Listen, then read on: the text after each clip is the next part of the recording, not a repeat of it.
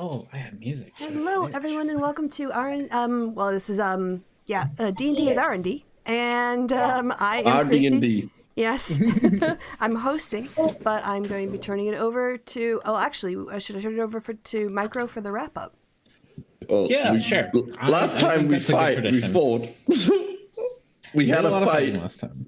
That's pretty much all we did. Big fight. You did some exploring and got some loot. That's true. Yeah. When we fought some frogs and we fought some. You've solved at least one puzzle. Yeah, we solved some. That is true. We solved some puzzles, and then we had a big fight where Herrick went down several times. Yeah. And Shavar saved his butt several times.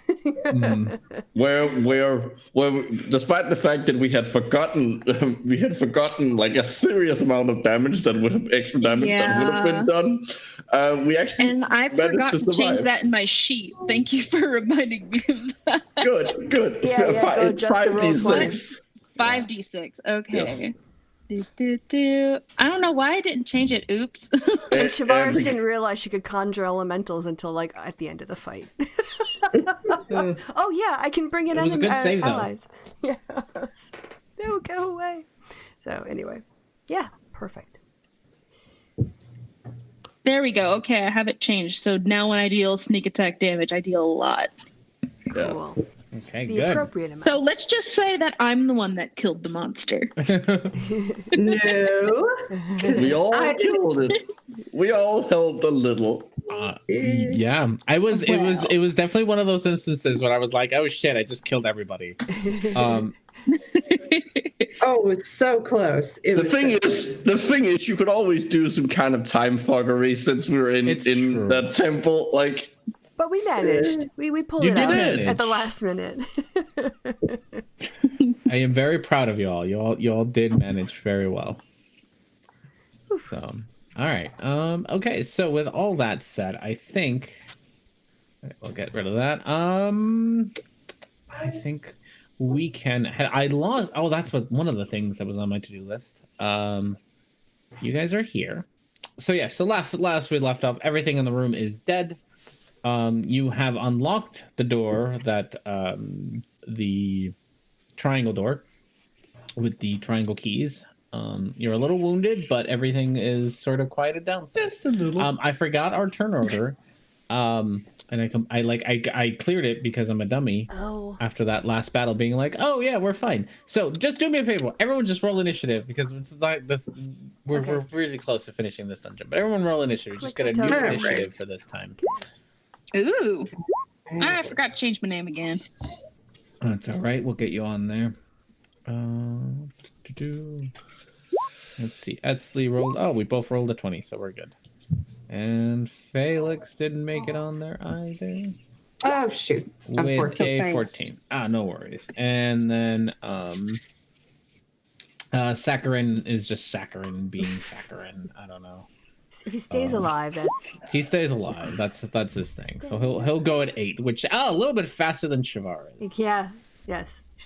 Still kicking yourself for not doing elementals earlier. At 8. All right. So with that said, Herrick, you are first. For probably the last time we kind of do this turn order thingy. Yes. So last time I remember pulling out a harpoon from my leg. Yes, you did almost die from pulling out a harpoon. Yes. I would like to. Can I cut this? Like, is it a chain or a straight rope? What's keeping it to it? I want to take it and have it as a javelin. You want the harpoon? Yeah. It'll take you a bit. So it's not like a rope. It's like a cable, like a metal cable. Oh. So you certainly can. Like, there's nothing going to stop you from doing it. It's. I don't doubt you have the tools. To like cut through it. In any like reasonable time, like. Okay, but is it like?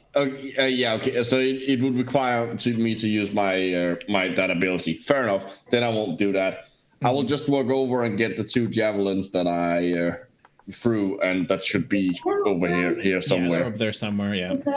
So, right. So I will let you move over and grab your whatever's you need to grab. I'm gonna move over here and grab those. Okay. So. Okie dokie. So what I need to do is find a piece of paper. Sorry. No, I like arts and crafts during D&D. I think that's great. Oh yeah, the package with my box, my dice box, what is gonna become my dice box has arrived. Oh, sweet! I need to go pick it up. Nice, very cool, very cool. All right, so that takes us to Etsley. Okay. Well, I'm pretty good right now, so I'm gonna go toward the door and look through it. And probably move my character. I'm not sure how much you can see. So yeah, so the door you unlocked it, so the door opens pretty handily. No real struggle. You see a fairly short hallway, and then again that window with like that foggy window at the end. More. Everyone, we have another foggy window. Great. I'm feeling the same way. All right. Well, I think the healthiest people should go first. Okay. You don't want to check out if these constructs had anything on them. Oh yeah, I guess we could have a look around too. See if there's anything interesting or useful. All right. So that's the kind of use up her turn. Felix and Shavaris, and I guess Saccharin all kind of have the ability to do that if you want to. Okay. Sure. So the 3 of you can roll investigation. I'll let you to see what you kind of dig up. Saccharin is definitely gonna go check out the big guy because he is. All right. Shavaris is gonna give Felix guidance, but she doesn't need it, and I'm gonna give it to myself, and it doesn't really help. So. That's right. 27. Thank you. Felix finds things that wasn't even there before. Yeah. What's this all about? Shavaris, we'll start with you. This metal nonsense just makes no sense to you. You're a druid, you understand wood, you understand leaves, you understand like flesh and bone, things. Like metal is like, what the fuck is this nonsense? How did these go together? What? So you kind of point out a few things to Felix. You're like, oh, that's an interesting shape there. Does that mean anything? And so you do manage to point out a few things for what are these round things with teeth? Yeah. The whole thing's just a giant mimic. Roll initiative. No. I will not be okay. Joke's on you. We've already rolled initiative. You do hear Saccharin kind of on the creature that he's looking through. Just he is having a ball. This is like he is a child at a candy store. Everything, he's giddy. Like, oh my goodness, look at this thing. Oh, I haven't seen one of these in forever. And just is stuffing his backpack full of just, you can't even tell what the hell he's shoving in there, but he's definitely shoved a whole lot of crap into his bag. With that good of a roll on investigation, one of the things that you do find in there that stands out to you, Felix, is a fairly big size like jewel. Almost looks like a topaz. It's big enough that you can like you have to like use both your hands to hold it up. Like it's especially your gnomish hands. It's a pretty decent size. Saccharin notices it and says, ooh, I bet that's probably magic. I'm sure that's the thing that powered it. Oh, that thing's probably really valuable. Oh, I should have seen that first. Yeah, so you don't know exactly what it does, but Saccharin's excited. He's a little jealous, so probably worth something. You got it. Everything else, I mean, there's a bunch of crap that if you really wanted to strip this guy down, I'm sure you could flip it over for some amount of gold, but you're no expert at how arcane shit goes together, so you're not gonna really be able to tell like how much to sell it for. I can turn it into weapons or shield. You can. If people want to do that. It takes an hour, but it's possible. All right. Anything else? So that's kind of Felix, Saccharin, and Shavaris. That's kind of your turn. So back to Herrick.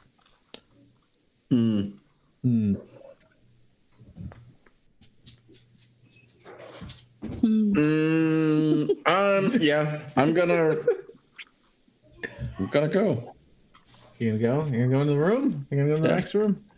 Okay, now I have to remember which the next room is. Is it room? How are there more rooms? We already had the boss fight.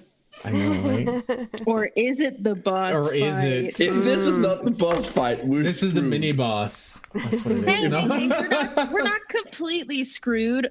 I have my sneak attack dice correct now. Yeah. Yeah, we could just do a long rest, and come out a millennia later. Yeah. Exactly. So I'll stick you there. If you guys all are, I mean, assuming you're all going to eventually walk through this door, so if you want to line yourselves up as however you would go into the next room, it also makes my life easier to click on you all. And yeah, Elspeth, I think is fine where she is. She's gonna, well, unless Felix wants to take up the rear, but.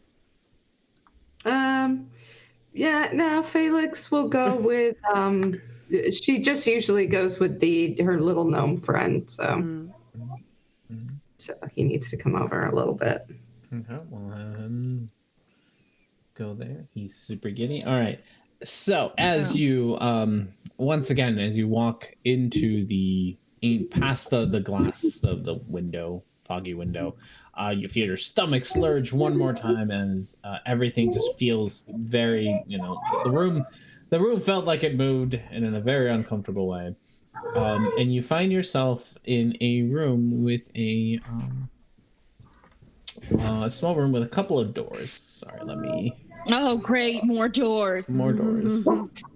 Moving everyone around. This is... Oh, I have way too many pages now. For once, I'm like, okay, there we go.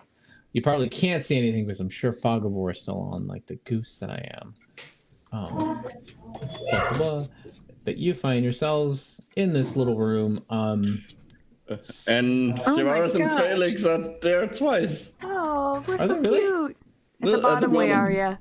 Are you really? Oh my gosh. We found some doppelgangers. Which one are you on? I bet you're probably on the wrong page. Ha ha ha. You were on the wrong... Nope, you're not. What? Yeah, I just moved her. Oh, there you are. Why can't I see that? I can't see you guys down there. Roll20 has just been an absolute disaster. All right, goodbye other Shivaris. Goodbye other Felix. There you go. This is the room you're in. So you have been to this room, just on the other side of this room. Great. There's just couple of doors just in front of you. One to the left, one directly in front of you. Is anything locked? Does anything need unlocking? I'm okay. Well, so it's Herrick kind of walked. We all walked in here together. So we'll start with Herrick. Herrick, what do you want to do? Since Edsley has the door over here, I'm gonna walk up to this door and check it out.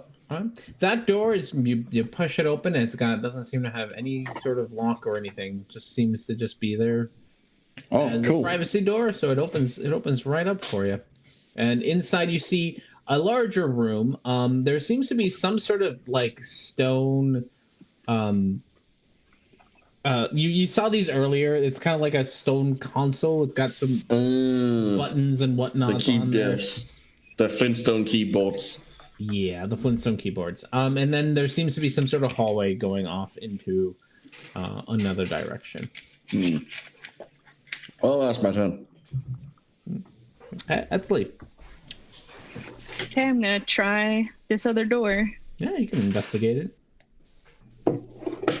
I shall do the investigating. You do like you with that one. You're like instantly like, it's one of those stupid doors that has no lock, has no handles. Something else is going to open this, and you'd have absolutely no idea what that is. Okay, in that case, I'm gonna turn around and let everybody know that this one is locked, and follow Herrick down the way. Okay. Felix. Like, should we take a break and just an hour's rest and get a little bit of Viv back if this is going to be a whole thing? It seems like some more walking and I don't want to walk anymore. Well, I only got one hit die, but sure.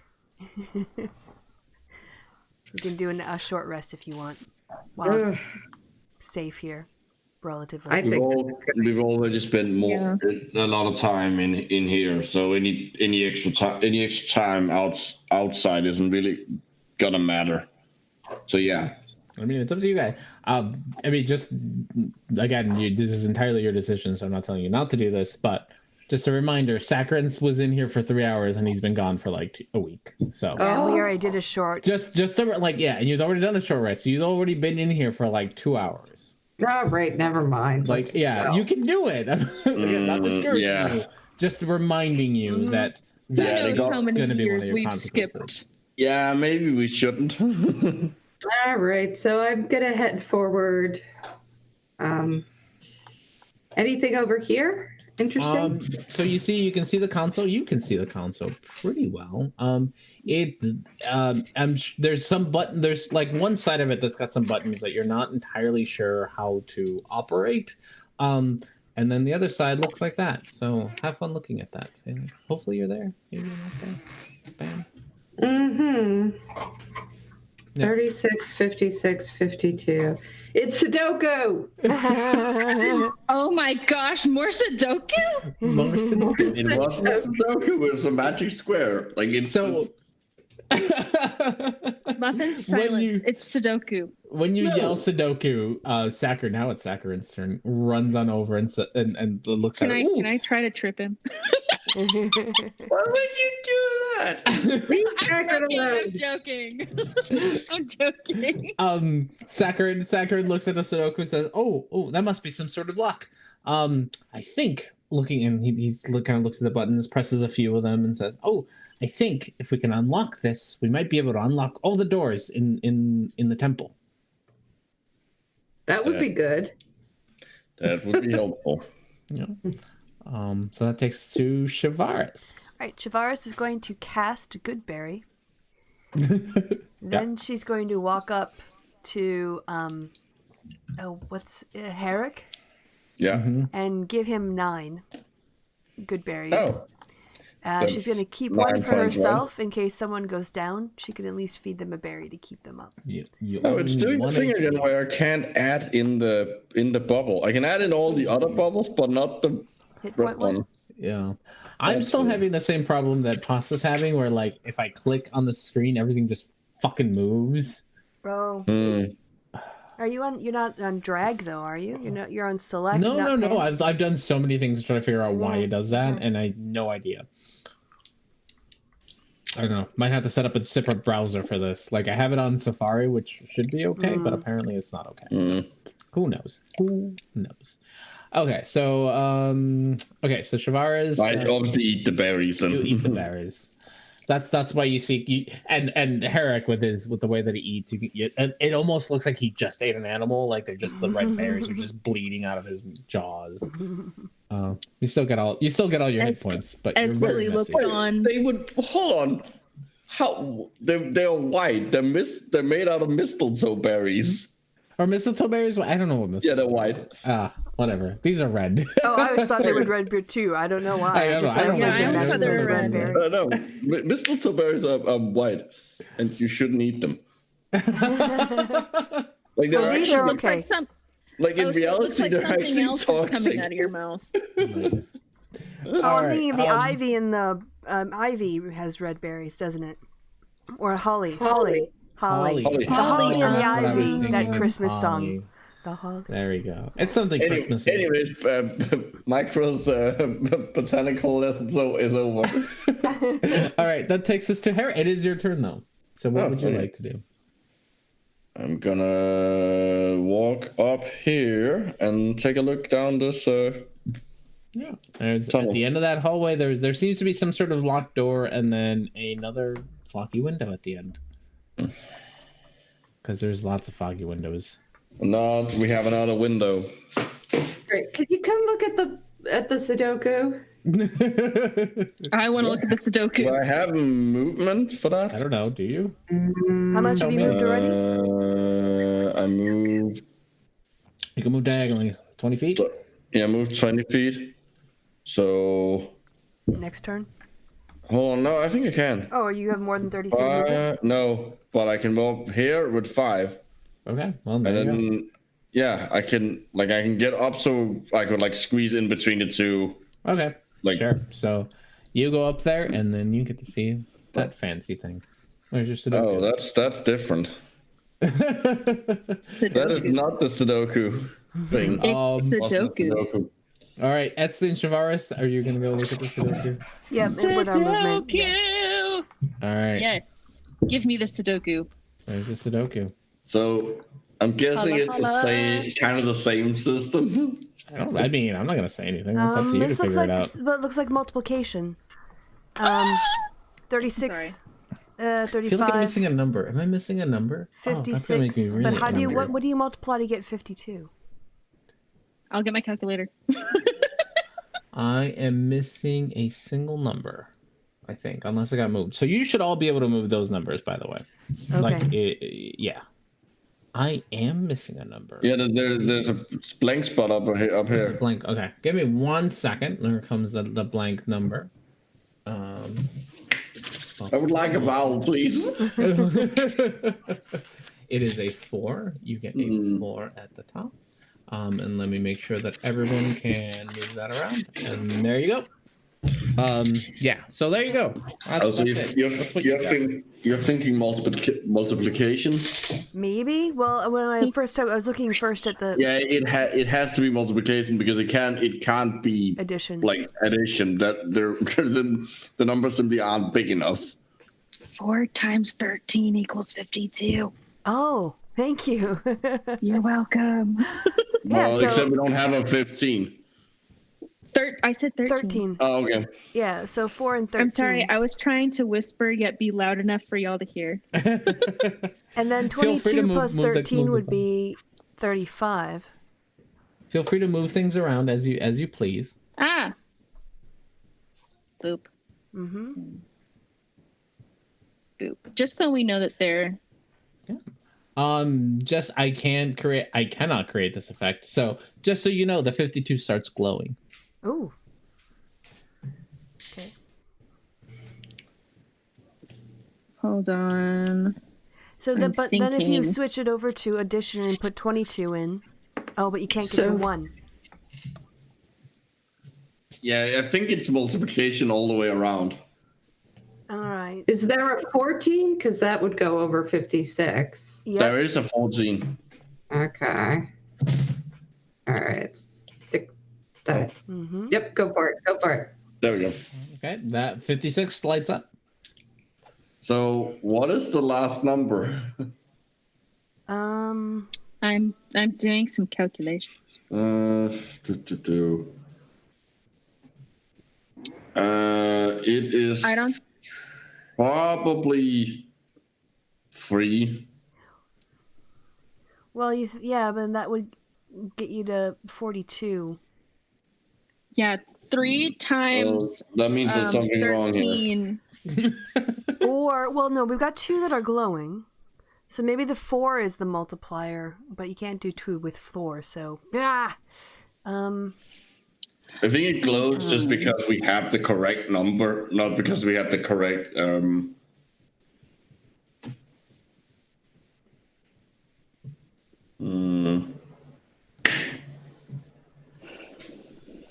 This must be so relaxing for you as a DM R&D at this point when we're just working out. This is like when my players are role playing. It's when I'm the most relaxed during the game. It is nice. This is why you put in all these puzzles, isn't it? It gives me a break. Oh, I'm gonna steal that. Is there a 9? Can we put a 9 by the next to the 36? See if that does anything. There is a 9. Like that? Mm-hmm. Yeah. Does that do anything? Give me a second. I need to. I mean, no. Those are pretty high numbers. No, there's nothing. Nothing. All right, so put the 9 back, I guess. Can we? What happens if we switch them around? Because if you do that's what I was thinking. Maybe the 4 in the other slot, and then we'd need to take out the 14. No, we'd have to remove the 14 because 14 times 4. Yeah. I think it's 22. The way we had it, because 13 plus 22 would give you 35. But what was the other number we had? 14? Well, it's multiplication, not addition. But the last one might be a sum rather than a multiplication. There's nothing that you can multiply that will equal both 35 and 36. No, but you can add them. Yeah, that's what I'm saying. That's why I'm saying I think you're right. Yeah. Oh, okay. Yeah. Okay. It's not possible. I've completely lost here. What do you mean? Hello? Yeah, we can hear you. We can hear you. Okay. It dropped out for some reason. Now there's 2 of me. Oh, it'll drop out. Yeah, it'll sort itself out in a second. Okay, I'm not sure where you're going with this, so you guys will have to put them in. All right. Like you want them. Like that, right? Is how it was? So far, the 52 is the only thing lit up. How it used to be was 4 and 13 were switched, and then 14 was here.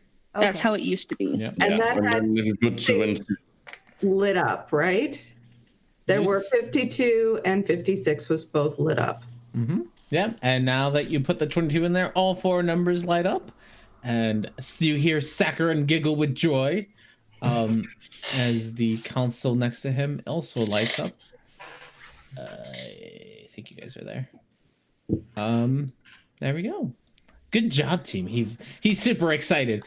Ooh. And he starts. You hear the click clacks of stone runes being touched over and over again, and he does some furious typing on them.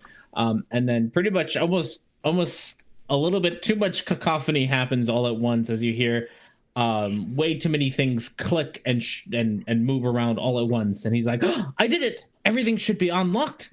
We should be good. And I think I got the portal going again. We should be able to leave now. Oh, thank goodness. Okay, then you did. Yay. All right. We ready to skedaddle? Yes. Yeah. We're going to hobble out. It is not worth checking out the other rooms. We don't have time, literally. Well, Herrick, it's your turn, so. Well, it's... Oh, okay. Well, yep. Well, I was just going to start at the top, we need to go back to the main room. Mm-hmm. I'm not sure how much I actually moved. Hold on. 20, 10. So I can move here.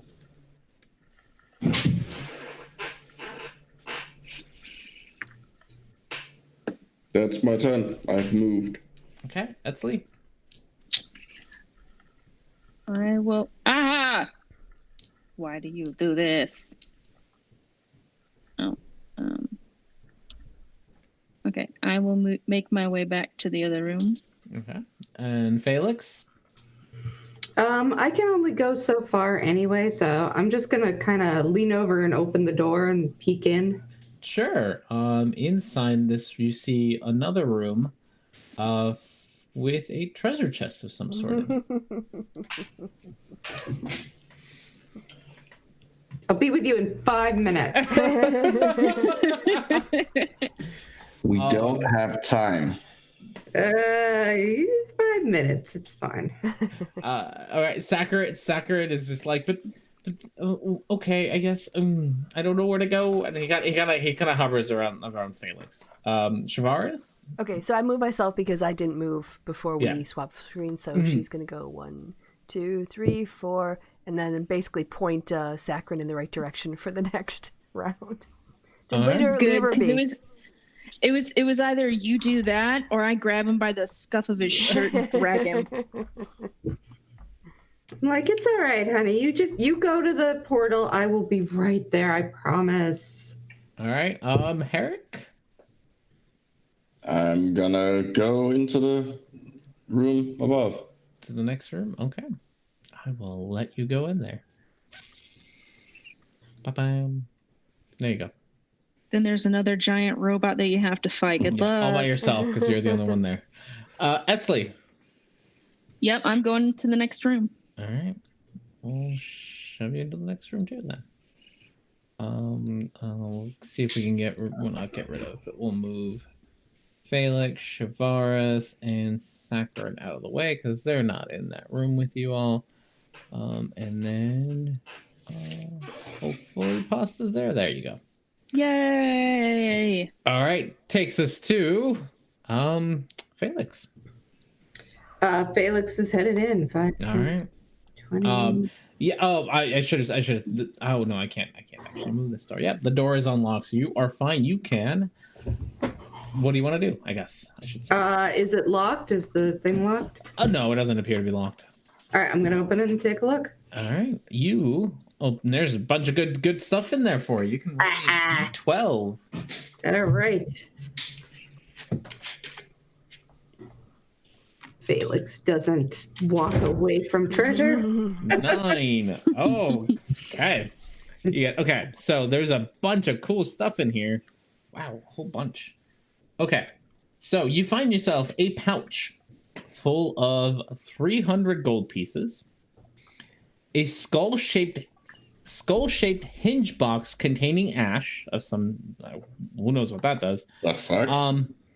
And a mace in the shape of a gauntlet fist. So it's a big mace, and it looks like it's got a big old fist at the top of it.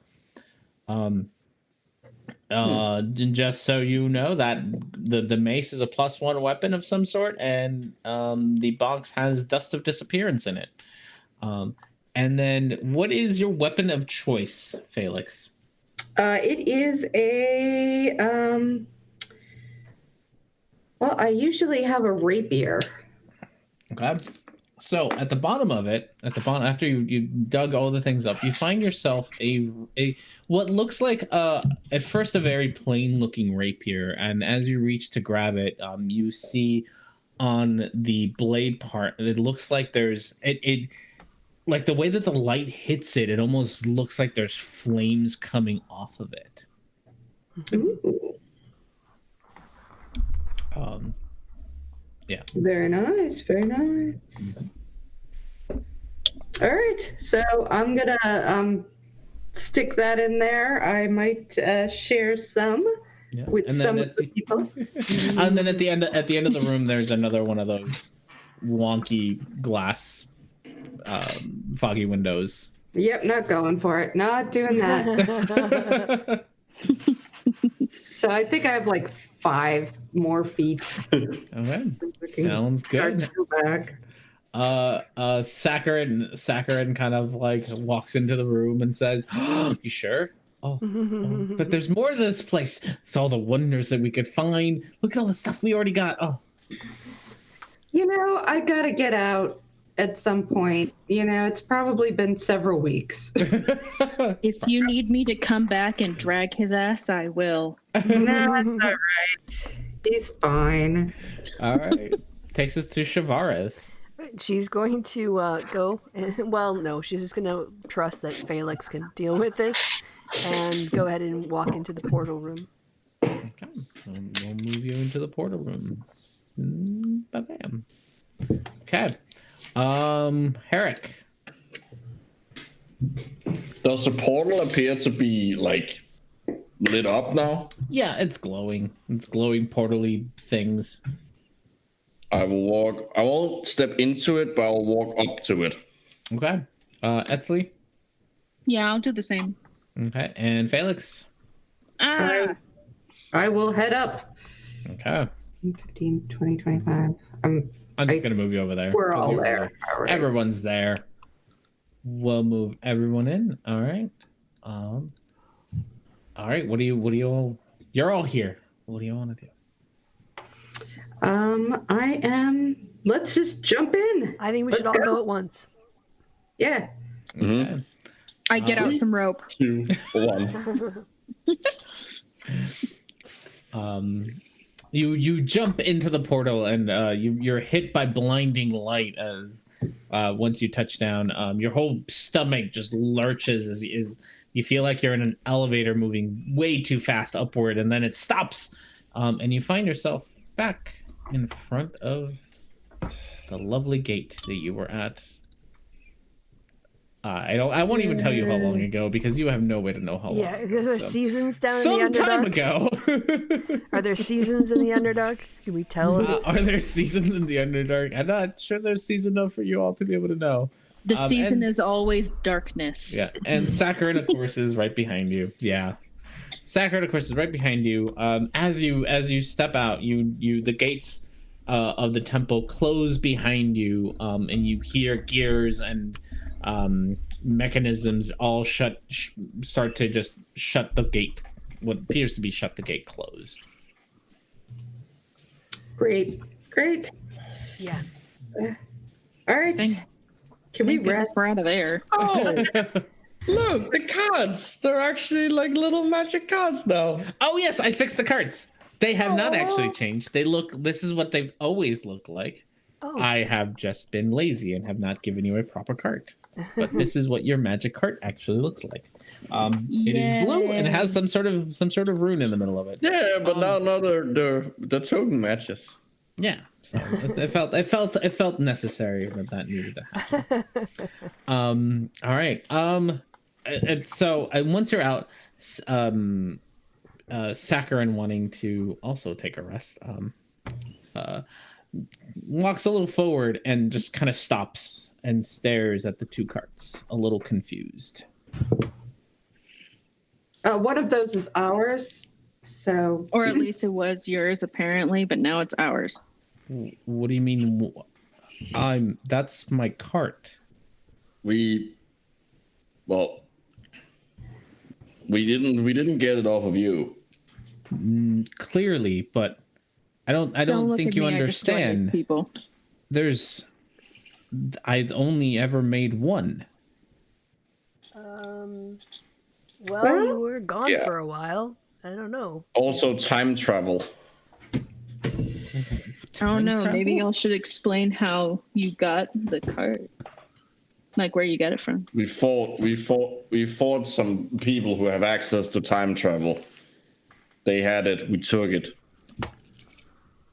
Oh, wait. And he runs up to the cart and starts booping all the runes on both the carts. Watch it. It's my cart. There's only one cart. It's my cart. I will smack you. As Tilly leans into Felix and goes, "Please smack him."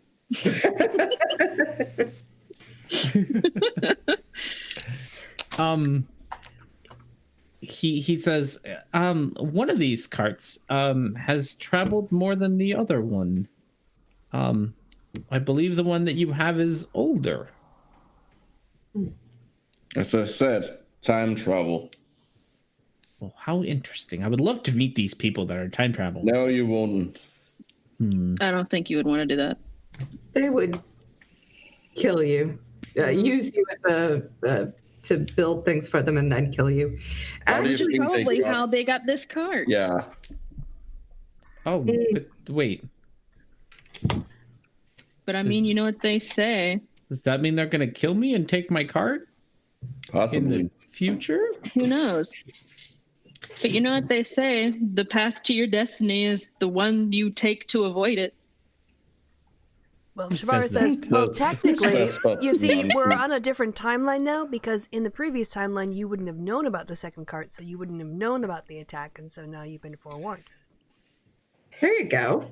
Or if there even is an attack. Let's get some rest. Unless we run into talk about this while we heal. Yeah, can we talk about this after I sleep and get all my... I feel a lot better, and then I will be talking to you like you wouldn't believe, because you, sir, who I have saved, are going to come and help my friend. Well, I hope all right. Okay. Good night. Good plan. Good talk. Javara just pats him on the back and says, "Don't even try. Just talk to him in the morning."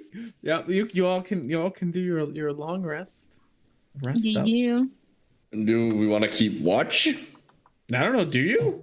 I'm gonna keep watch at least for like the first couple of hours. Yeah, you can roll me perception if that's what you'd like to do. I would very much like to do that. 18. 18. 18. The only everything for the most part, it's you have no idea what time of day it is. You do for the most part things for the 8 hour or the 2 hours go pretty fine. The kind of, you can hear that there's a lot of like activity at the like far end of this cave. Nothing hectic or chaotic. It just seems like almost like there's a migration going on down at the end of the cave. Like a lot of creatures are moving together.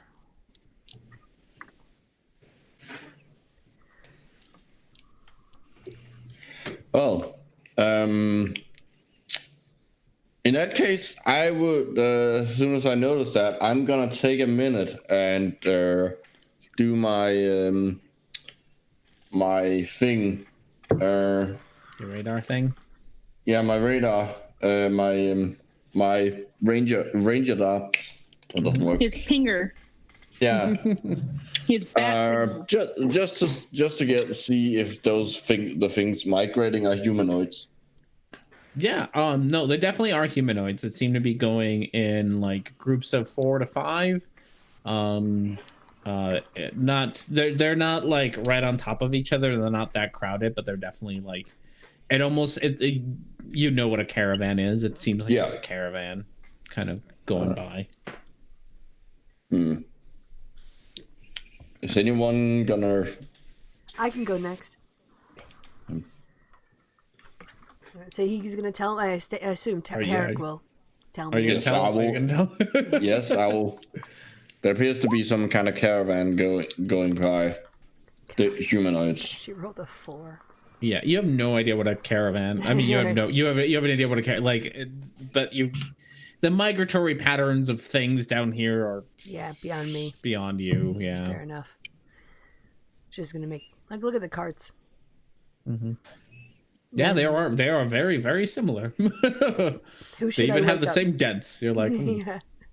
You can wake me up next. All right. I'll just put like a little mark on ours.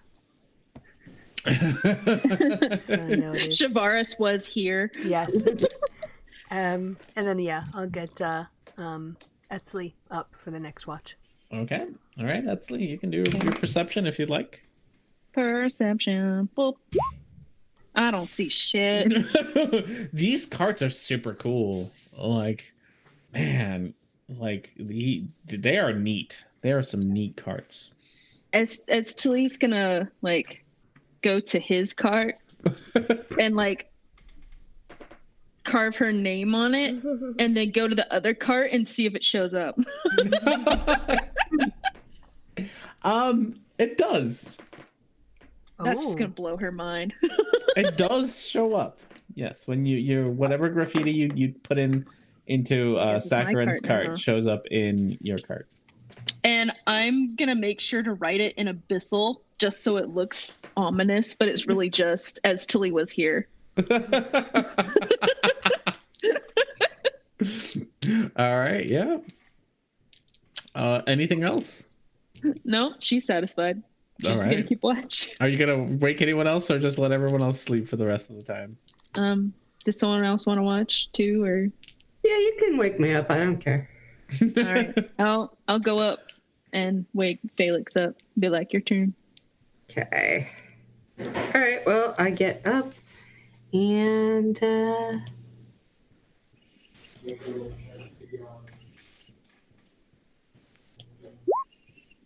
At a 16, you don't. It's a little bit harder for you to hear, but you can tell that there's I don't know. Did you guys pass the information down about the caravan? Oh yeah, sorry, I forgot to mention. Herrick was blabbering on about a caravan, or some sort of. Yeah, and I would have let Felix know too. Okay. So if you like really strain yourself, you can be like, yeah, that kind of sounds like a caravan down there, but you're not 100% sure if it's a caravan or the wind blowing or a rock falling over, but there might be something down there. It goes on for 8 hours. Jesus, how many fucking things are there? Oh, that's a question. Oh no. I think I just realized what's going on. I have 2 guesses. All right, so everyone's awake now? I guess it's the next day, morning. Wow. 8 hours later. 8 hours It's 8 later. hours later. What time of day it is? Yeah. Well, it's the Underdark. It's always twilight. It's a top of cave o'clock. So I say, so those noises are still happening. Let's go check it out. Who can sneak? I'm sneaky.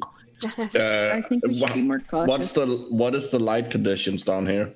Everything's pretty much always twilight, unless you might be able to find a few sneaky. Like, do a perception check, and if it's like you can, depending on your roll, you might be able to find like the dark. No. Nah, everything's always twilight. well, it still applies to, like, I'm still hard to see in. Yeah. You twilight. Might not. What might happen is you might not know if you're hard to see or not. No, I'm always harder to see. In twilight, yes. Yes. But like you don't know if you're in a spot that makes you invisible. Like you're not sure if you're in a dark spot or not. Like dark enough to make you invisible. No, obviously, like, yeah. So you might be. Who knows? If you pick the right spot to stand in, you might be invisible. I don't know. Okay. You don't know. Well, the point is that they would still have problems spotting me, even if. Mm-hmm. Yeah. Okay. Well, I am also pretty sneaky. Okay. Is Etzli, by the way, gonna show us her graffiti that she only did once but appeared twice? Nope. Okay. Right. I'm gonna let y'all figure that out. Okay. All right. I just want to feel the joy of y'all finding abyssal on your cart and trying to figure out what it means. Okay. Yeah. So, did anybody want to go check out the thing, or do you want to? What do you want to? I would like to check out what's going on. I am not the stealthiest, so I will stay behind by the carts. We have 3 stealthy people. All right. So, Sakarin's gonna stay behind. Etzli, are you going? Yeah, I'm going. Okay. So the 3 that are going, people. Yeah, the 3 that are going can roll me a stealth check. I'm practically invisible. Okay. So yeah, you all you hug the walls of the cave as you walk down the corridor, and eventually when you come out, you see carts being pulled by what look like giant bugs. All of them having mostly gnomes, but there you do see kind of a few dwarves and other kind of no drow, but mostly gnomes and dwarves. Kind of walking down the path. Most of them look like they're carrying stuff. They look tired, some of them look absolutely exhausted. No one seems to be carrying like weapons or anything. They just seem to be like doing a very long kind of migration. Do any of them look familiar from the last town we were in? Okay, you can roll me an intelligence, and then we'll see if the dice, the odds are in your favor about somebody walking past you with. No, all gnomes look the same. Hey. Well, you did know better. Was it supposed to be a save? Was it a save or a check? Oh, I did a save. Oops. It might not be different for you. It might be +8 regardless. Yeah, no, because I think she's. Well, it depends on. Are you proficient? If you're proficient in intelligence saves, it won't be. But yeah, I think she might be. I don't know. There we go. Is it? I clicked the wrong button. Actually, yeah, you're right. You are proficient in intelligence saves. Your intelligence in general is not. Okay. So, are the odds in your favor that somebody walks by you? Oh, at a 2, you certainly are not lucky enough. Darn. I mean, you can tell the different gnomes apart, but no one that you really recognize from your stay at Svitvidel. What did I call you? I called you something. Sflinton. Nothing from your stay in Sflinton that you recognize. Should we find out what's going on? Etzli's just gonna like whisper that to Herrick and Felix. Yeah, let me go down. I can talk to him. They're my people. Okay. We'll stay here. All right.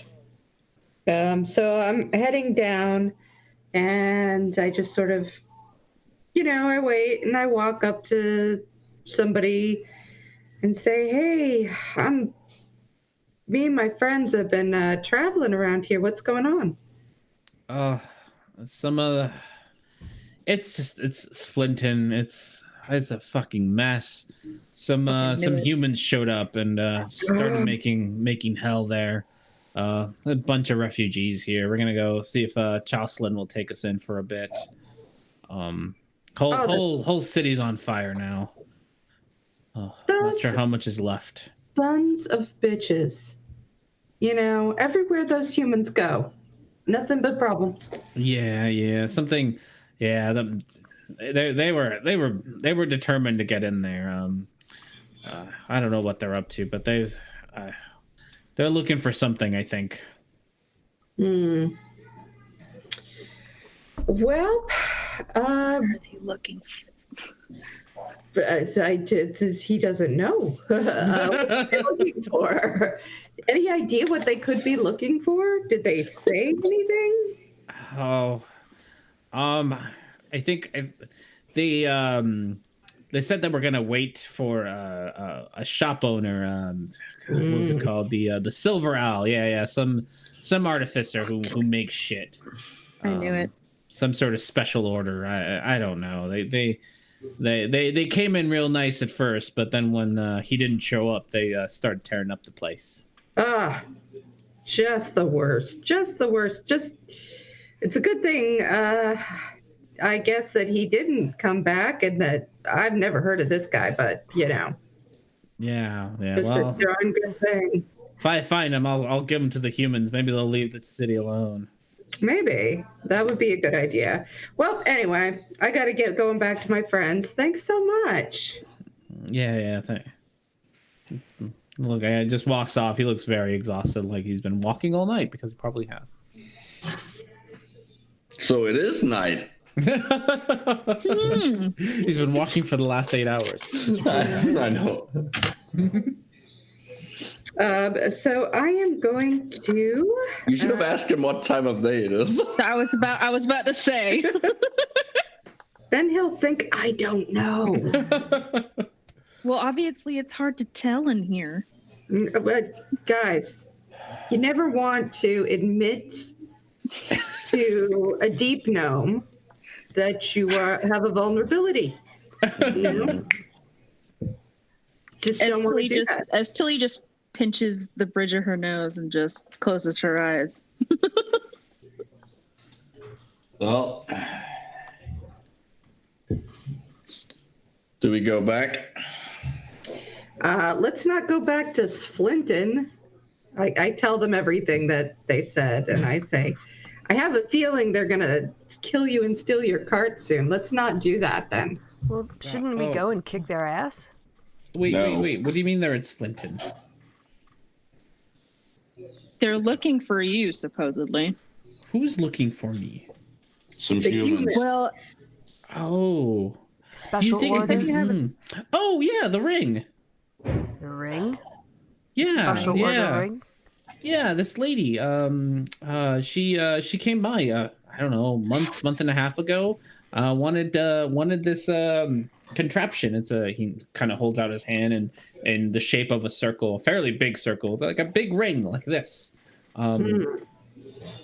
Said she had some wild animals she wanted to control, so wanted me to make her a ring to control it. oh dear. But wait a minute. That already happened. Well, this time. So weird. Did we go backwards? Did we seriously go backwards? Oh my God. If we went backwards, the city like. Am I from the past? Well, city- I mean, we wouldn't have known about the attack, and the ring was put on him.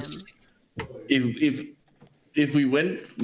we have gone to the past, then the city would have been being rebuilt For us. Yeah. when we were there last Cleaned up. Yeah, like the city is being attacked now. So if we went back in time. Yeah, I got it. Yeah. Well, I still think we should go and kick their ass. I think we should leave the carts here. We can't fight an entire army. Well, they just said it was a bunch of humans. They didn't say it was an army. It was enough. And if we're clever, we can always figure something out. It was enough people to drive everyone out. So okay. Just to give you kind of a reminder what the city looks like. Because I think it's been a bit since you'd all been there. So I'm gonna move you all there for a second so that I can Move people. Oh my goodness. I have too many pages. I have to move you to like, and not this pages I want you to be at. Oh, you were going to show us the full map Yeah, at some point. yeah, oh yeah. Oh yeah, I will eventually. I will say that not my character, but I am very confused. Is my character from the past? Is she from the future? Yeah. What? All right, there we go. So this is the map of Slinton. So you've all been here before. So just kind of a history reminder. The city is walled off, so there is more. Like there's more to the city than like just kind of what you'd experienced there. I mean, we got inside the walls. You got inside the walls. So we got in. Did we come in through this gate here? That's kind of what I remember. Well, so Chauslin is to the north, up here. Yeah. So you guys took the north pass all the way down, and that's kind of how you got in. And then you left through the south gate to get here. The Underdark is also like a giant maze, so you know what that tells you is something, but Herrick would know that there's more than one way to get to the same road.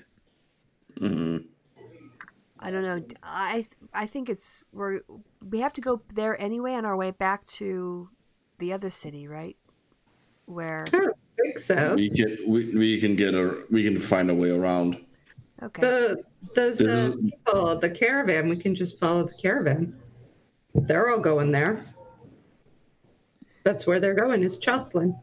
I don't know. I'd kind of like to find out. Well, that's just my thought. Is I'd kind of like to find out who these people are and if they're tied to the Cronus Church. Are you guys having this conversation out loud? So we're that in the Sakharin cave. can overhear. Mostly how involved Sakharin is going to be in this. Oh, okay. Well, I guess I'm not. And how involved I am, because my character doesn't know anything.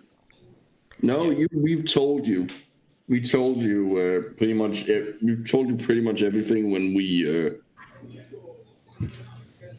When you and it's because of my character's backstory. That's the only reason why she's sticking around.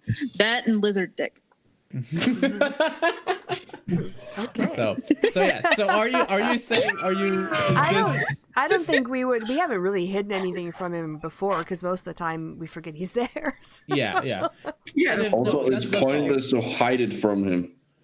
He's clearly on our side, and he's clearly in danger, and he's clearly involved in this. All right. So if you're having this conversation out loud, I doubt they've made it into the city. They probably took over the mushroom farms. Those are outside the wall. Damn it! That's where my stick lady was. We have to go back to get the top. Oh, not the mushroom stick. farms. Sorry, the crystal farms. The crystal farms are outside. Yeah, the crystal farms are outside the wall. They probably took over the crystal farms. Yeah, guys, we have to go back to get the top of my stick. Oh yeah, because we're gonna have to go back anyway. Well, if they're looking for the ring, it's in my shop. Oh no. Well, then they presumably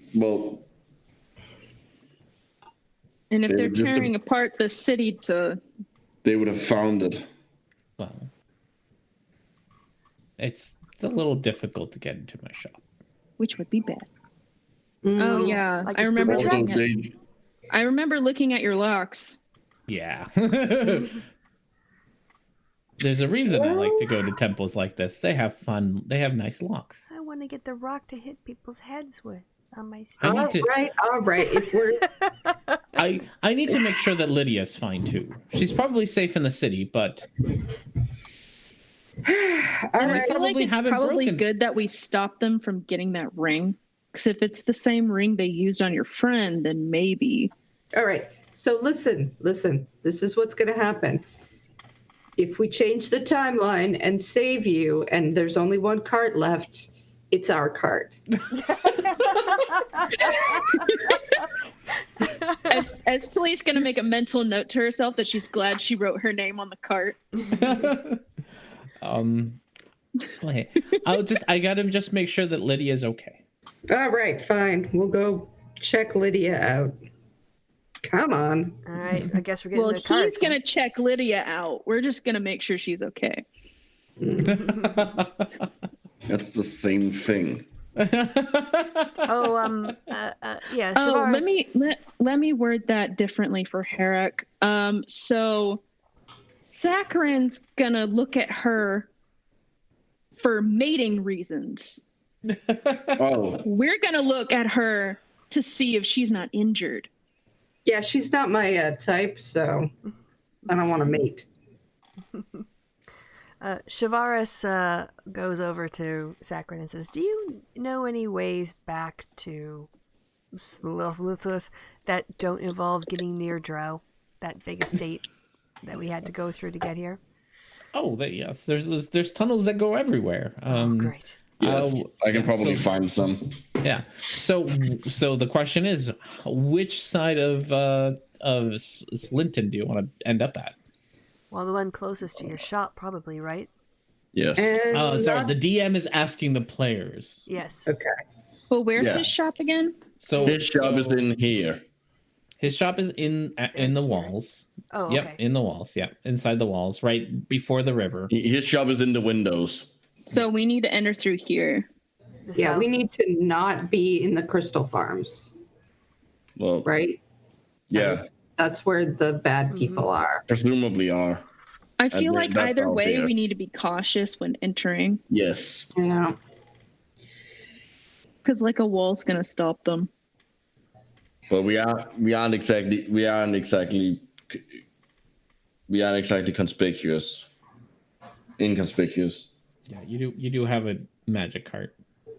Well, we could maybe park that and hide it in the woods or something, or some fields of mushrooms or something a little ways outside the or gate. just like use in one. a cave in a cabin outside the city. And just use one so it's not as conspicuous. No, we shouldn't use either.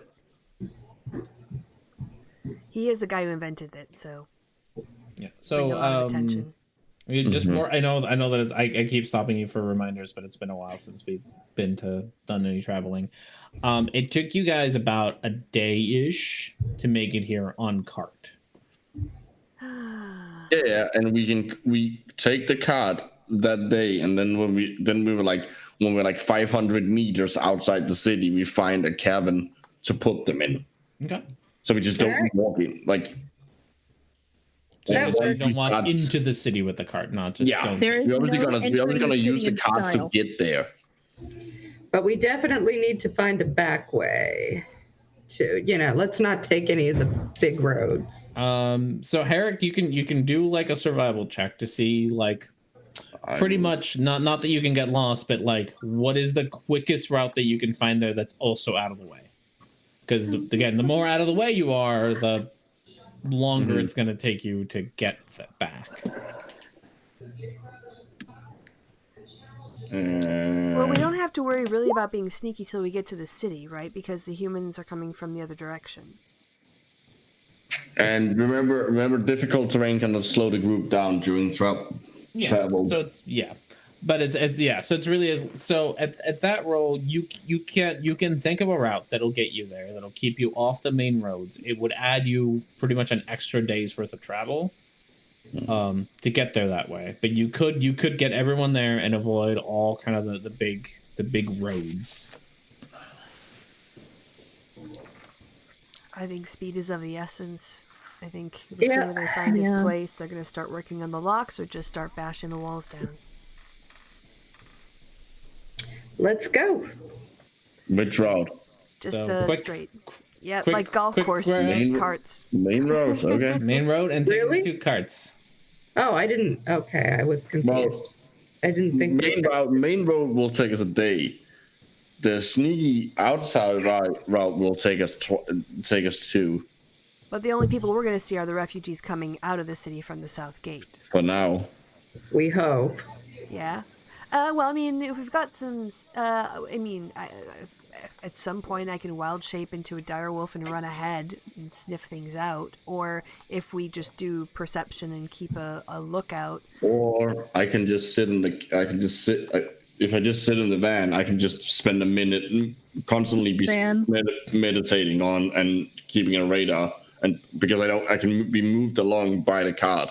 Yeah, that sounds like a good idea. Can you differentiate between humanoids? No, but I can tell. I can only tell that they are humanoids, but it's gonna be fairly easy to tell the difference between the refugees moving in one direction and the people standing. Okay, or like people on the equivalent of horses or acting in a military kind of way. Or yeah, I can get a vague sense of their formation.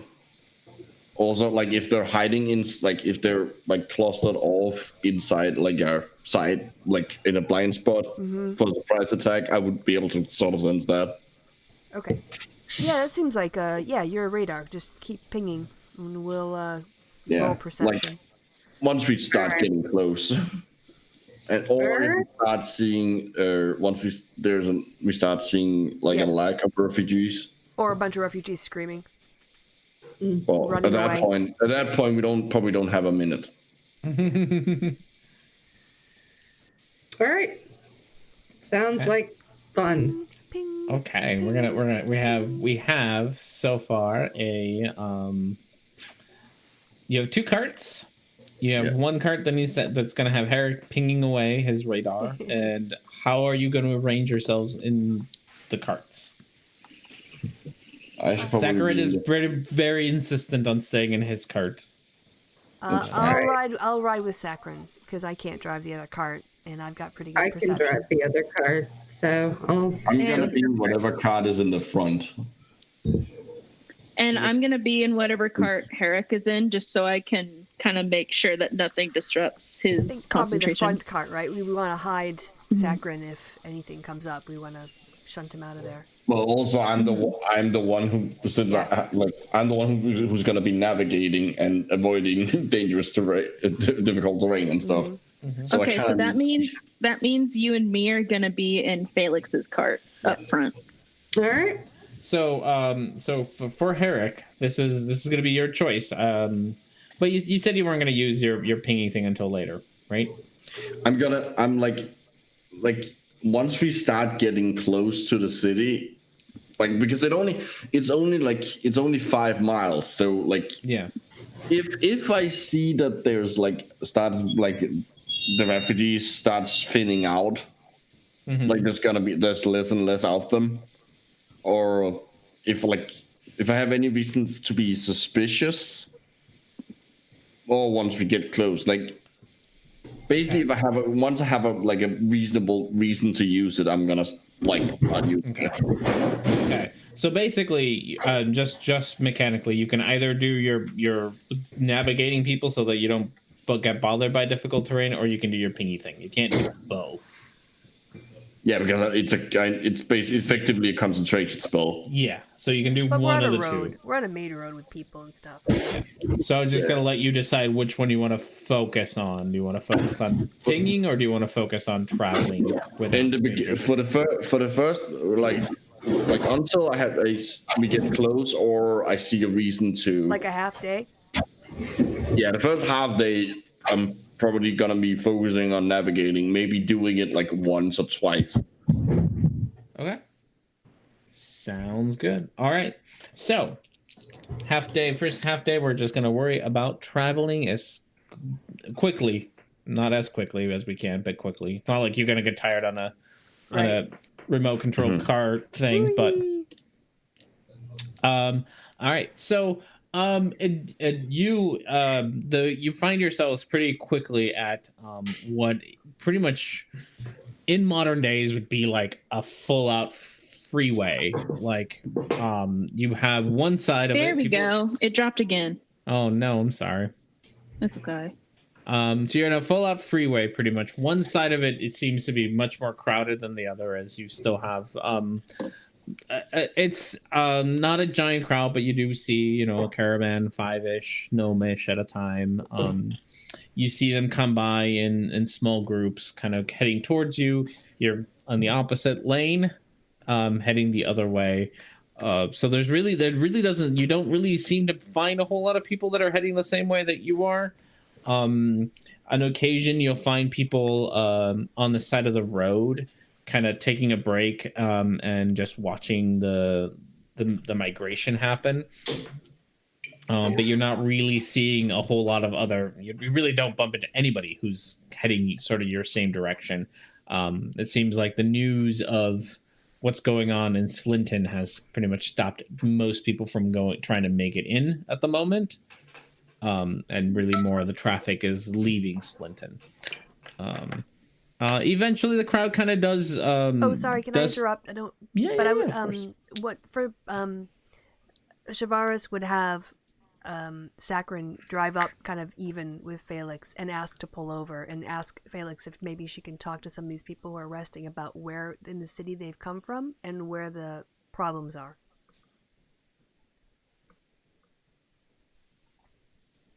What do you think, Felix? She's still there? Don't know. Did she drop out? I think she's just muted. I couldn't see you. Oh, sorry. What was I missed? I was just answering the question. That's okay. I was going to ask if I would pull up to your cart and ask if we could pull over and talk to the people who are resting about where in the city they are fleeing from and where the armies are the last time they were there. Sure. So I can do that. Yeah. Pull over, go up to some people. Mm-hmm. Oh, what a mess. Guys, we were supposed to be coming back. We've been over to Jocelyn. We are hearing crazy stuff. What's going on? Tell us everything. Oh, just a bunch of humans. Not too many. 50, 100, somewhere like that. Just showed up all over the Crystal Farms and just started. At first they wanted to be led into the city, but the guards wouldn't let them. And then they just started banging on the doors and eventually just went after the crystals themselves. So the city's on lockdown as far as I can tell. They're not really letting anybody in. But some of us were able to leave the crystal farm behind and heading over to Jocelyn. I think I heard a bunch of people free Jocelyn not too long ago. So we're hoping they're doing a little better over there. Yeah, last I saw they were doing good, but that was a couple weeks ago. Yeah. So I wouldn't go anywhere near the crystal farms, but the south gate, they're still letting people out of the south gate. I don't know if you'll get in, but they're being very cautious about letting people in. After all, a bunch of humans just being humans. Being humans, I hear you. Listen. A couple of things. One, we've been a little bit turned around. So do you know what day it is or time? What day it is or calendar time? Or I'm assuming they have a calendar system. Yeah, there's a calendar. There's actually a date to this. I wrote it down somewhere and then I forgot to look it up again. There is a date to this. So day wise, he explains. He says, "Oh, it's that's a little weird, but it's getting into the evening now. I think most of the caravan's gonna stop here for a bit and take a rest. We've been traveling all day, so probably gonna pitch up a tent and take a little nap. And then he gives you a date. It's pretty much been." Not quite a full week, probably closer to like 6 days since you left Flinton. Okay. Oh, thank goodness! I was so worried. We're in there for two hours and something, so that makes sense. If 3 hours equals a week. Mm-hmm. Mm-hmm. Yeah, so not quite a whole week, but yeah. So that's one thing. So you said 50 to 100 people. Right? Yeah, a bunch of humans, yeah. Were they wearing those weird Kronos outfits? Oh, you mean the line with the cog on it? Yeah. They all had all the soldiers were wearing blue and white, and there was a weird bunch that had like a banner with they weren't doing any fighting. They were trying to talk to some of the gnomes before the fighting broke out. Something about some church. I don't know. Yeah. Those were the same jerks from Jocelyn. The same ones causing all the trouble.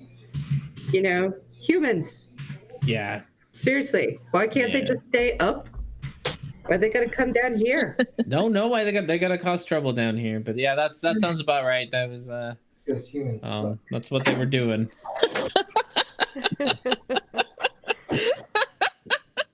A voice calling out. I hear.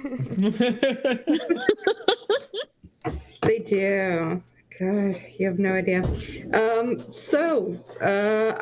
Is there anything else I needed to ask anybody? That sounds about it. Yeah. Okay. All right. Well, I really appreciate this, guys. Yeah. Here, have a couple silver for your travel. Oh, thank you. That'll be helpful. Thank you. Yeah. And keep an eye out. Drive carefully. I don't know. He gives you a little wave goodbye. I've lost the plot. Look out for deer. Watch out for deer. Watch out for the deer. Yes. I hate those things. Oh, God. Anyway, so I go back and tell everybody the thing. Mm. At least we know we haven't been gone for too long. And we know what time of day it is, so. Saffron pipes up. Why didn't you just ask me? And he brings out what pretty much amounts to a clock out of his pocket. Of course. You have a clock and you didn't know how long. All right, hang on. The time works different in there. I can tell you what time of day it is here. Oh, cool. Yeah, it's evening. Thank you. Tilly's gonna resist slapping him. Hey, do you have anything on you that could be, I don't know, weaponized? Weaponized. Well, I did see that sword that you found, and he kind of points at Felix. That thing looks pretty interesting. I might have some recipes for you, and he points at your stick. Oh, I would love to hear some of your recipes. Why don't you tell me about them on the cart? Should we all get going? You can think about about my rapier. This rapier. Yes, your sword. Yeah. He holds it, takes puts on some goggles with some magnifying glasses and sits there and looks at it, and it's like, okay, well, if you have to get to know it first, but then if you attune to it, you can say the word, I don't know, fire on, I guess. Let's go with that. Flame on. Jinx, you owe me a soda. And it'll I wasn't gonna buy you a soda anyway. That's true. And it'll light on fire for you. I love that. So metagame, you have a flame tongue. Do you want a different flame tongue? Which besides lighting on fire also lets you do something else. It does things. Look it up. It's cool. So okay, meta. So if I was the one who had gotten that, and you have asked me what my weapon of choice was, and I said my jaws, would I have gotten fire? No, you had. If we're gonna talk meta, there was something for each of you in there, but only one of you opened a chest. I need to set up. Oh well. We wanted to get out, like. All right, so after he takes a look at the rapier, I will take my insignia of claws out and hand it to him and go. Tell me what this is. So, your insignia of claws? I don't like. Herrick just knows that it gives him. Like he doesn't know the history or anything of it or what it actually does. He doesn't. He just knows that it makes him slightly better at biting things. Okay. R&D doesn't know what it does. So It's does it banish attack rolls? Okay. So he explains to you that this used to be part of like that came from dragons, and that it's meant to help in combat. Dragons are, he kind of tells you the lore, how much dragons kind of use their claws and their jaws to fight, and so they've been able to capture that ferocity into this insignia, and that it was probably not made by dragons, but people who worship dragons. And so if you'd like to know more about like which kind of dragon, he says the dragon is some sort of, what color are dragons anyway? Well, that depends. I know. Let's pick a dragon color for you, because I know they're like all sorts of colors. I mean, I know it glows purple. Yeah. So what kind of dragon glows? I don't think there's a purple dragon. No, I don't think there is. That would be maybe like a ghost dragon. That'd be cool. Well, it would be a chromatic dragon, since it's a ghost dragon. It's the evil dragons. Ghost dragon. I mean, ghost dragons do kind of exist. They're like lich dragons or things like that. Well, there was also one that's been affected by the Shadowfell. Mm-hmm. But it like half like shadow ghost things. Nice. He says that it's probably some kind of black dragon. And that black dragons are known for just wanting to destroy, which is probably why it makes you so, ferocious. Good at destroying things. Makes you good at destroying things. Thank you. So you can put it back. Okay. Anything else from Saccharin while he's here? No, I can't attune to it now because I'm driving. Yeah. Never mind. I was required to admit. Mm-hmm. Go ahead. I guess we should maybe have a little talk, as long as like everyone's having a pee break here by the side of the road. That when we get to the city, if we can't get in the south gate, does Saccharin know another way into the city? Maybe. And then the other thing too is it best if he tells us how to get into his place, or is he gonna come with us? Because then he becomes, sorry dude, like a liability. If they capture him, they could torture him and force him to make another thing for him if they can't find the one they're looking for. I mean, I don't want to say anything to you, dude, but you see how there's two carts, right? Yes. They didn't get that by asking you nicely. I promise you that much. I mean, that lady asked nicely for the ring, and I was gonna make it for her. Exactly. Yeah, she's kind of don't get on her bad side. Reach across the room to slap you. She seems so nice. I know, they all do the first time. They love bombing you. These cults. Well,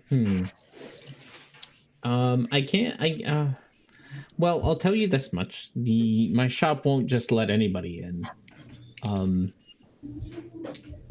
Even if they try to force their way in, it'd take quite the impressive mage to break in.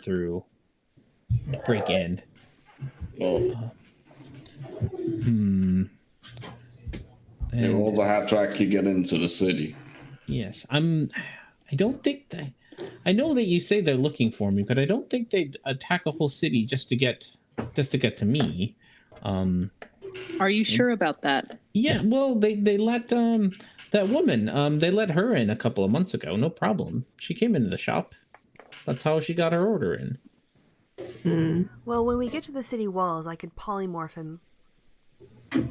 It would last an hour. That way he could be disguised as someone or something else that they wouldn't be looking for. Yeah, a different mage. I have to get out polymorph now. To get my hand book. There you go. Yeah, this doesn't feel right. Something else different. If they wanted to just get into my shop, they could have gone up to the guards, and the guards would have let them in. We're not like the drow. we let humans in. They weren't the first humans to come in.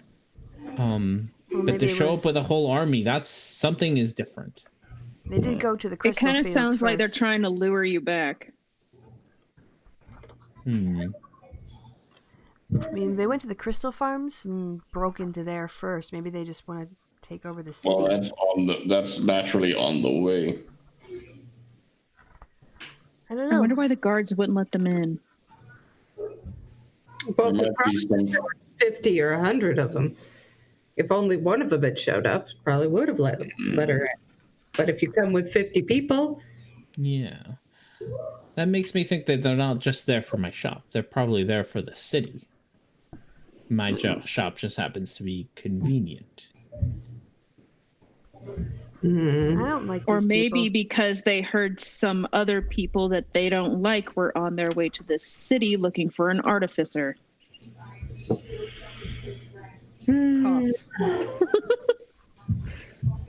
It's a lot of effort just for me. There's plenty of artificers around. Especially with gnomes. That's true. It's true. We're good at this. Good at talent. Well, even still, I think that even if you're just one little reason, a side track, I still don't want them getting their hands on you. You seem like a nice enough guy, Well, thank you. I do think. Also, we need you. We kind of need you. If the guards might let me in. I am a citizen of Slinton after all. And we're your so they might bodyguards. let me in. Yes. So we might be able to just walk up to the gate and they might just let us in. Perfect. They just allow citizens. I'm guessing that they're just not allowing non-citizens in, probably because they showed up with an army. An army of humans. Yes. We are not humans. Yes. So we could probably persuade the guards to let us in. Good. But so I don't think we need to they're not going to find another way into Slinton besides the two gates or the two main entrances. Funky.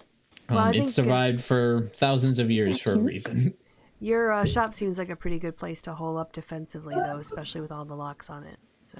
Mm-hmm. Yes, we can certainly head there. And also get that ring and get it out of the city. Well, we do have a tradition of walking into traps, so that's great. We've got sneaky people, I right? joined the right group. City's being attacked. Let's go there. Let's just. I mean, why not? Why not? I mean, Shavaris has to get her stick. Yeah, well, the rock that goes on the top of my stick, actually. But yes, it would make it better. Bunk. It's a very nice rock stick. Bunk. Yes. It's like a crystal.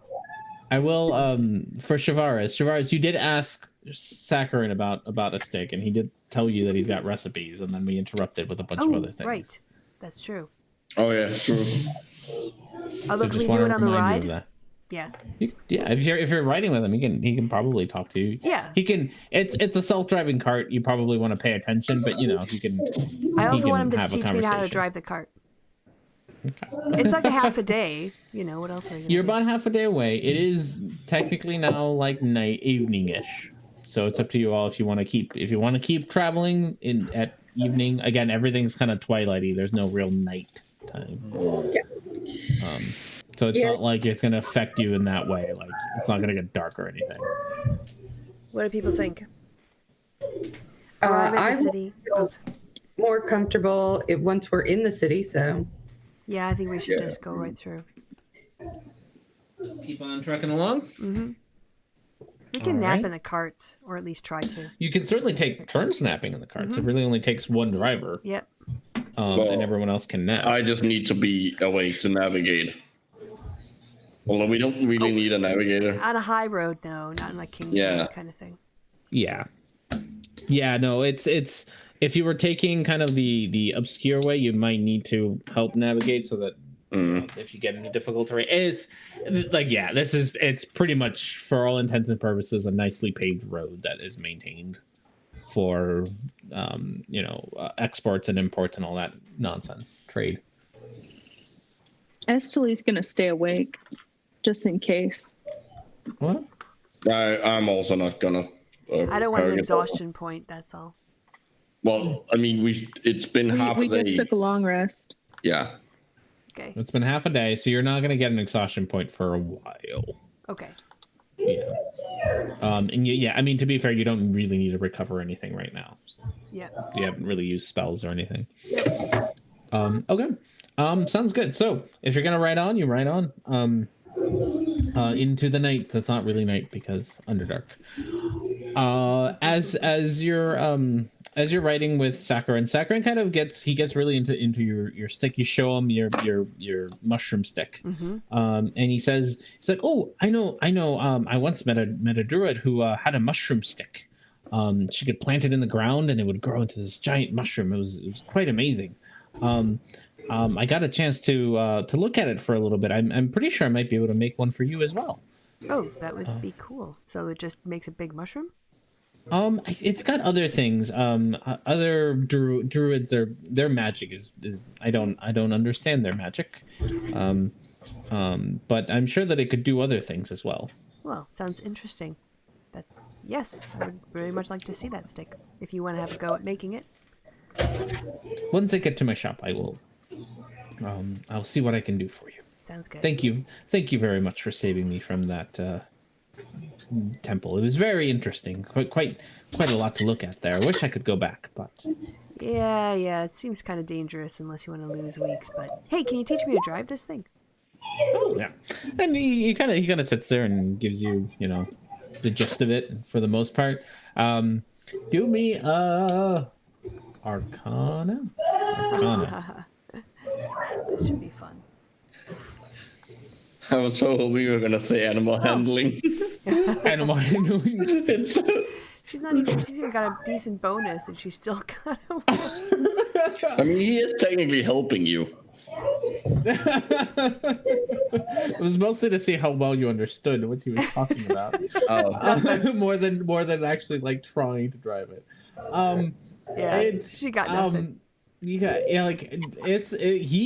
talks a lot and he seems to like really know his craft. Like, oh boy, this is a really cool thing, but she starts to zone out. Yeah, it just makes no goddamn sense at all. Okay, she can't drive. She's been, like I said, in the forest most of her life, so that makes sense. Yeah, you're in a new environment. Everything's dark and moldy and cavey and dirt and rocks, and there's no trees anywhere. It's rough. It's rough being a druid on the ground. Yes, it is. Also being hated by a very important group of people. Yes. All right. So, otherwise, can I? As we drive along, Harry is gonna take the insignia of claws out and hold it, and just concentrate on it and what he's like the things he's just learned about it, just to see if he gets anything out of that. Sure. Okay. Roll. What do you roll for meditating on that thing? What does one roll for that? Probably wisdom of some description. No? Yeah. It's more like a divination. I think it's gonna be like a full out stat. So I would say probably just straight up wisdom. Yeah, that kind of makes sense. Yeah. See what you feel from 18. 18. Oh, nice roll. That was a nice roll. Give me a second. I'll have to look things up. Talk among yourself while R&D looks at things. So if Saccharin is onto something, then we get to the city.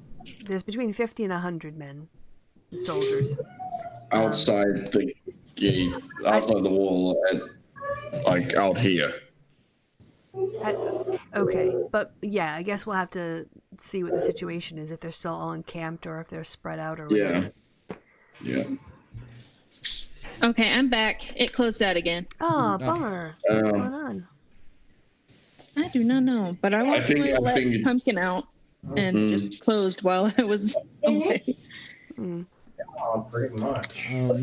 Okay, so as you sit there and focus on your insignia, you get almost like a memory of this like kingdom that used to be that's now been overtaken by a swamp.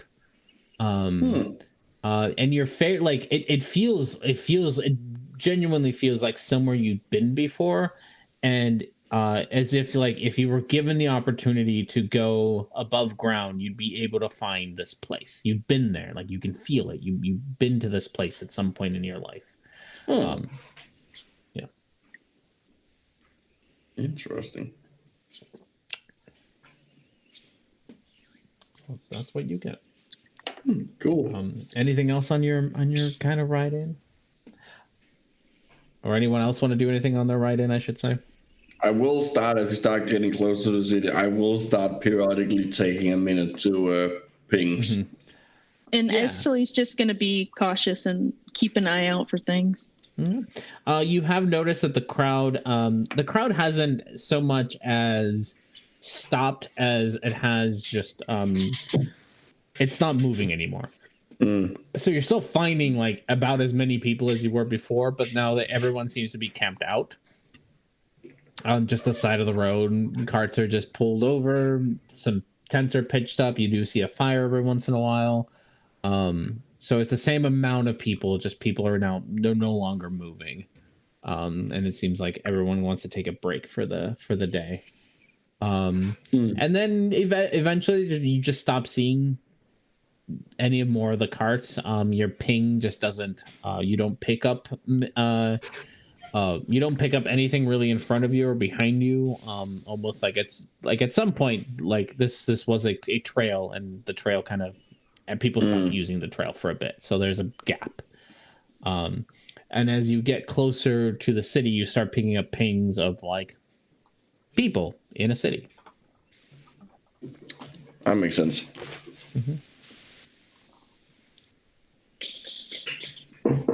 All right. Hey, Pumpkin. Anything else, or are we ready to? No, we head toward the south gate. Okay. As you arrive to the south gate, you see the gate just takes up the whole cavern. Is floor to ceiling. It's just a giant wall structure. You notice that unlike when you left, it was crowded when you left. Like people, even in the mornings you left, this is a gate that has people coming in and out of it. You went through pretty much, immigration on the way in, had your papers checked. There doesn't really appear to be any like guards or anything on this side of the gate that you can see. It's just a giant gate in front of you now. All right, so we're Sakharin's bodyguard, right? So is that what you're gonna say? I mean, yeah, if that's what you want to tell people when you get there. I'll let you. Yeah, I think it makes sense. Confer with your teammates. Yeah, I think it makes sense for Felix to start. Everyone just look really hard, okay? And then like put on your sunglasses, whatever. And I'll be in the cart with Sakharin. You guys drive up first, like you're doing security, and then he can talk to the guards, and we can just stand here looking mean. I mean, I already look mean. I look like a drow. That's a snake. Okay. Yep. Everyone all right with that? Yep. Okay. We've got 2 people muted, so it's up to us. 2 people making decisions here. All right. There's one person AFK. Sorry, so. I didn't realize I was even muted. I was like, they're not listening to me. No, yeah. What were you saying? I'm back. So don't worry. Yeah, I'm good with that. This is so rude. I feel hurt. Anyway, so were we gonna? I thought we were stashing the cart somewhere. Yeah, we can. I mean, it depends on. I thought the city guard might have already fallen, and we'd not. But if that was more based on like if we had to sneak through Wednesday. But it doesn't seem like we need to do that. art, music. Like it seems like we would just be able to just go into the city. All right. Well, it's the two people who can drive are me and Sakharin. So unless we go up at the same time, we can't really talk together. Yeah, we should. Well, I was assuming we were driving basically on this because the road is empty on our side. We're either right behind you or even sometimes even next to you if it's empty. All right, so that's cool. So I will drive up. I'm like, give me a little of that pep talk. Every other day. Stuff to do. Guide me. Oh, yeah. Sorry, I thought you were like, are you talking about the wine that made you all bossy and like really tough? I don't have that. Yeah. So as you drive up, well, actually, I thought Sakharin was going to do the talking because he knows the guards. Yeah, that's good too. Okay. All right. Get up there. All right. So yeah, Sakharin drives his cart up to the gate, and the gate just remains shut. There doesn't seem to be a guard on watch. Everything's just kind of shut up. He's like, maybe they're closed for the night. Is there another way in that you know? You said there were tunnels and ways of getting around. Oh, I mean, probably, but you could get lost for years trying to find a way in. There's a reason people don't make it into Clinton all that easily. I guess we have to wait until they open up the gates in the morning? What do people think? Or go knock.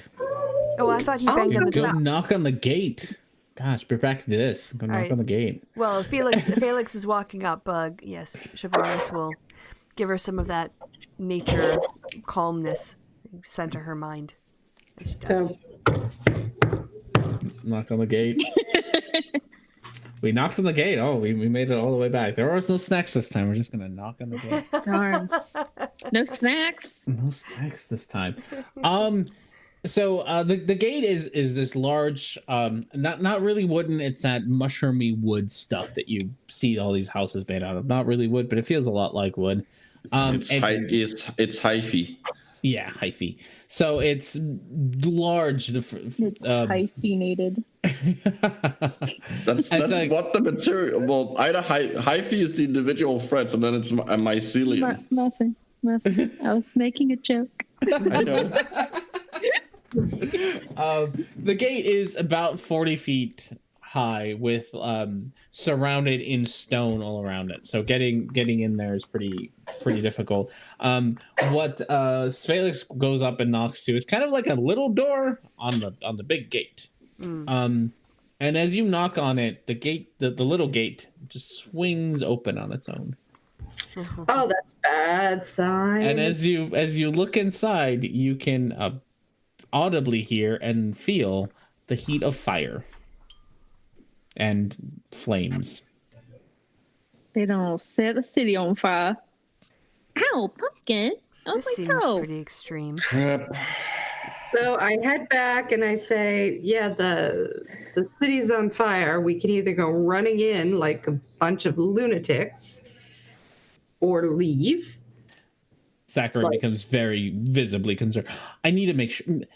Oh no, they made it into the. I need to make sure Lydia's fine. I could We can sneak leave around the afterwards, but I city need and to make find sure her. that Lydia's okay. I could sneak around the city and find her. I'll go with you. I can hide us better. Oh, for God's sakes! If we're all going in, we're all going in. We can go with Sakharin and get the ring piece that she wants, if it's still there.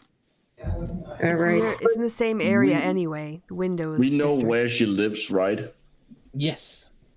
All right. Can we stash the carts? Can we do that? Outside the city, sure. Just leave them here. Well, let's find a place where we can leave them.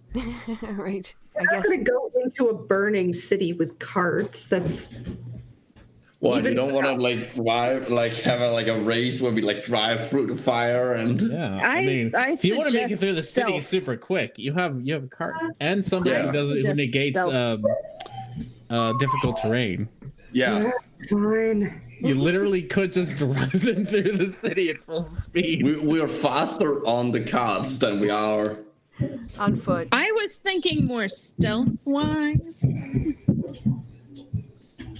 Yeah, I didn't think we were gonna go flying in with 2 giant carts. We can still sneak on the cards, and I can negate the fact that we are on the cards. Well, let's hide them in the guard tower. You snuck past the ghosts in the car. Yeah, I have passed without a trace. Oh yeah. I'm not sure how much it's gonna matter right now, but you have snuck with the carts before. Yes. Or the one cart. All right. Yeah. Go So ahead. I will say that right now the only thing that's open is kind of a. Yeah, we need to open the big. Yeah, you got to open the big gate. You have a small gate, a small door. Not small, but it's a little bit bigger than gnomish. Like 2 gnomes can walk side by side in it. It's not. You're not gonna fit a cart through there. All right. I will cast invisibility and head in and see if I can figure out how to get. Okay, I could just have checked if there was anyone in there to begin with. That's okay. There's, if you want to ping, you can still ping. There's people everywhere. Yeah, but I would still know if there's someone like directly there. There's definitely some. There's a couple of guards, kind of. I would say probably like 200 feet away from you all, but the gate itself seems to be okay. She would all. That takes a minute to figure out, so she would already. Yeah, so you're already in there. You're in the guardhouse at this point. There really isn't. It looks like whatever. It looks like the guardhouse was abandoned really quickly. There's still like plates of food hanging around, and like it was in the middle of dinner and people just ran out the door. If do me survival to see if you can figure out your way around this place. Survival. Okay. You've never been into this building before. No, I haven't.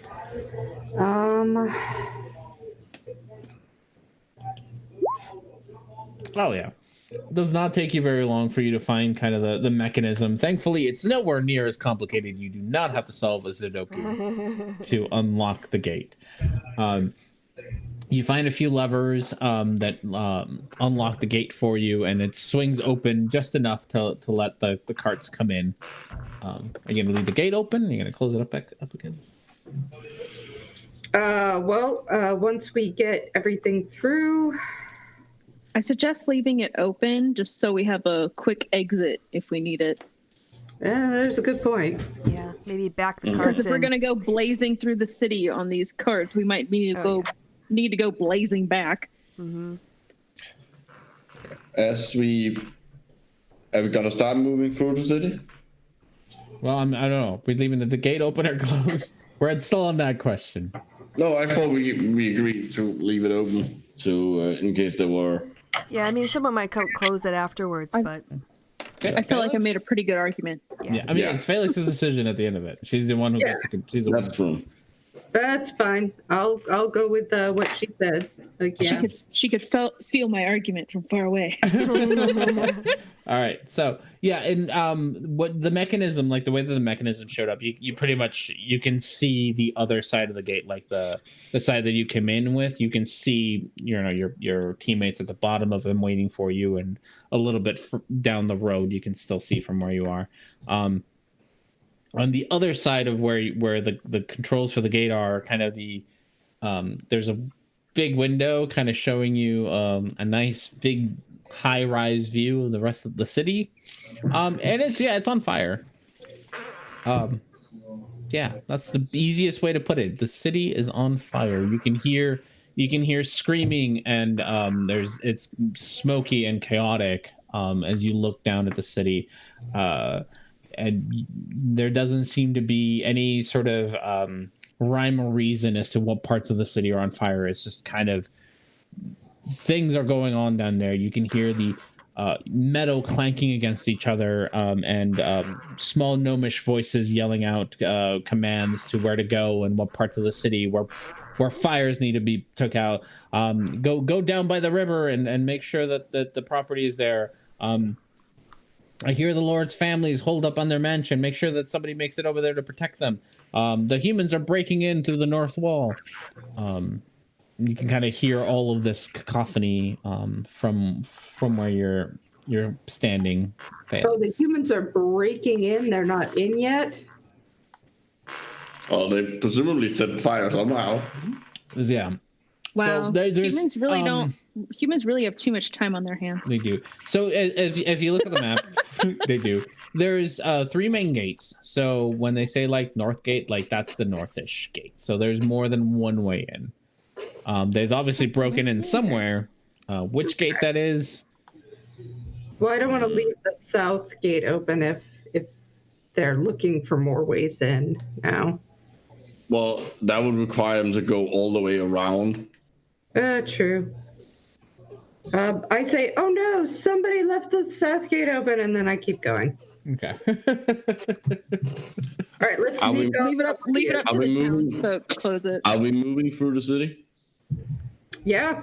Are we trying to do it like semi-stealthily? Are we trying to do it stealthily? Yeah, Okay. cast away. Before you answer that, before any of you answer that, we're gonna pause everything.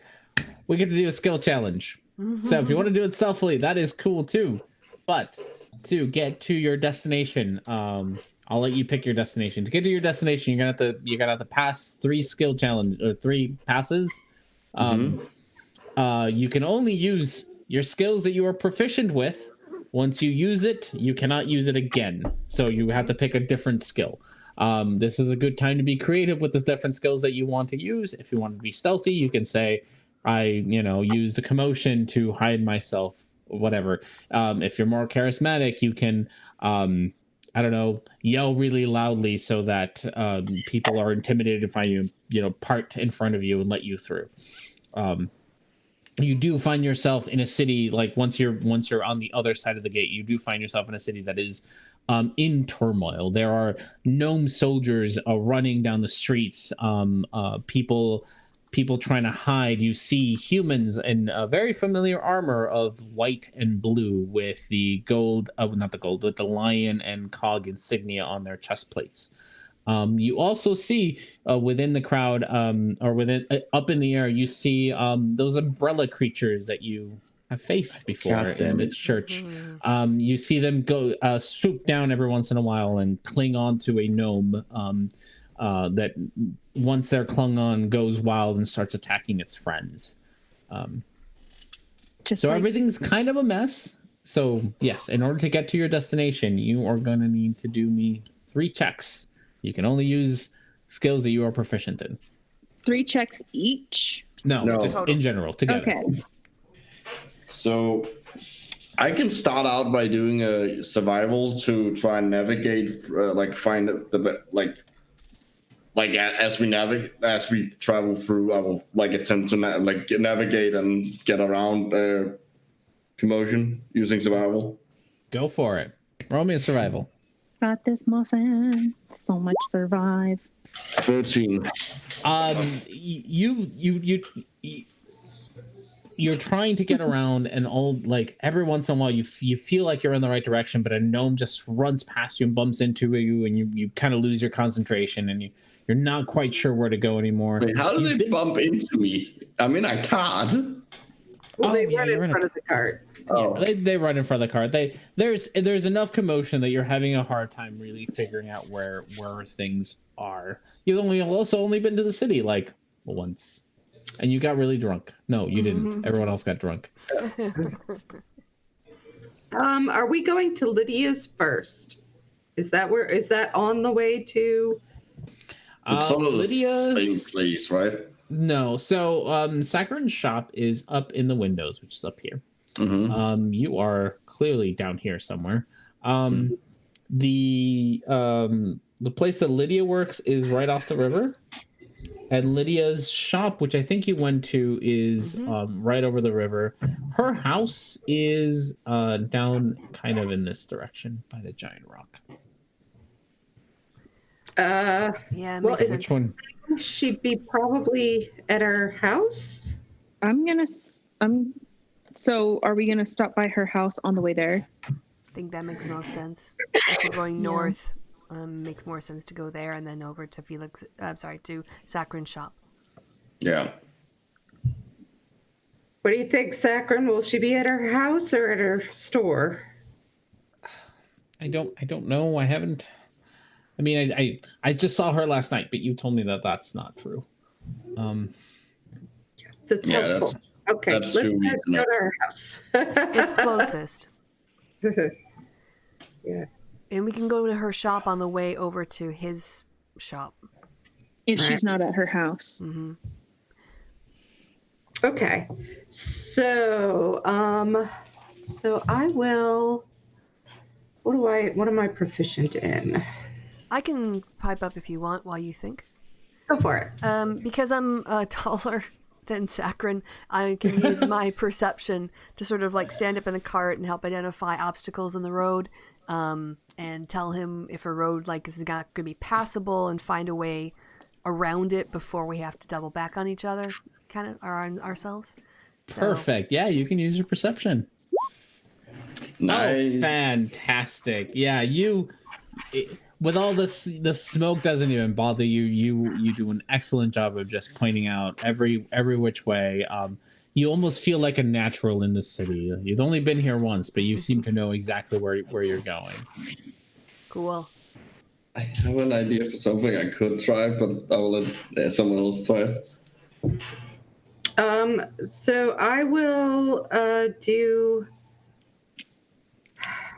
I'm going to use my acrobatics to sort of like climb up someplace high that is not on fire yet, and take an eagle eye view.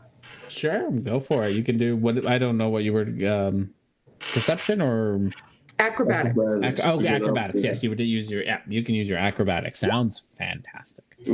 Oh yeah, almost like a 5-year-old on the monkey bars. You just see Felix, because 5-year-olds are somehow incredible on monkey bars. You see Felix swiftly go up a building and take a quick look around, and is able to point to a nice clear road ahead of you all. There doesn't seem to be guards or soldiers, so you can easily navigate your way through that. That's two. That's two.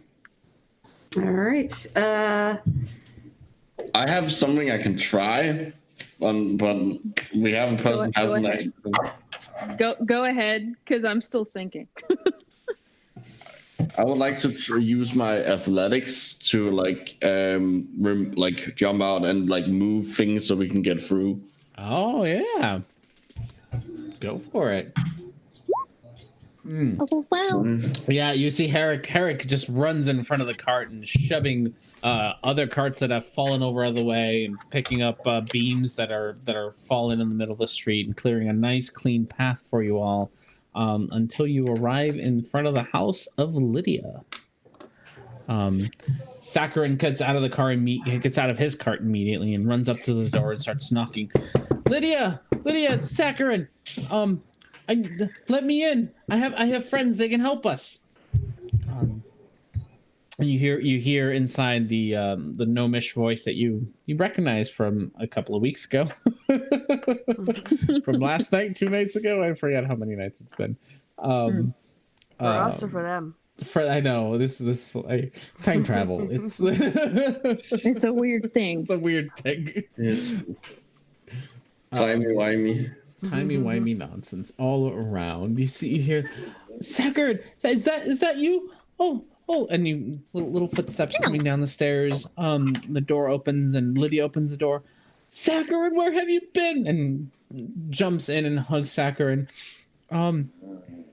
I'll tell you all about it later. These are my friends. They got me out of the temple. There's I think they said some church is trying to take over the city, or is attacking the city. I don't really know what's going on, but we need to make it to my shop. There's a ring there that they want.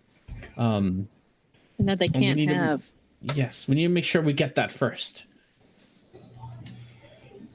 What do you want to do? Is Lydia coming with? I don't know. Is Lydia coming with?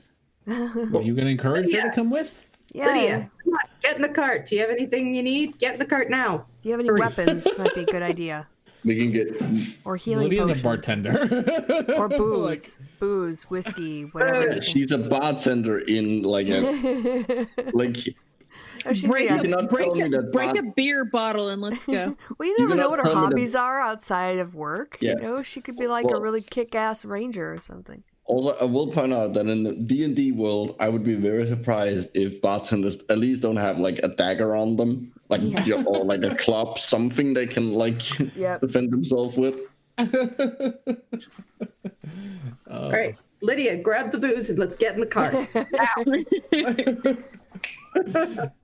Lydia and Sakura both jump into his cart and are ready to get going. Shavaris will go in that cart with them again to protect them. Okay, so we have Shavaris, Lydia, and Sakura in a cart. All right, so now you have your next destination. So same thing, nothing has changed. City's still on fire, and you still got to get there. So another skill check. I will say we'll reset. We'll reset the skills that you've already used. So if you want to reuse them somehow, you certainly can. I can jump in. Yeah. So I am gonna use my stealth to kind of scout ahead and make sure that there's no soldiers or anything, and we can easily get past. All right, I love it. All right, go for it. Give me a stealth. Oh, damn. I'm telling you, my stealth is crazy. Expertise that is fucking plus 12. Jesus. Yeah, expertise is fucking insane. Mm-hmm. I have plus 12 to stealth and sleight of hand. Nice. Wow. Okay. That is intense. Okay. And it's only gonna get higher. You have absolutely you sneak past gnomes and human guards fighting gnomish soldiers out on the streets, and eventually manage to point them down side streets and alleyways to a little bit further down, closer to the windows. I will ask. That you're getting to. Mm-hmm. I will ask: is Herrick impressed by her disappearing abilities? Is Herrick impressed? Yeah, I mean. He has seen her sneak before, so yeah, I mean. Just poof. I roll so high, I might as well be invisible. That's damn good. Well, considering I saw you hide and I can follow you. All right. Okay. Who's next? Who's gonna try their best? Elsbeth can use her survival skills to again try to help navigate around. Because now Saccharin's all distracted because this lady is Saccharin is very distracted. He's cooing over he's wanting to talk to her, and I have Lydia. to keep him focused on the driving. All right, go for it. Oh yeah. You do have to. You're not very. You can't drive this thing, but you are very good at letting Saccharin know when he's distracted and like, hey, like, yeah, that thing's on fire. You can't get near that. Mm-hmm. So that eventually you make your way past the river and are now in the Windows District. I have a possible fun use of a skill. Okay. I would like to use my insight to see if I can notice which way the groups we encounter. Yeah. If I can get a sense of where they're going, so we can avoid them. Like if we see a group in the up ahead. Yeah. So you see Herrick paying very close attention to what the humanoids are doing and which way they're moving. Okay. Oh. Nice. Holy shit! Dying. Like a predator hunting its prey down. Herrick's instincts are just on par, and just smelling and watching all the patterns of how all these humanoids are moving around until you. There is tongue flicking. Yep. Till you make it to. Oh, okay. We're gonna take a pause. One, because R&D needs a bio break, and two, because R&D needs to set up what you're gonna face next. Ooh. Oh, great. So talk amongst yourselves or whatever you all need to do. I need a bio break, and I'll be Okay. All right, so once we get to Felix's, I'm sorry, I can't. I don't know Saccharin and Felix. I don't know why I keep mixing them up. I'm really not a racist. It's I can because tell they're both gnomes, isn't it? I don't know if Chrissy's still there. Okay. Ow! Yeah. Racism. But once we get the ring, is it just going to be a mad dash out of the city, or we want to kick some ass? Because I'm full of hit points and I got 2 wild shapes in me. Question: can we destroy the ring? Can we break it as soon as we see it, so they can't get it that way, and we don't have to worry about it maybe flying out of one of our pockets while we're running, or some stupid thing that happens in movies? I mean, if Saccharin built one. Well, yeah, but the problem is we also don't know how the timelines are connected. So if we destroy it, does that then negate all the things that happened previously? I'm also gonna be right back. That you've got a good point. Are we Marty McFlying ourselves here? All right, I have to take a quick break as well. I will. Oh, this is a break. Yes. Why don't you tell the nice people a story? Ooh, sing us a song. You do not want me to sing. I do though. No, yeah, you will. I do. Yeah, you're not the audience. I'm your audience though. No, you're not. Yes, I am. I'm obviously listening to you. You're still one of the performers. I'm sure this isn't exactly entertaining. What are we doing? Does everybody like our couple banter? Oh, is that what's going on? Couples banter. I'm trying to get him to sing a song. You should. See? You should definitely sing. I would love to hear microblogganism sing. I personally think it would be cute. I am terrible at singing, so am I. I'm the worst. I was in chorus. I was in chorus in middle school. Oh, fancy. But I am not singing. La la la la la. There, that was a song. Whew. Christy, sing karaoke. What? We need more She's karaoke. vanished. All right. I'm all set, but obviously people have also taken a break, which is fine. I still haven't gotten the article. Seriously? I'm being completely serious right now. I haven't gotten a message from the writer that I'm supposed to be working with, and I'm back. What did I miss? Hello. Nothing really. Banter. Okay. Okay. I'm gonna look up. I was trying to get you to sing karaoke, but you weren't here. Oh, well, it's sad because I would have done it. How would she sing karaoke when there's no music? Acapella karaoke. I'm kind of joking because every time she sings on the happy hour, I always say that like there needs to be a happy hour karaoke episode with Kevin where and Chrissy me. where you just sing karaoke and Kevin can just groan in the background. Oh, I see, Pasta. I thought you were gonna beatbox for me. That's a good way to do too. I can see if I can get Pumpkin to make weird noises. Because she's very... It's that time of the night where if she's not near her beds, then she's very playful and all she wants to do is play. I can do this. See, I'm going to be honest. Shavaris has a pretty big grudge against these Cronus types. Oh, Sorry. you're about to... Not going to lie. Spoiler alert. You're about to have a bigger grudge against them. Not if we kick their ass. Oh snap! And Esley's only heard about these guys, so she's indifferent about. No, them. she's presumably. All right, so I watched y'all fight them. That's right.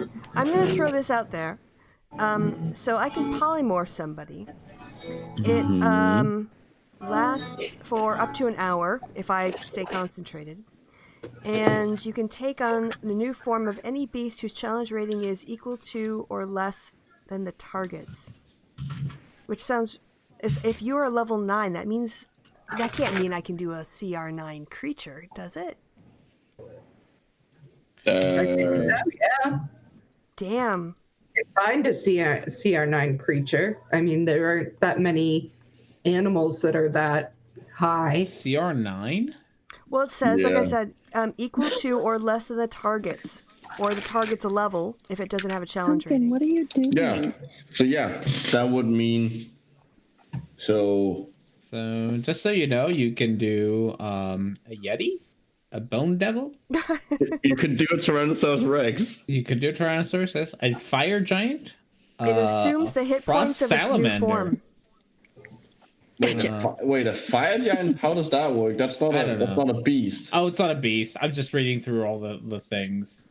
Yeah, I would have had to have seen it, right? We can do the highest we can do is the Tyrannosaurus Rex, a sperm whale, or a huge giant crab. Oh my god. Turn someone into a T-Rex. I can't go. I have to have seen it. That's the limitation. Yeah. And Chavaris probably would have seen a crab, but this isn't like any kind of crab. This is a huge, like it's gigantic. Huge crab. Huge. Okay, I'm gonna read down and let me know. She might have been a stone giant, right? Or is that not? Well, that's not a beast. That's not a beast. Okay, I'm gonna read down the list here, like going down in CR, and you just say the first. I've got the list here. I'm reading through it. Yeah, the thing is, I'm already down to 6, and there's nothing I really like. I'm just sad that we can't do a T-Rex. I'm thinking about things that like live in a forest. A T-Rex. I don't know if she would have seen something like a T-Rex wouldn't live in the forest. We have some mood music in the background. Hold on. Here's a point. Since I'm already equipped to do jaw damage or like natural damage, it would make sense to polymorph me, maybe. Yeah, I don't have a problem with that. I just have to find a plausible animal. It'd be cool to turn him into a T-Rex. Like a giant boar or a giant elk, possibly. But that's only a CR2, so that's why I'm reading through the list. Well, so my normal damage from a bite is 1d6 plus 4. It's probably gonna be plus 6 in this case because we're gonna be fighting humanoids. So you could try rhinoceros. Would that live in a forest though? Yeah. All right. I was also looking at the list of monsters, so I switched over to the list of beasts. That'll also help. A giant constrictor snake or a giant elk. Ooh. Come on, I gotta go higher than that. They don't go CR2? Snake. Yeah, beasts don't go up that high. Beasts go up to 12, so. Well, no, monsters might. Yeah, but it's beasts. Yeah, but I'm on the beast list and it only goes up to CR2. And even I have beasts. I have lists of all of beasts here. Okay, like what? There's one that's CR12, which we wouldn't be able to do. Which I'm Traxigor, and then there's Tyrannosaurus Rex, which is a CR. Yeah, but which ones can we do? That's the challenge. Yes, but like. Yeah. Did I ever put my eyes on one? Have I giant scorpion? Have we fought ogres? Ooh. That's a monster. Ogres aren't beasts. Yeah. I don't think you have. Giant subterranean lizard? You might have seen one of those. That's true. Yeah. There's a good chance of that. Because we are in the Underdark. That is a CR4. And Herrick is technically a lizard. So you would just like make a bigger version of you? Yeah, I'm if you have the stats. Or it might be in the encyclopedia. All right. So I'm all set. I know you guys are still looking at things, which is fine. But I'm all set. So you all let me know when you want to get back into it. Okay, can you just tell me what creature you were looking at? I'm looking at giant subterranean lizard. But it's not in the normal book. It is from Tales from the Yawning Portal. Oh, well, will the DM accept that? Yeah. I think at some point I said I'd accept anything from legit thing. Not that anything that I ever make is legit anyway. Okay, the thing is that I can't look at the stats, so if I do polymorph I on you. I have them here. Okay, yeah, all right, well, there's a plan. I'm trying to think of any other NPCs that you. So how does I gain all of the hit points? Stats? You pretty much turn into it, so you gain all the things. Except for your mental ability scores. No, not on a polymorph. Oh no, including. Yeah, not on a. It's not really that the intelligence is the worst part. Is the intelligence is too I'm dumb as a rock, but I'm still me, right? Yes, you still have sort of you've sort of bonded to us instinctively. So I know. It's okay. But if asked to do something really no Sudoku, that's for sure. Yeah, so if you go down to 0 hit points and you go back to your original form, and if you take more damage that takes you past 0, you start your next one subtracting the difference. Yeah. Do you want R&D? Do you want me to when we get to it? We're obviously not doing it now. We're doing it when there's an actual fight, because we don't know that there's a fight coming. Well, we're driving into the soldiers. No, we came here to pick a fight. You know there's a fight coming. We kind of came here to. I came here to pick a fight. Well, we know, but our characters. My point is. Our characters definitely want to fight. My point is, do you want to me to roll the hit points, or do you just want to take the average? Just take the stat block. Yeah, take the average. That's what I do when I wild shape. Yeah. Yeah, it saves. Okay. Yeah, there's no point in that. So yeah, take the average. Cool. All right, I'm gonna try something, and you will let me know if you can hear this. I can. I can. Haha. Okay, beautiful. I love it. I love every bit of this. I need to read up on this this beast. Good. It's a little too loud on my end, but that's besides the point. Turn you off. Nope. Okay. Whatever. Doesn't matter. Okay.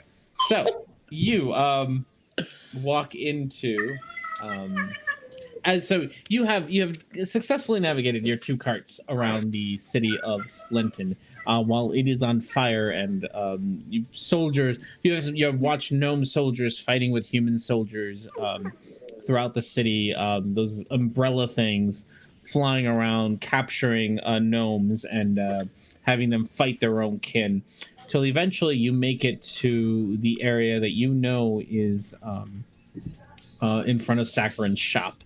And so you end up right here. And in front of you, as you make it there is a woman standing there with jet black hair and a black cloak, along with 2 soldiers sort of wearing similar armor to the soldiers that you've seen before, with the white and blue and the line with the cog around it, and some more umbrella creatures hanging around you. Am I still stealthed? Huh? Am I still stealthed? Are you? Did you try? I mean, you're coming with... I'm gonna say with a no, since the last person that did anything is gonna be Eric. So, what would you all like to do? Okay.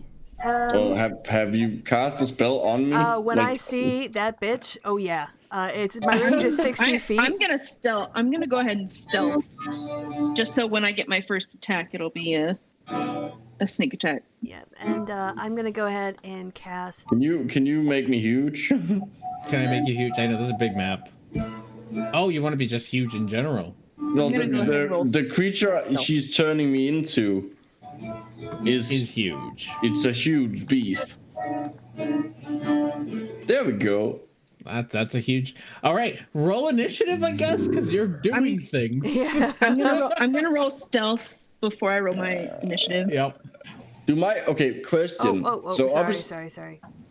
Question.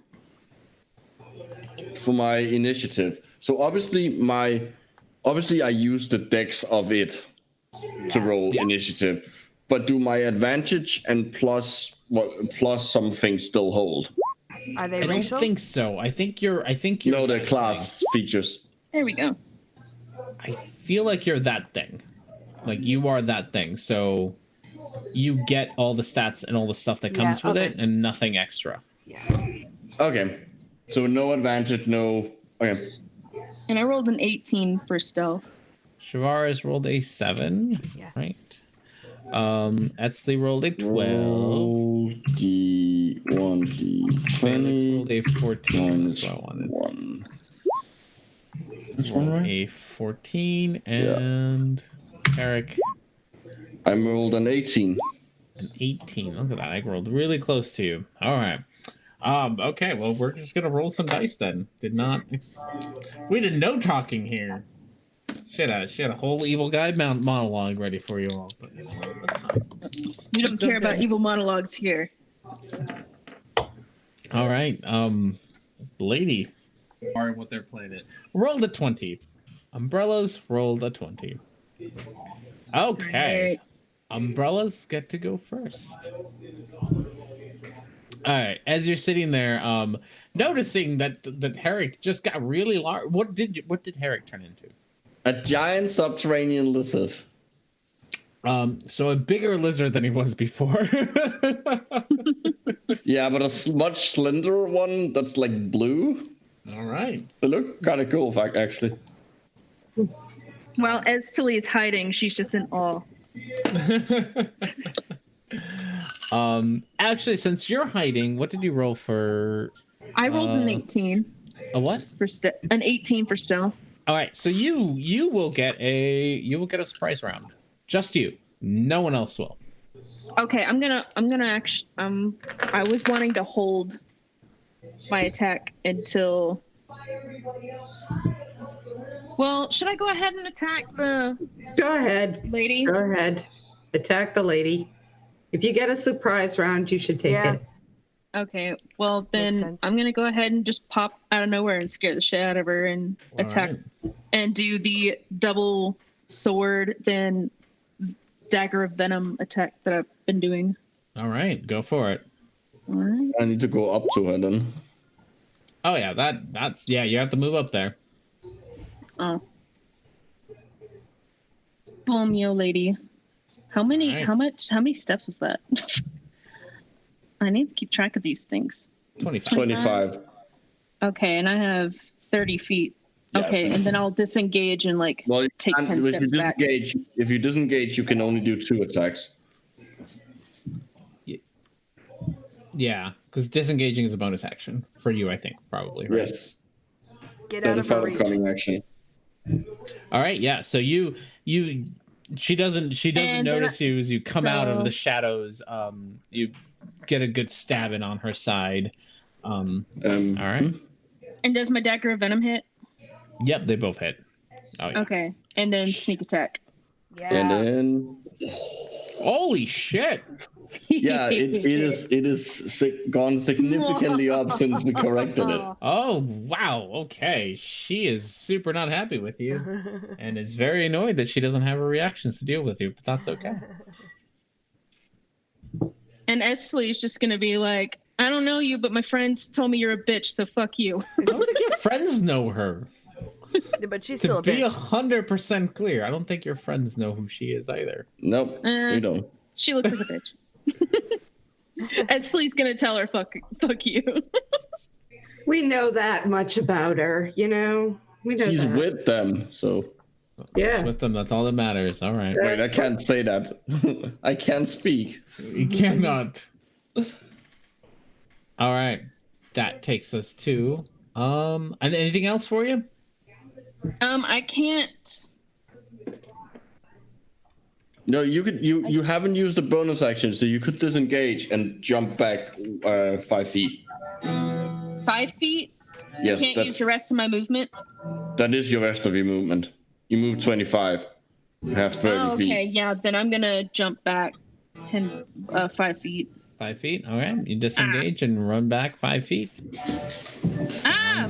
Whoa, that's Why way does it more That's than not 5 feet. that's not 5 feet. That's there we not go. 5 feet Okay, at every all. time I click on the map, my thing moves. I- Arnie, Yeah. you know what I'm talking about. I know what you're talking about. We know.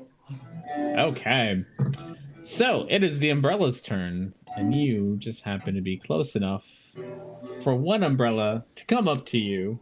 You see this thing glide to you, kind of like a jellyfish in the air, gliding up to you, and it, with a 18 plus something, plus 5. Oh, that And definitely hits you. It wraps itself around your head, and you take 2d6 plus 3. But this thing is now wrapped around your head, and you are now blinded. You're engulfed, so you are blinded, and you can't breathe. And You've this got thing a is minute. now It's okay. around you. I had Yeah, the you same got amount you got a before. while. Cool. You got a And I while have a giant before you get lizard it. on my side. Yep, and you have this giant I thing. got some serious damage in on the main lady, so this is okay. We're all on your side. Yeah, Yep, yeah. and I need you to do a wisdom save. Me a wisdom? Mm-hmm. Okay. You hear this like whisper of a voice inside of your head, but you manage to shake it off. Can I think for it to fuck off? you can definitely think that. And the other ones are going to 1, 2, 3, 4, 5, 6 move up closer. And that's the most they can do. All right, takes us to the lady's turn. Oh, the lady is still going to do a little bit of a monologue, and because she can. She has 6 seconds. She's got 6 seconds. She needs to take a breath after taking such a beating. you see her take a deep breath. It's more like a sigh of annoyance. It's like, well, oh, Saccharin. I got a little impatient. And from behind her, she takes out a very familiar looking iron ring that she's holding. It's like, if you don't mind, I think I'll be taking this now. It seems to work. I don't see men here. And then what is she gonna do in this? I need a bunch of checks. 2 checks, 3 checks, 4. All of you. To do a wisdom save. Oh, well, Just okay. one. That's everyone. Right, that's just Oh my gosh! Thank God. Wait, how does saved work? I rolled a nat 20. Nice. I'm assuming it is. It's a d20 plus your wisdom, probably. I not- think you're. Okay, Shavaris. 11. Okay, Is this And- magic? it is magic. Okay, so I do it with advantage. Doesn't matter. Okay, perfect. Sounds good. All right. You see the lady put her hand out in front of, stretch out her arm and put her hand out in front of you, and you see all of her fingers like disjoint from her hand and expand outward, kind of creating a bit of a dish in front of her, and from it comes this almost sounds like a wail that hits all of you. Shavar, Etsley, you even though you're right in front of you managed to shake it off. Felix, you cover your ears and you're like, it hurt. It kind of it leaves a little bit of a ring in your head, but you feel fine. Herrick and Shavar, Herrick and Shavaris, you are confused. Okay. What does Which that mean? means that at the beginning of your turn, you can't use reactions. At the start of your turn, you need to roll me a d10, and then depending on that roll, something's going to happen. Okay, great. And then at the end of your turn, you can do the wisdom save again. Okay. So for now, when your turn comes up, roll me a d10. That'll be important in a little bit. Well, It's not your turn yet. Do you think she's done? no, No. Oh no, that's I was just saying, well, as in, oh fuck. Yep. I was kind of hoping to be able to swallow her next turn. It's a good thing I took my sneak attack and just laid into her. So she's roughed up for you guys. She is. As she's sitting there, her arms still stretched in front of her. She twists her wrist forward, and it just kind of like pops off the like a hinge pops off, and you see, almost like the rest of her arm is the barrel of a cannon, and out from it, straight towards Etzli, comes a firebolt, not a ball, firebolt. Which kind of looks like a firebolt. Muffled by the thing, she's gonna go, bring it, bitch.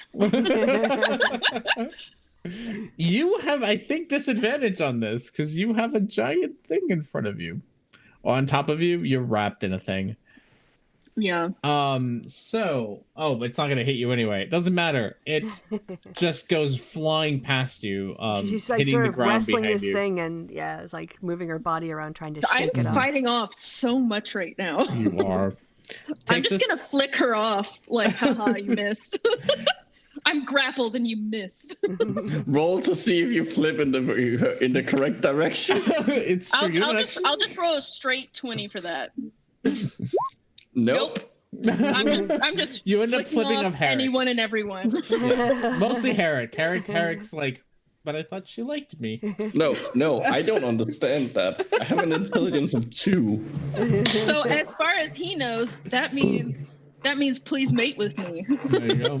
No, I have no idea. I have no idea. Herrick does not know. Herrick, you need to roll me a D20. Or sorry, D10. That's 5. That's a 5. You are just entirely confused. You cannot take a move or an action of any sort. You're just kind of sitting there, trying to figure out, where the hell are you? Why am I here? You're having a bit of a lizard existential crisis. I'm a giant lizard. Yeah. Lizard existential crisis. You can roll a wisdom save to see if you are unconfused, but for your turn, you pretty much lost it. Fair enough. Let's see. 16. With a 16, you manage to shake off the confusion, and your next turn, you are good to go. Great. All right, takes us to the 2 dudes. 2 dudes are going to come on down, both of them, and get advantage. And they're going to take some swings at you. Bring it. Yeah. First one takes a swing at you with its rapier. You see that its rapier, unlike most of the ones you've seen here, is glowing. Do I see though? Blue with some sort of art. You don't see it. You don't see it. Oh, I just sense that there's 2 guys by me. Yep, and he has advantage. So 15 plus 5, 20 hits you. Yep. With a D8 plus 3 damage. So you don't see it as much as you feel this this rapier stab you on the side. God, that's a terrible fucking roll. 1. You take 4 points of damage as this one rapier stabs you on the side. Uncanny dodge. No, you already used your reaction. You used it. It's a pretty low amount. It's 4, so it doesn't. We've been over this. I can use it. You can use it. Yeah, you just use it. Oh yeah, no, evasion is the reaction. Yeah. Does not matter. You're right. We have been over this. You can't. So you take 2 bits of. No, you can use your reaction to halve the damage. It literally says reaction. Yeah, you already used your reaction. Your turn. Okay, so I take 4. You take 4. Yeah, it's evasion. You're thinking of evasion where it's just automatic. Yeah. The guy next to you. How many reactions do I get? You don't. One. Oh, he gets to roll a lot of dice, so I'm just gonna roll them because it's like 6 of them. Yeah, 1 per round. Yeah, you get 1 per round. So after my next turn, I get it again. Yeah. On your next turn. Yeah. Okay. So all 3 of those hit you. Wait, what? Muffin, please stop making that noise. I couldn't hear R&D. What was that? That was Micro having a stroke. That was. I'm very familiar with that 1, 2, noise. 3. 3 hits? 3 hits. Yep. It's attacks. I thought it was damage. No. It's attacks. Yes, it's attacks. So what's happening? You don't see this. You feel this. You feel the rest of you see this man and a soldier with a shield and a long sword take his long sword and kind of flail it, do way too much, gets a little bit too into it and kind of shows off a little bit, and ends up slashing Etsley with its sword, with his sword 3 times. So you take 3d8 plus. Oh, that was 1d8. 2 more. 7, 8 plus 9. 16 points of damage as he slashes you over and over again. Cool. Yep. Where's my calculator? And so that takes us through all the dudes, which gets us to Etsley.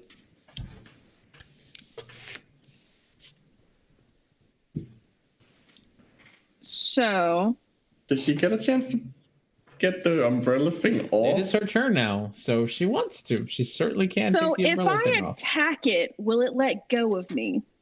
You can definitely try, and your teammates know exactly what's probably going to happen. Yeah, you don't.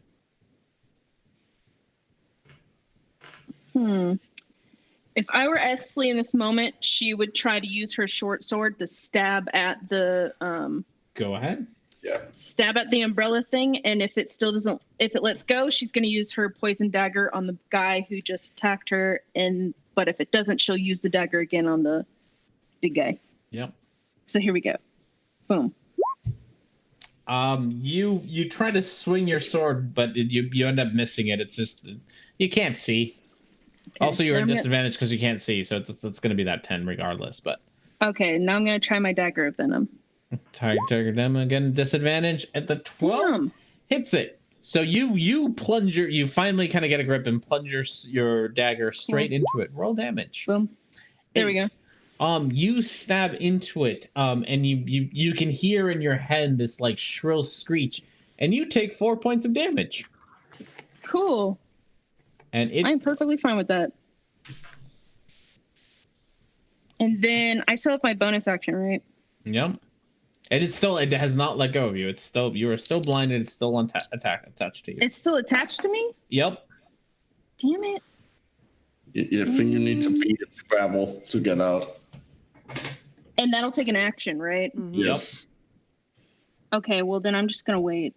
Well, you can use your bonus action if it's an attack, you might as well do it because you've already attacked it this round. And you can attack any of the other things around you. You're just gonna have to do it at a disadvantage because you. Well, you could also use the bonus action to get the fuck away from those 2 dudes. Yeah. But I would bring the umbrella with me, right? Yeah. Yeah. So I can still move. You can still. You'd be running blind. You don't know what direction you you'd be going. So opportunity attacks. So I don't. Well, no, they wouldn't. Because she has a bonus action. I can. You can disengage as your bonus action. Yeah. Yeah. You'd still have your roll. I don't remember what I think I did a D4, and that determines what direction you run. Surely it would be a D8. I'm guessing my character could kind of figure it out because she just attacked the lady in front of her and then stepped backwards. She felt the attacks come from her sides, so I'm pretty sure she would know to step backwards by this point. Just based off of where she's gone and where she is now. I'll let you do like a free survival to see if you can like keep yourself oriented in the middle of battle. Oh yeah, you can. 20. There you go. So you can keep yourself oriented. So you can choose if you want to disengage. You can choose which way to run. Okay, I'm gonna disengage backwards and head back toward my group. Okay. Stop doing that. Oh my gosh. That's not the group, Muffin. I know, Muffin, stop making fun of me. I'm not. Making fun of me. Yes. And I bring this guy with me. Oh yeah, no, he's totally still there. And I'm gonna be like, guys, get this thing off me. Yep, you are suffocating. Again, it's gonna take you like 40 rounds to get suffocated, so you're fine. But after it gets off of her, she's gonna apologize for bringing it close to them, but she did not want to be near those 2 guys. Yep. All right. Felix. All right, Felix. I'm gonna need the 10-foot thingy. 10-foot thingy. Okay. Radius, a 10-foot radius. I think you can grab them yourself in your notes. In the journal. Yes. By the way. In the journal. Yes, you can. I can, huh? Yeah, there should be area effect templates.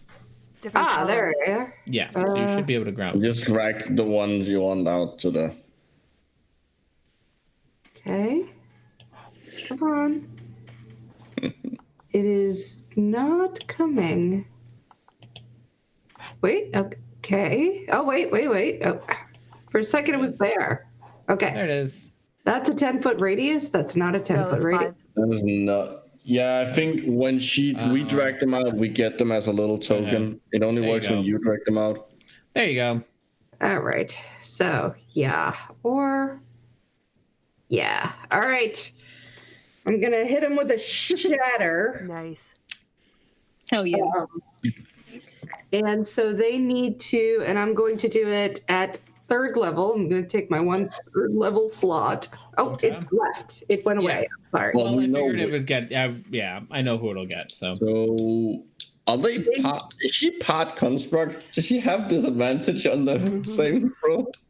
She should if she has like metal parts in her. Yeah. So there's a okay. Yeah, we'll get to it. We'll get to it. Cast or shatter. Okay.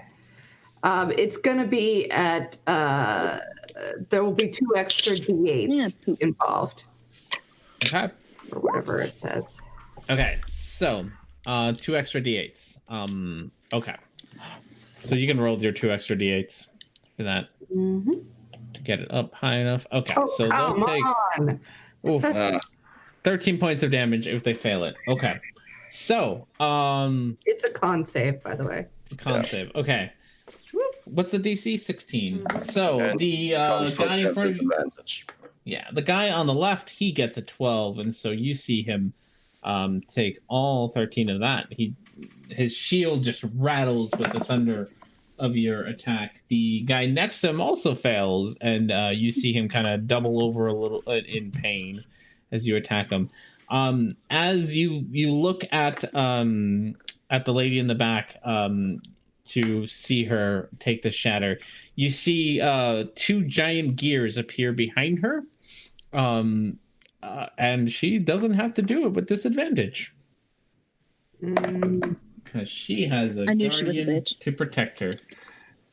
So she still fails it, but thankfully she didn't have to do it with disadvantage. Thankfully, who are you rooting for here? All right. Anything else for you? Your turn? Oh God. I'm going to just sort of. I'm just going to be right here. And I'm going to say, "Hey guys, Savaris, whatever, Sakura, get that thing off her." All right. And healing would be nice too. 2. Oh yeah, you're still confused. I forgot about that. What does a 2 do for you? 2. The creature doesn't move or take actions this turn. Oh. All right. So you are still confused. You can do a wisdom save to see if you are okay afterwards, but for now you pretty much lost your turn. And you try to figure out what the hell is going on, but it's just too much. You have no idea. All right, that was my turn. Okay, umbrella guys. Let's see. Oh, I don't think any of these umbrellas can. Oh, one of these umbrellas is going to. Can it get close enough to Felix? It can get close enough to Felix. Attack of opportunity. From me. I have a 5-foot reach. If it moves through, so I can attack this. You have a 5-foot. Oh, I can attack this space. Okay. So it's not out of my. I think is that your 5-foot range would be like everything kind of like a square away from you. Yeah. No. Oh, a 5 foot would be 5 foot would be this. If I didn't have reach, this would be where I could attack. But since I have 5-foot reach, I can reach out to here. Is it 5 plus or just 5? It is 5 plus. That is what reach 5 plus means. is different than 5. Like a 5 foot reach is literally just the squares around you. It is. I'm confused. Oh, but I do have. Oh, sorry. Yeah, it says 5 feet, but my tail attack has 10-foot reach. So it would pass by me. Depends on how you want. I don't think your tail attack is going to be your reaction. Okay, that's fair enough.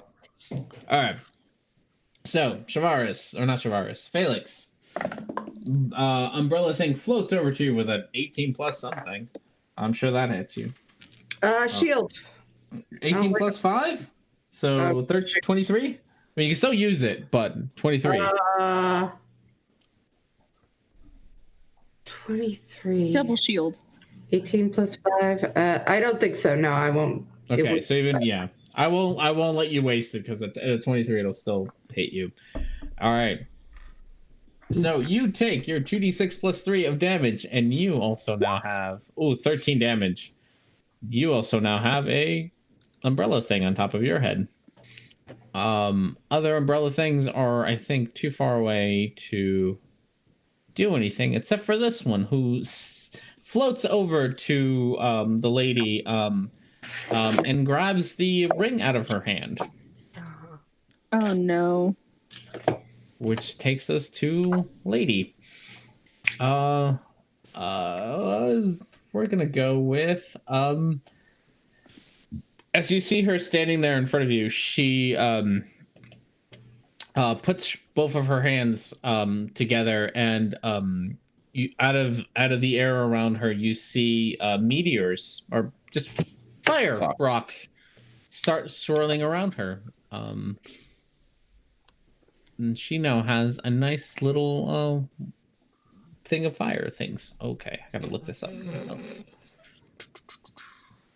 Sorry about this. You all. Let's find out if that follows along when she gets eaten. I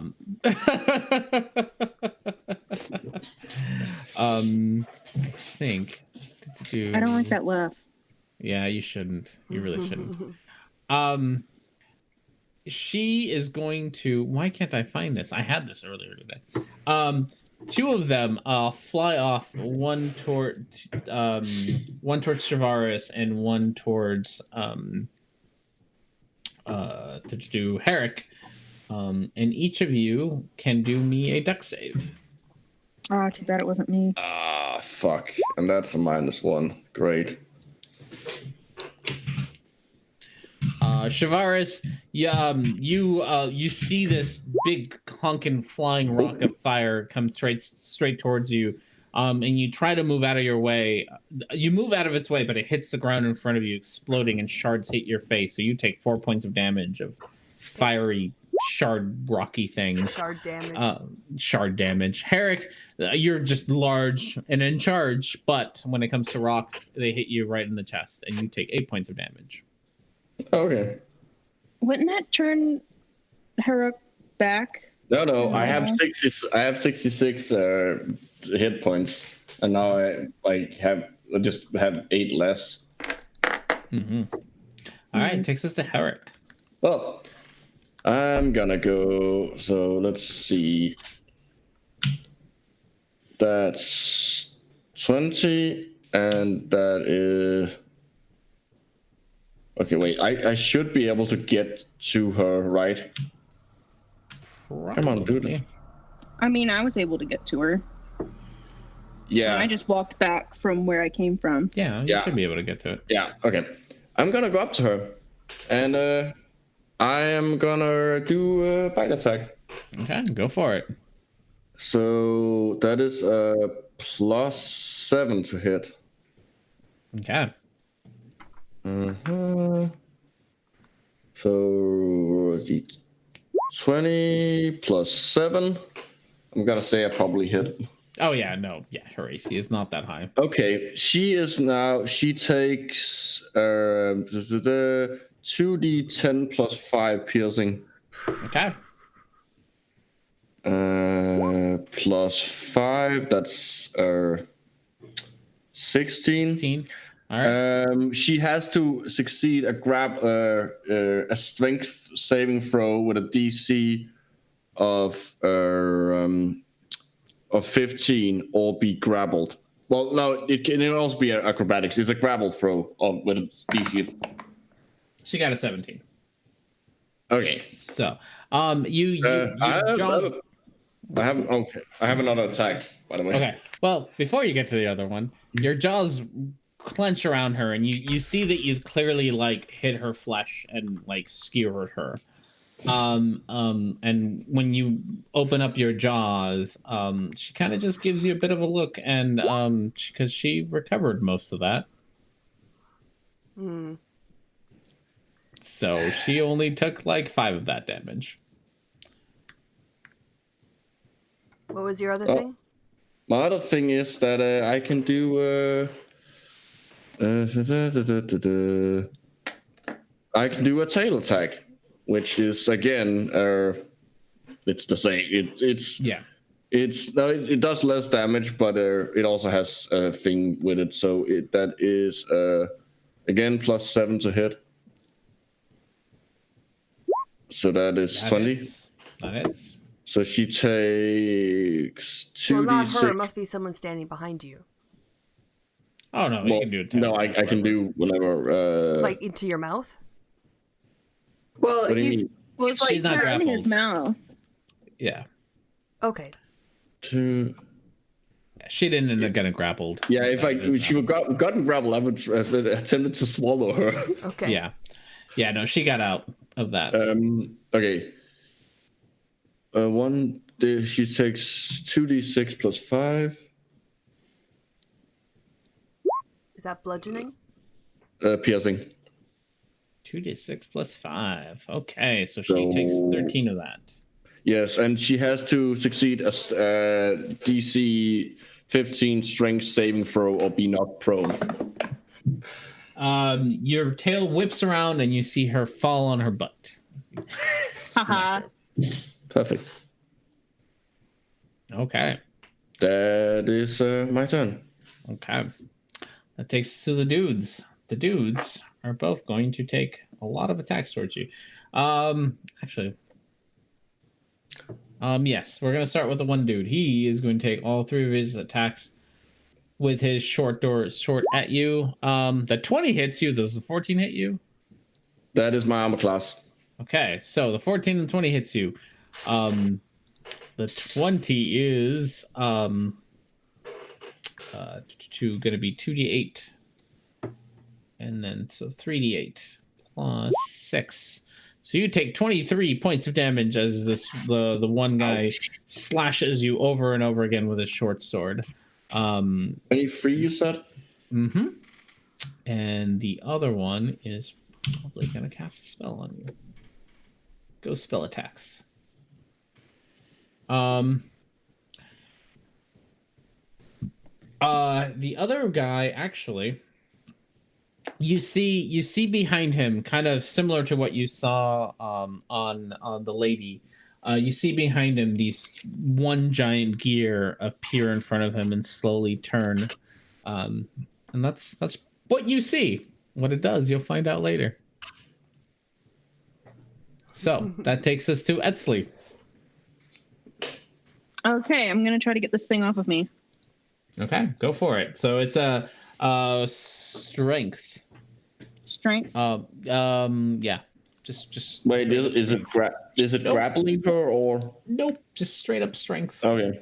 Get it off her face, basically. Yep. Okay, fingers crossed. It's not a very high DC, so. Okay, oh yeah, cool. no, you easily just rip it off your head. I'm not gonna say it until after the battle's over. Okay, so that was my action, right? Yep. You still have a bonus action. I know, I'm thinking. Okay, so what I'm going to do is I'm going to disengage from it and step away from it. Okay. Like, get over here. Okay, sounds good. Takes us to Felix. All right. So, I'm gonna sort of send Petunia up to help me wiggle, because I'm still grappled too, or whatever. Yes, you are still grappled. So Petunia's gonna go tickle it, so so I can have advantage of this. Yep. Not terribly strong. Yeah, it's not very terribly strong, so you can do a strength check with advantage. Okay, and strength check, not save. Not right? save. Nope. Okay, so just straight strike. Oh yeah, yeah. You get this one right off of you. We're gonna move him off. All right, I am going to action surge, and green flame blade, and whack him. All right. I don't like smushed like that. It's uncomfortable. So,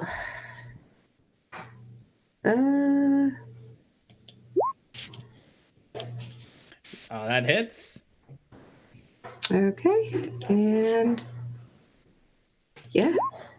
All right, so he takes his 16. 12, and then The fire. 4.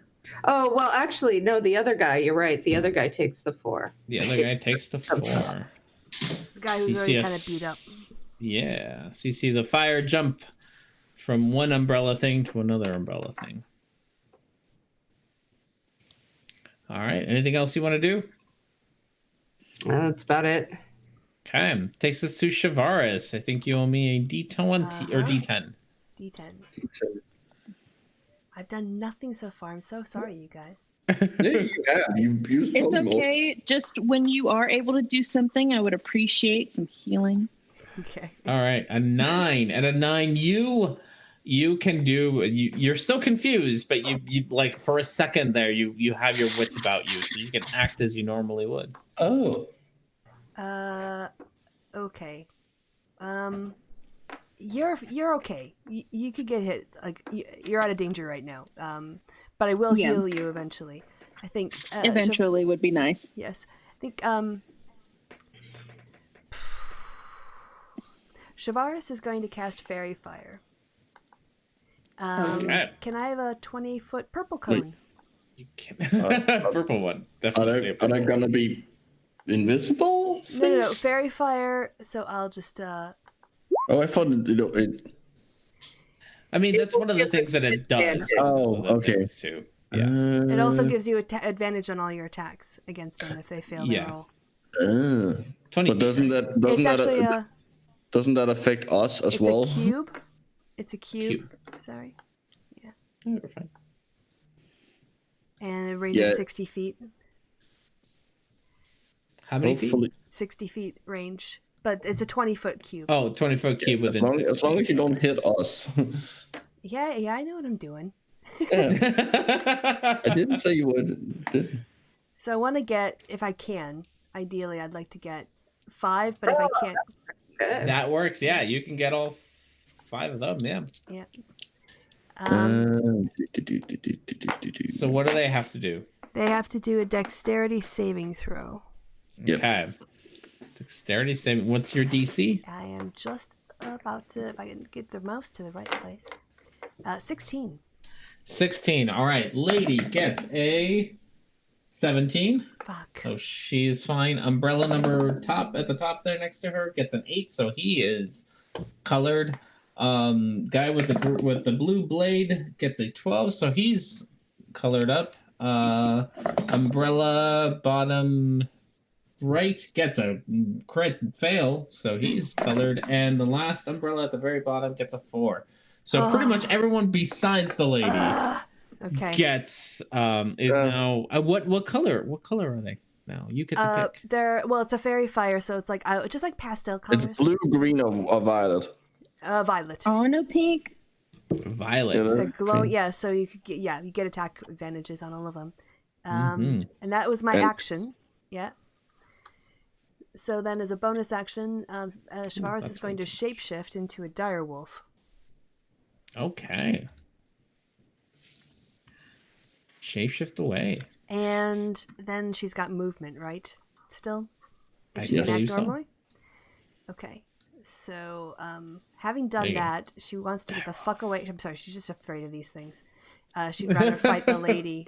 Actually, 1, 2, 3. Yeah.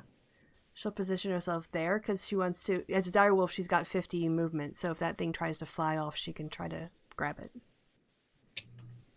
Okay. That's a couple of attacks of opportunity. Yep.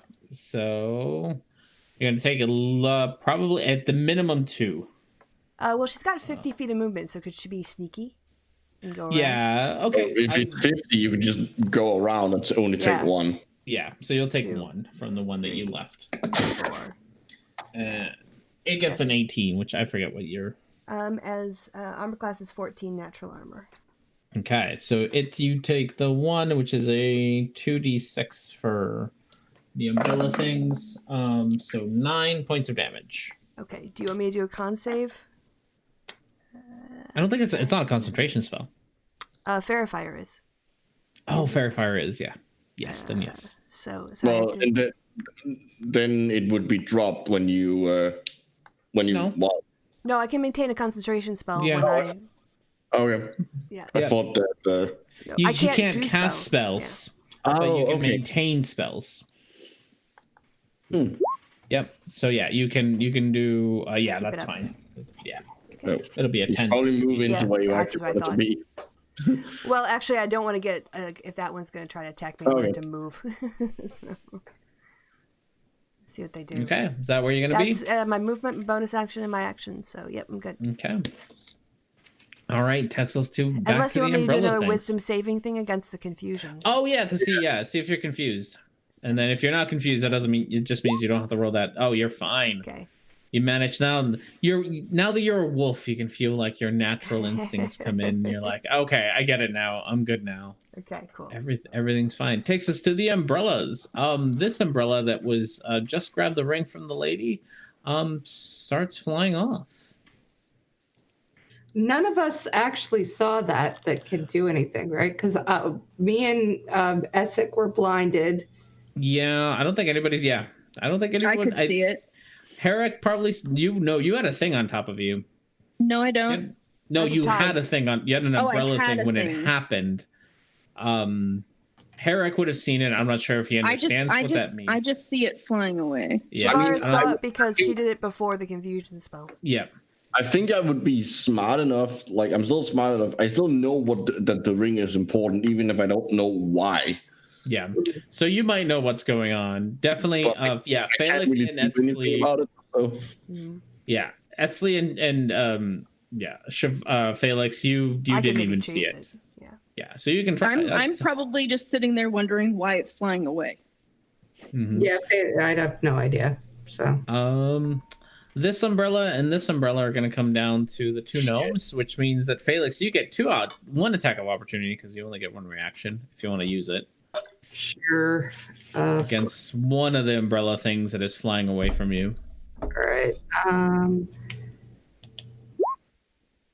And it hits. Okay. Presumably the one that's the most damaged.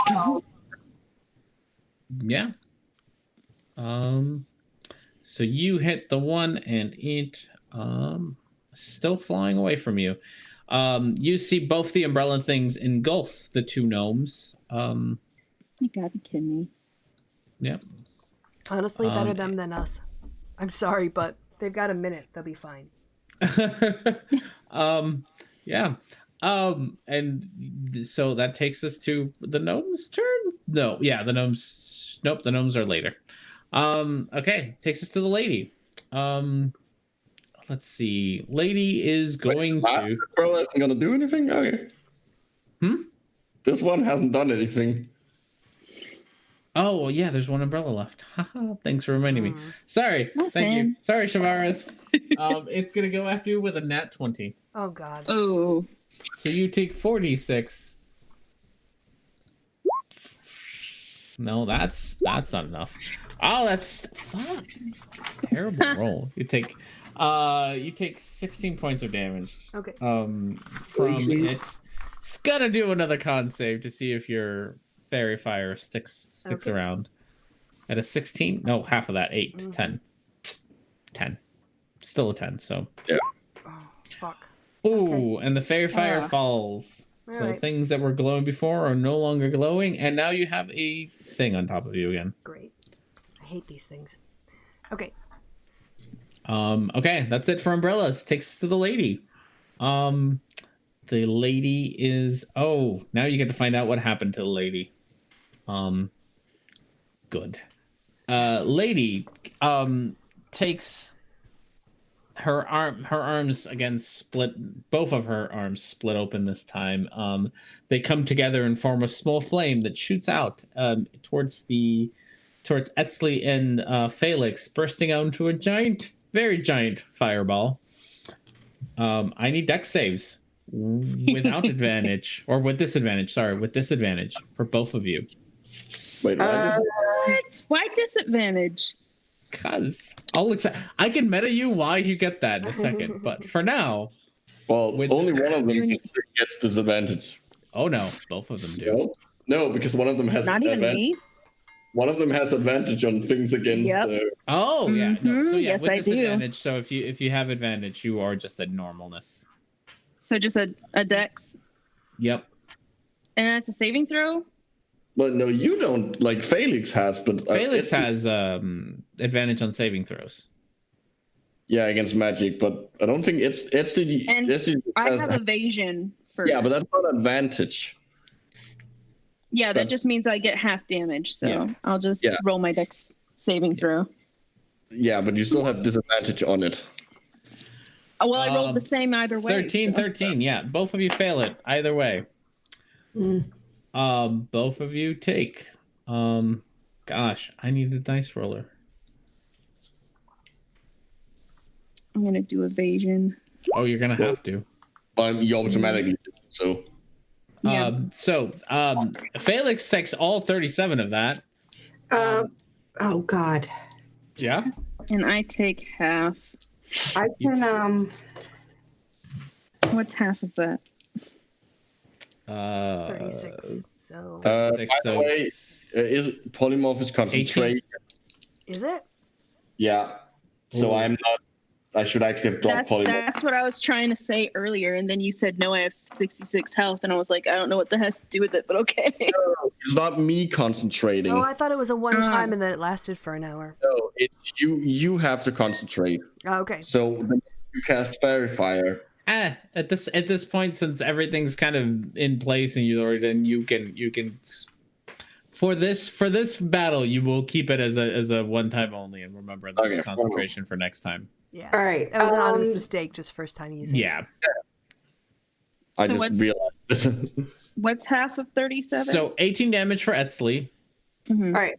37 for Felix, unless Felix has something to do about it. I have absorb elements. Okay. Doesn't take much, but it. I'd appreciate healing. Just choose the trigger. Our healer is pretty much fucked. Is kind of down. Okay, so. So. I take half based on that. Okay, so you'll take 18 as well. And now you have the fire stored, so you can do it as an attack. Yeah. Yeah, stop. All right. So that's her first thing. She reaches out and touches Herrick in the snout in a way that makes Etzli feel rather jealous. And she is. Wait, I don't get like she has to try and hit me. Also, how long is her arms? Oh, well, considering how you know how long people's arms are in this world, way too long. Too long. Way too Their long. Their arms, they're too long. We are too long. With a 10 plus 8, 18. Does an 18 hit you? Yes. Okay, so you take 2d8 of thunder, electric, whatever damage, as a shockwave goes through her arms and into you. 2d8, you say? Yep.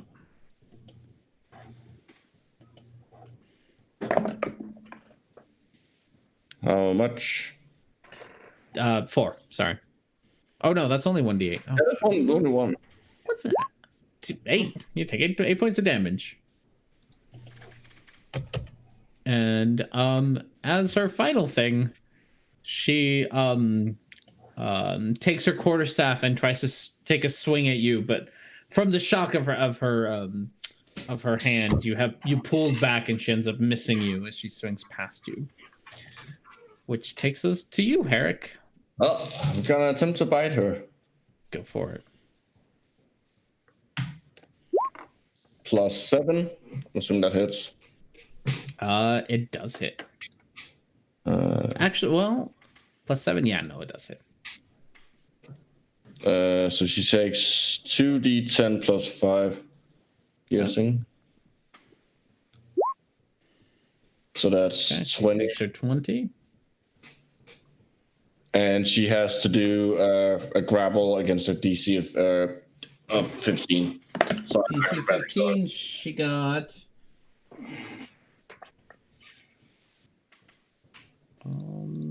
where are your stats, lady? Where are your stats? She fails it, so you have her all grappled up. Oh! She's not just grappled. She's restrained. Okay. And I can now switch. No, I take it back. Oh. No, yeah, she's grappled. I'd have to go back way too far. I forgot something about her. Okay. She is restrained? Do I have a grapple? Yeah, she's restrained. You got her. Cool. I can then use my second attack.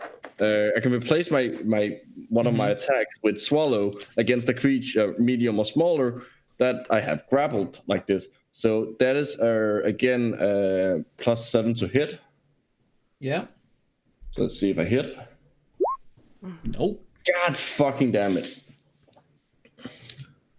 Well, she's still restrained. Okay. You got her restrained. Hold on. I have advantage because she's restrained. Okay. As you try to that is part of restraint, of being restrained. Yeah, as you try to do that, you see 2 gears show up behind her, and you don't get to do it with advantage. We need to figure out how to get rid of those freaking gears. Oh, she can't move, and she has disadvantage on her attacks, and she has disadvantage on dex saving throws. That's good. Yes. That is my turn. Okay. Actually, no. Hold on. Okay, I have an idea. I can drag her over and fucking put him underwater and attempt to drown her. Sure. That would be fun. You're gonna take like 2 attacks of opportunities from the 2 guys next to you. But that's true. Yeah, I'm not gonna do it. It would be fun, but like I'm not risking that. Okay. I want to be able to attempt to actually swallow her. All right. Takes us to the first dude, the one with a shield next to you, takes out his short sword and is going to take its 3 attacks at you with a crit, a 19, and an 18. Which is just a whole lot. So that's sorry. Yeah, I'm probably well. You're probably gonna lose your thing.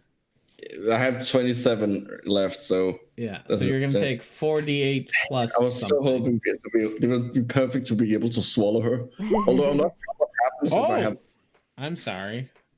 Wow. Not really. You take that plus 9, so you take 41 points of damage. How the fuck did you roll all 8s? I don't know. I can't even be like I did that behind the DM screen. Okay, wait. What is how much damage in total? Holy 41. Wow. What? 41. Okay, so that's my form has dropped, and what the fuck would have happened if I had actually swallowed her and that happened? You probably would have exploded from the inside. Well, I'm guessing she would just be like plopped out of me. Yeah, you probably would have taken some amount of damage for it though. But yes. That's fair. Yeah, yeah. Now the other dude can't reach me. Now the other He can obviously walk up there, but yeah, you say these things. He at least has to move. Does he? Does he? Well, unless he has reach of some kind. Oh. All right. As you sitting there looking at you, he's like, "Oh, cool beans." You're all out of there. He is going to cast lightning bolt on you. Oh. What is that? What do you need me to do? Oh no, you're too long. Oh no, you're fine. It's dex saving throw. A dex saving throw. Mm-hmm. It's only 3. Oh, nice. You do great because you otherwise would have taken a lot. You take half of that. Oh, 14. Ouch. As this bolt of lightning goes zipping past you, and you manage to swing your body out of the way. We'll probably put the shield up and have it like strike that. Bounce off the shield, yeah. Well, it's made of metal, so it would be like a lightning rod. Oh, just it absorbs it, but you still feel the tingles through your body as you take some of the damage from it. Well, actually, you would like direct it into me, but like the resistance from having to pass through the metal. Mm-hmm. I'm not sure how metal is resistant. Never mind. Yeah, Etsley. All right, so I'm going to ignore my 10 health right now, especially since I don't have any healing potions or anything. So I'm just going to... Stop that! I'm just going to go to this guy. And I'm going to hit him with my combo. Okay, go for it. Nice. You got him. Nice. Oh goodness! Remember, you haven't actually used the venom. Yeah, you haven't used the charge yet. What charge? The charge that means that your dagger with venom does extra damage and can poison the. Yeah, you stab the bat thing, but you didn't. Yeah, you don't get the poison damage unless you expend the charge. I'm going to save that for the lady. That's probably a good idea.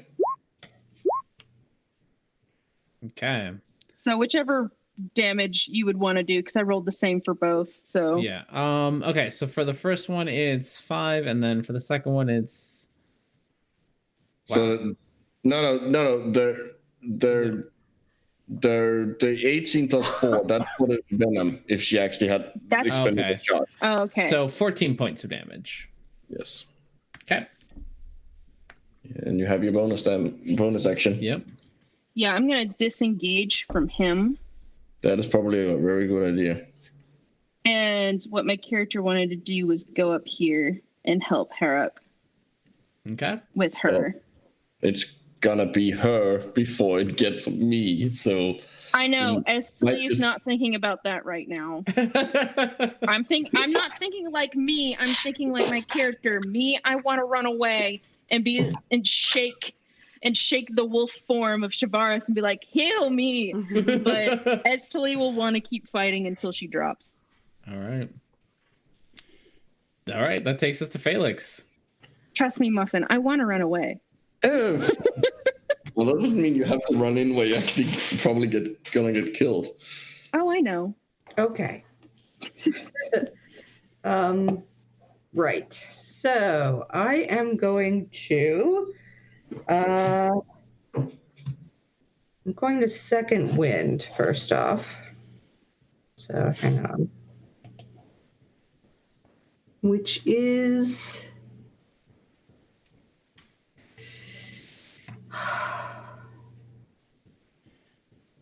1d10 plus my fighter level of 8. So come on, d10.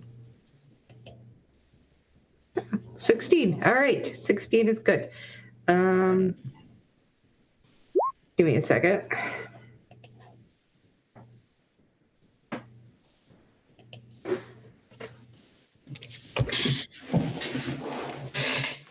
All right. And I am going to shoot.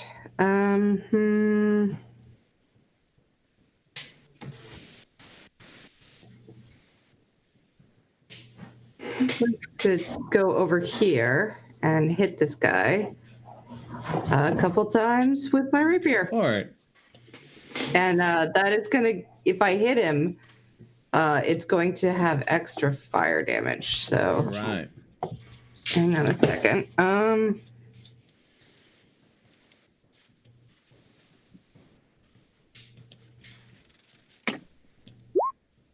That hits. That's right on his AC.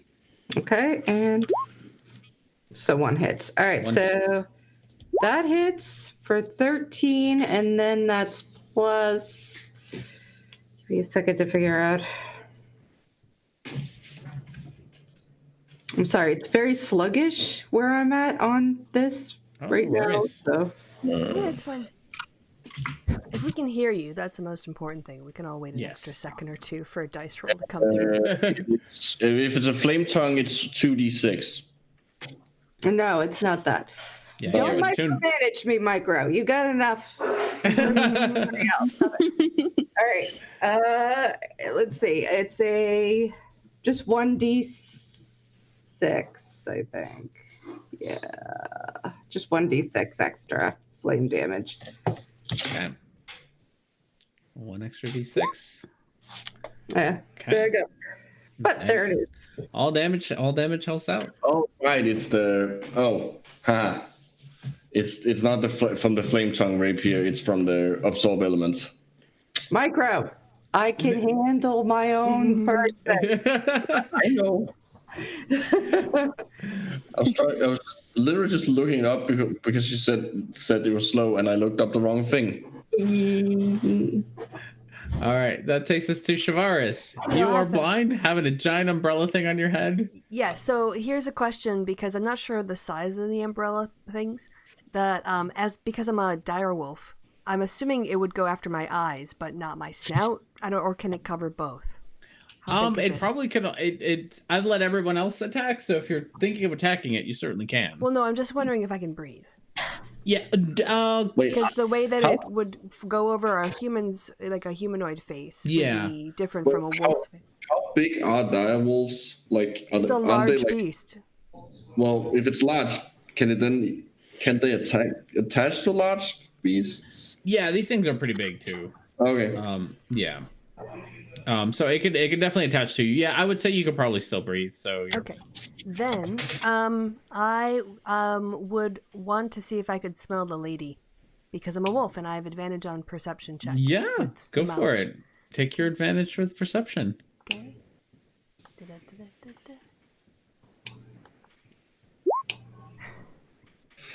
Yeah, you know exactly where it is, where she is. Well, I want to run right at her. And because I have pack tactics, I get advantage on attack rolls if at least one of my allies is within 5 feet of her. Go for it. Okay. I think she's already used her reaction, so she's not going to be able to take that away from you. So it's well, don't you have disadvantage because of the umbrella thing? So isn't no, this because straight... it doesn't. No, she knows exactly where it is though. Because I'm a wolf. Yeah. Oh, right. That perception thing, you know exactly where. I'm not using my sense of sight. I'm using my sense of smell. Everybody is. That's true. I can smell where she walked. Like I've got her scent now. You can smell her nasty perfume. Mm-hmm. So let's just. I was going to go fast, but. +5. Oh so yeah, no, that 21? Hits. Even without anything else, that hits. Okay, so she also has to do a DC 13 strength saving throw or be knocked prone. Roll the other. If you have advantage, roll the other one so you can see if you get a crit. Oh, it's true. Because if you get a crit, you get extra dice. Yeah. Oh, okay. Yeah, you're right. Okay. Sorry, I was still. Okay. Okay. Yeah. Okay. It's worth a try. No, it's fine. 2d6 plus 3. So 12 damage. 12 damage. She got a 20 on her thing. Okay, so she's not knocked prone. Okay, that was me. Okay. Umbrella things. Shavaris can't see this. Felix, Herrick, and Etzli, you notice that the two umbrella things that are wrapped around the gnomes, well, you might the whole shebang, the everyone together, gets into Saccharin's cart, and oh, good lord, Saccharin's cart starts to drive away. How did the umbrella things learn how to drive a cart? They don't. No. They just know how to control. They can just control whatever's on top of them, or they're on top of them. You've gotta be kidding me. So they're off. This umbrella thing is also way off. With the ring. And I need you, Shavaris, to do a wisdom save. Yep. I knew it was a bad idea. Well, at least now we know that the past is gonna happen. All right, takes us to the lady. The lady who looks at both you, Herrick, and Etzli, and just says, "Well, I think I have everything I need," and she just pop and disappears. Crap. Etzli's gonna scream in anger. Okay, Herrick. I'm gonna look to the other twos and like give them a look. And then I'm gonna move here. And I'm gonna attack that guy. Go for it. Oh, but first I'm gonna use my bonus action to Hunter's Mark him. Because fuck him. And he's a humanoid, right? He certainly is. He's a humanoid. Great. So that is oh, with advantage. Yeah. I'm assuming 21 hits. Oh yeah. They don't studio. That is 15 points of damage to him. Okay. And he is looking pretty bloodied up after all this. And the other attack, 19. And that hits as well. 14. Okay. He's looking real rough. I would like to take my action search. Okay. To do another attack on him. That misses. 17 misses? Oh, okay. Yep. Other attack. That one hits. 13. You can describe how you take him out. I want the magic dude. I literally just run up behind him as he's like obviously fighting with Felix, and like just jump him and just like just rip him like him apart at the neck. That is my turn. All right, this guy's down. Takes us to somebody. Takes us to the one dude that's left over. Who you just destroyed his friend. And immediately after I do that, I turned him just the blood and gore from his friend dripping from my mouth. Well, I don't think he's too happy with you. Well, he can go fuck himself. I need everyone within 15 feet, which I think is everyone. Oh yeah, definitely everyone to do a con save, including the umbrella. Including the umbrella. Yeah. Con save, you say? The umbrella failed it. I probably did too. I'm at that way where I can't tell if I have. Oh, Felix, you define. Etzli, you define. Yeah, Shavaris and. Good, because I want to murder this guy. Flying and lightning bolts end up hitting all four of you. Those of you who failed it, take 5 points of damage. Those of you who passed take 2 points of damage. And Etzli takes 1. Yeah, Etzli takes 1 point of damage. Thought for sure I was gonna get out of my shapeshift now, but no. As you hear this boom come out from under him, and that from his center, and that's pretty much all he's got to do. And takes us to Etzli. I'm sorry for the evil cackling. I'm going to go right up to this guy, and since my ally is on the other side, I can get my sneak attack. Yeah. And advantage. he's fucking Short dead. sword. Yep, that hits. Dagger of venom. I am going to spend my dagger. Well, maybe see if the sneak attack kills him first before you do that. She's pissed. She's mad. She's going all out. Let me go all out, Muffin. And sneak attack. Okay. Yeah, no, that you all together you can describe what you do to him. She's I'm not gonna be like, bother with the math because that's not even worth it. She's gonna be like, she got away, but you aren't. And then she's just gonna start like slashing him, like the venom from her dagger like burns his skin away. Mm-hmm. Maybe some of the blood like gets on her because she's so pissed. There you go. Yep, you got him, and it takes us to anything else. And then she's gonna probably like heave for a second. Takes us to Felix. There is a single creature left, and it is attached to your friend's snout. Yeah, I don't care. How far away did the thing get? Which thing? There's lots of things. Yeah, so who's got the snout? That could maybe track it down if she didn't have a thing on her head. How far away can it get? How far can it get in 6 seconds? The one that's all the way out here? I don't know where it is. I can't see. The cart or the umbrella thing? The cart that the people were on. The cart that the people can get on. How fast are carts? Carts are pretty fast. It's still chaotic, so it can probably move around 40 feet per round. Oh, I can get that easy. I'm next to them with the cape of mount bag. You see smoke and I'm there. Okay, so Felix has disappeared. No, I yell first. I say, I'm getting in the cart, follow me. And okay. Click. You were on top of a cart with two gnomes covered in umbrella things. Yeah. Okay. I'm gonna start whacking them then. Okay. Lay down. So I will I don't have any treats. Let's see.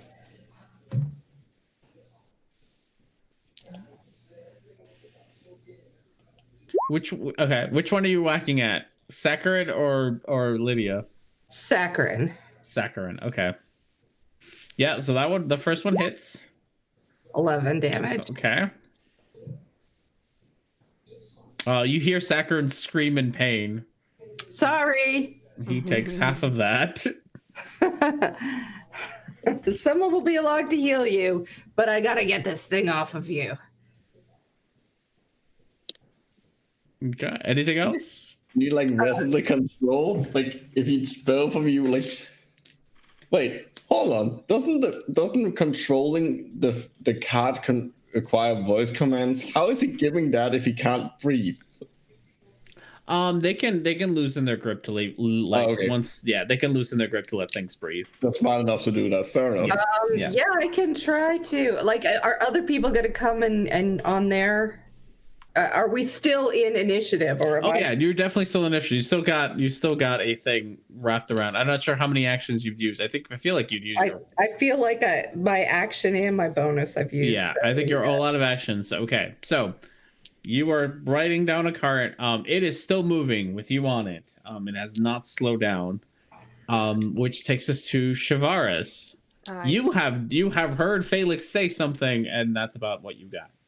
Yes, because I looked it up. I maintain my personality, my intelligence, my wisdom, and charisma. So it's not like polymorph. I'm still me. No. But yeah, I'm gonna have to try to get this thing off my face. So. It's a dex check.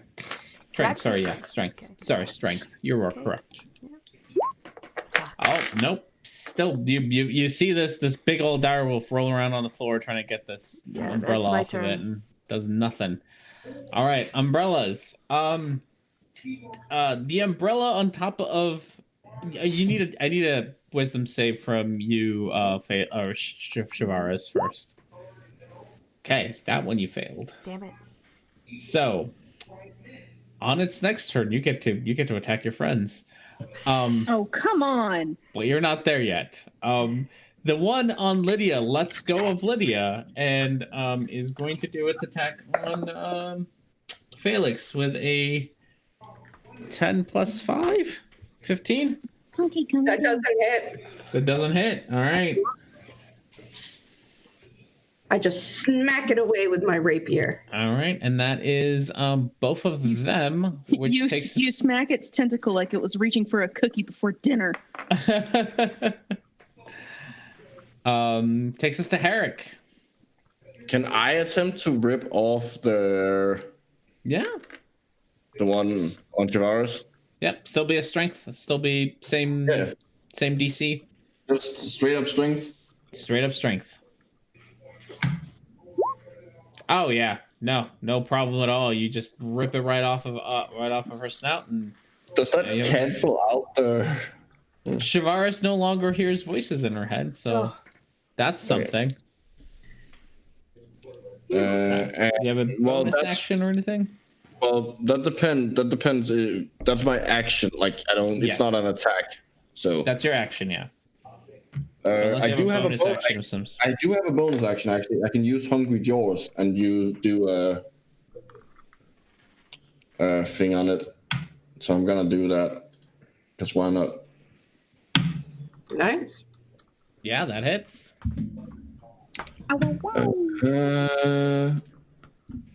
7 damage to it, and 2 temporary hit points to me. All right. Anything else? Nope. That is my turn. Okay. That takes us to the dudes who are dead. Etzli. Okay, so how far away is the cart now? At this point, it's like 80 feet away from you. Okay, so I can't even get to that. Not in one turn. And you can dash and probably get pretty close. But you can dash 3. You can do 3 dashes in a turn. Do you have? If you can do a dash as a bonus action, you certainly. Yeah, you can.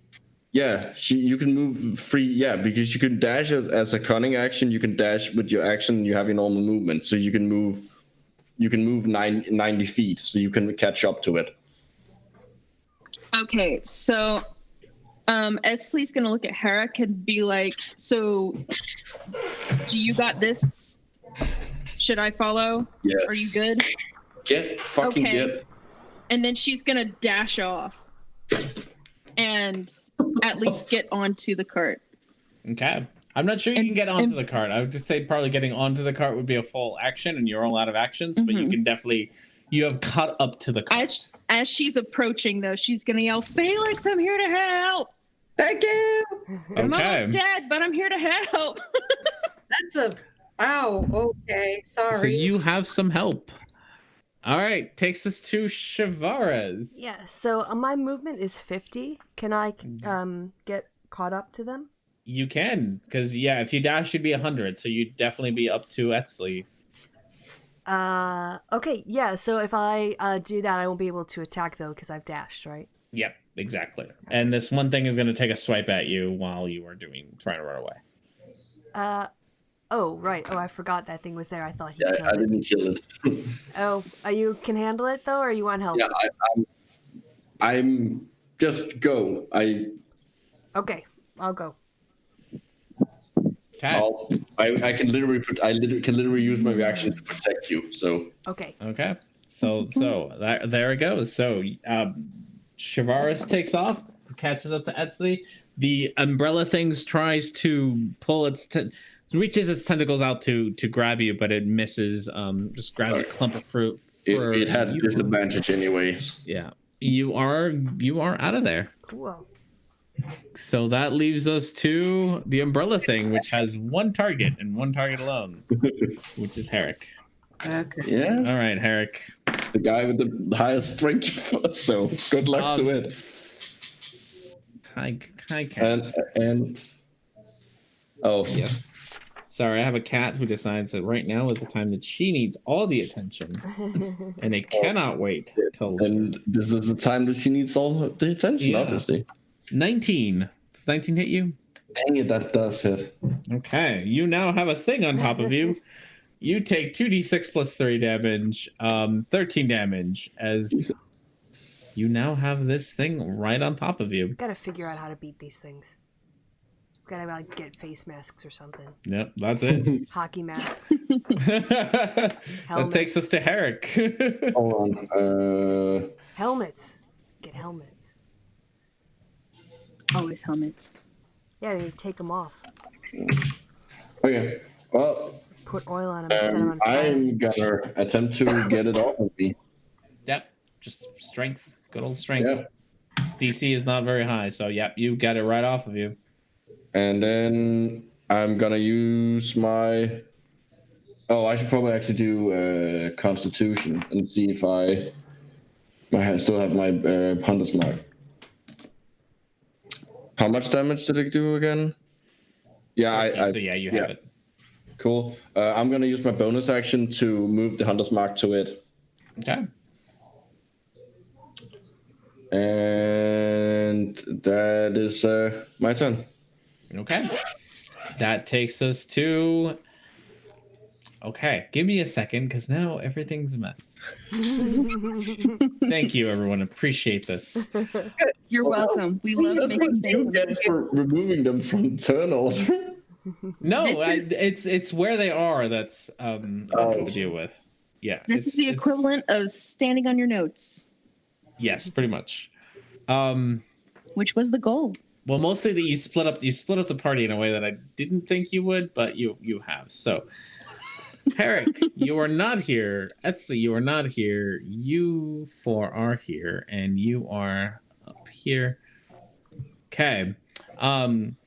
As you are going through, chasing down the cart, the pretty much the city around you is on fire, and you see human soldiers and gnome soldiers everywhere around you, fighting along with more of the big old umbrella things. So I'm gonna move the three of you. Actually, I just move all of you since Herrick's really the only one who's gonna miss out on the fun. Where did Etzli go? Etzli, I have lost you. That's okay. How could you lose me? I know, right? You find yourself in an area full of buildings on fire and soldiers and chaos. Yay, chaos! Yep, and where am I? I forgot you. I'm supposed to be by the cart. I know. You are by the cart. You are certainly there. Ba-bum. And I believe it is Etzli's turn. Mm-hmm. So everyone is kind of piled in here. There you are. There's Etzli. There were two umbrella things, one on Sacker and one on Lydia. No, Lydia. Oh, that one let go. No, Lydia. Sorry. The one on Lydia is off. Yes, the one is attacking Felix. Well, I want to attack the one that's attacking Felix. Okay, go for it. You're all kind of crowded together, so we're just going to kind of ignore, because it's hard to make a cart and do all that. So you are close enough to attack it. Okay. And how does my venom for the dagger how does it work? Does it? You have once per. It recharges at dawn. So, but once you can basically use it when you have a successful hit. You can basically say, "Hey, I want to expend the charge in it," and you do the poison damage. And I think it has to make a saving throw or something. I'll be poisoned for some. Let me look. I just saw that it dealt extra damage, and it was venom, and it made sense for my character, so I got it. It has to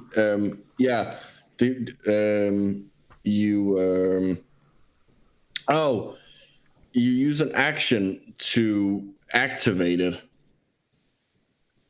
and then if you hit something within a minute, the creature has to do a saving throw. Yeah, do a saving throw. So you have to use an action to actually activate it. It's not just like you hit it, like I thought. Okay. So me using it on the girl, would that be me activating it? I don't know. No, you have to actually spend an action to turn it on. I'm just gonna attack. Okay. Just attack. Boom. Yep, that hits. Boom. That one hits as well.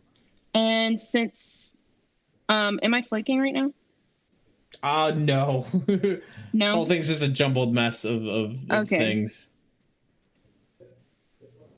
Okay. So 7 + 9. 7 + 9. You stab the umbrella thing and it goes careening off onto the street and gets trampled over by the cart as you run it over. So one of the umbrella things is done with. Lydia is screaming in horror and everything's wrong.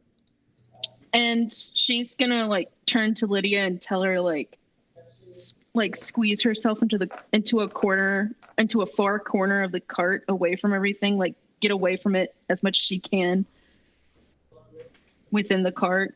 Mm-hmm. All right.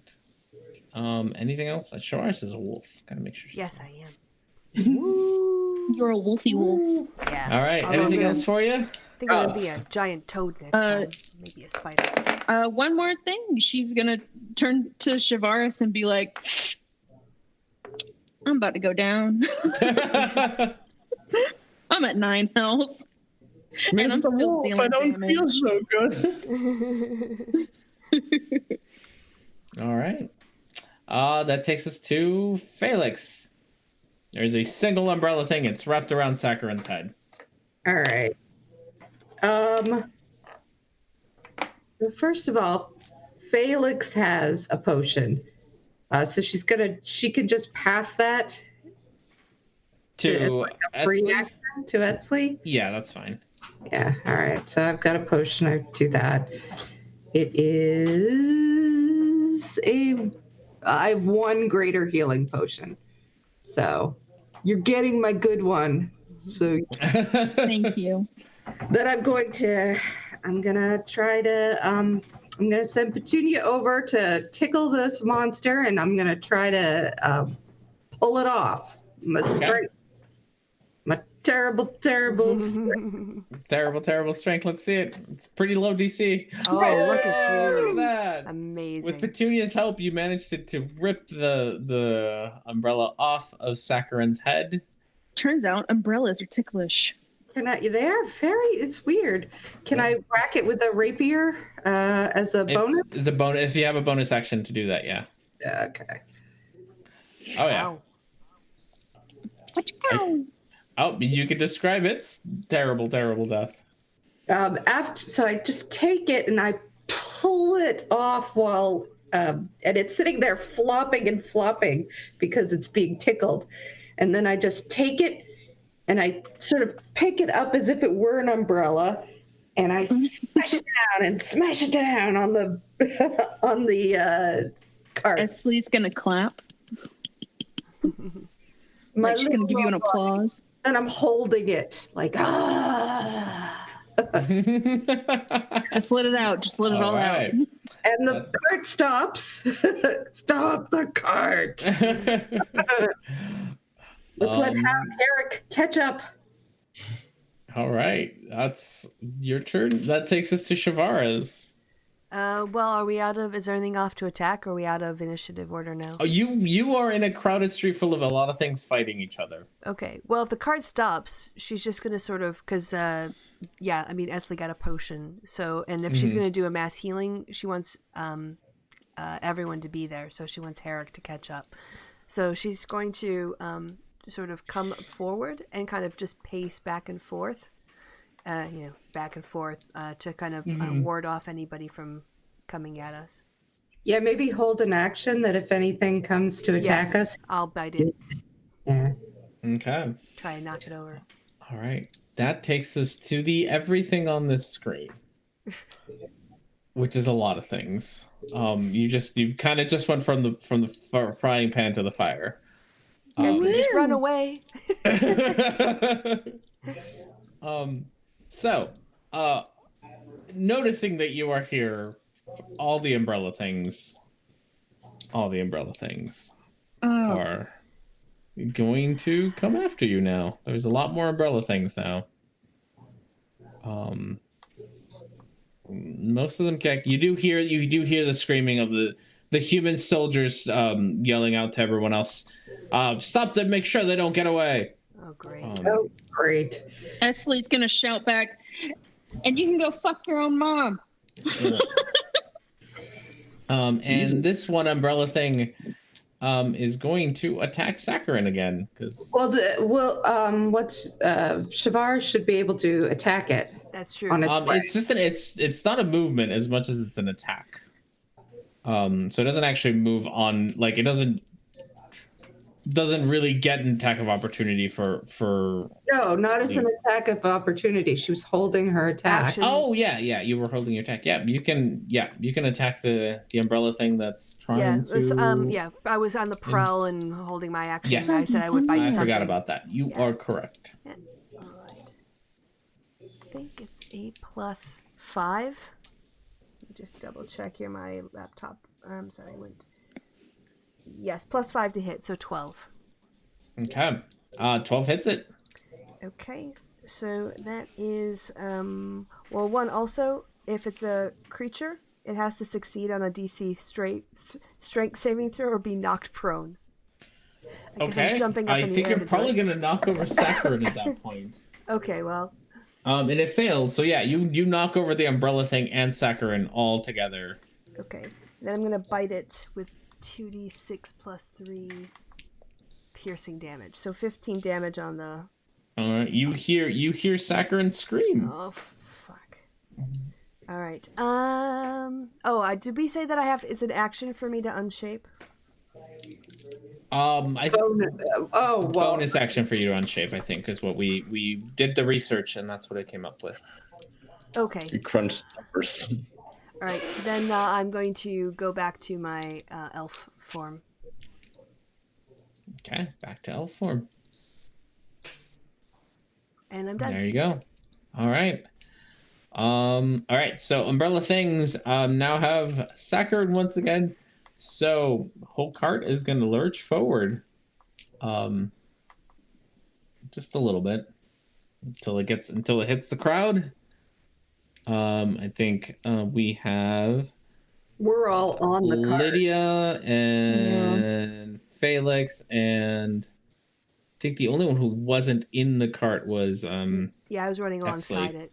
Oh, okay. Yeah, to catch up with it. No, you jumped on top because you knocked over. Oh, that's right. Yeah. Esley was sort of huddled up in the cart. Yeah, I was sort of on the cart. Okay, so everyone's just moving ahead, and now you got a bunch of people around you. All right, we'll go back to Herrick real quick. Herrick. Herrick. Oh wait, no, this guy's gonna area. also try to get on top of you, Herrick, with a 21. It does. Fuck's sake.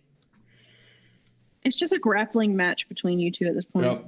So you were gonna take 2d6 + 3. I know. 10 points of damage. Oh, great.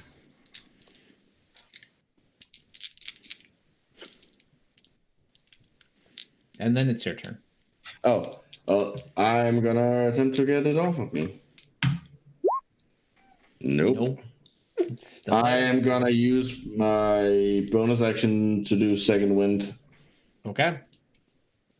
What are you doing? You get your whatever HP back. That is 11. Okay. So that is Herrick's. But no, I still have movement. Mm-hmm. You certainly do. You can run, and then he sticks on your face, and you pull him off, and you run, and he sticks on your face. Yeah, I'm gonna run as far as I can. Okay. What's your movement speed? 30. 30. Okay. Yep. So you'll run your 1, 2. I'm assuming I am running blinded, but like again, like you can do a perception to see if you run in the general right direction or not. Not a survival. I mean, not that it matters. Yeah, that works for that works too. Edsley, did you roll your healing potion? I haven't yet. Been your turn yet. Yeah. Okay. Mm-hmm. But I'm next after her. You're gonna have to roll me a d4, and that is the direction you're gonna go. You're gonna go entirely the wrong direction. God damn it! You're gonna go 30 feet away from everything else. Well, that means I'm running into. I'm obviously gonna stop once I hit the. You run right into the fountain. Oh. And then you're like, what? Yep, you're wet and into the fountain and 30 feet further away from your pals. Not a question. My question is this? I can hold my breath for 15 minutes. Can it? We're gonna find out. I don't have 15 minutes. No, exactly. It was purely a joke. All right, Edsley. Okay, me taking the potion is a bonus action, right? Correct. Okay, so I'm gonna take it. Plus 4. So I got 11.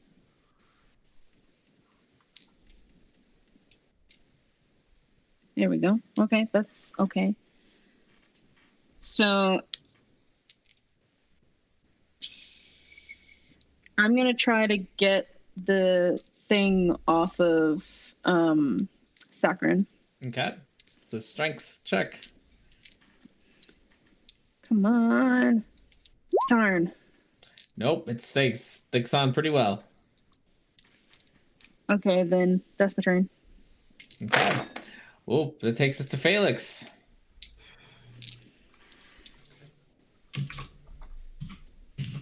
Damn it. I'm going.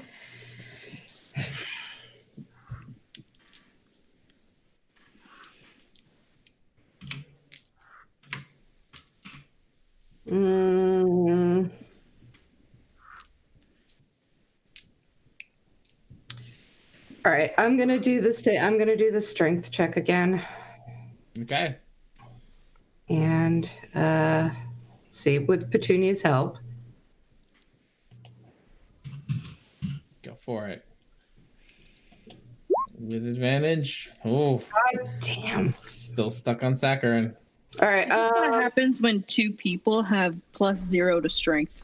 Yeah. So I am going to. I'm gonna try to get control of the cart. Yeah. Well, you already used your action, so.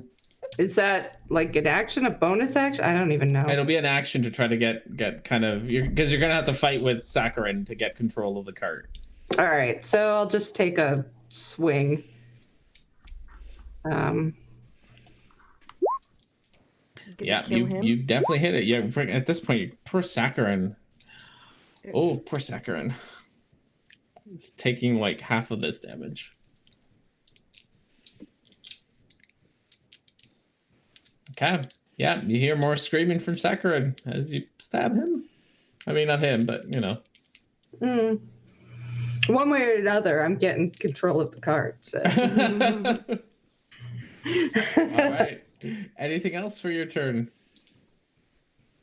Nope, that's it.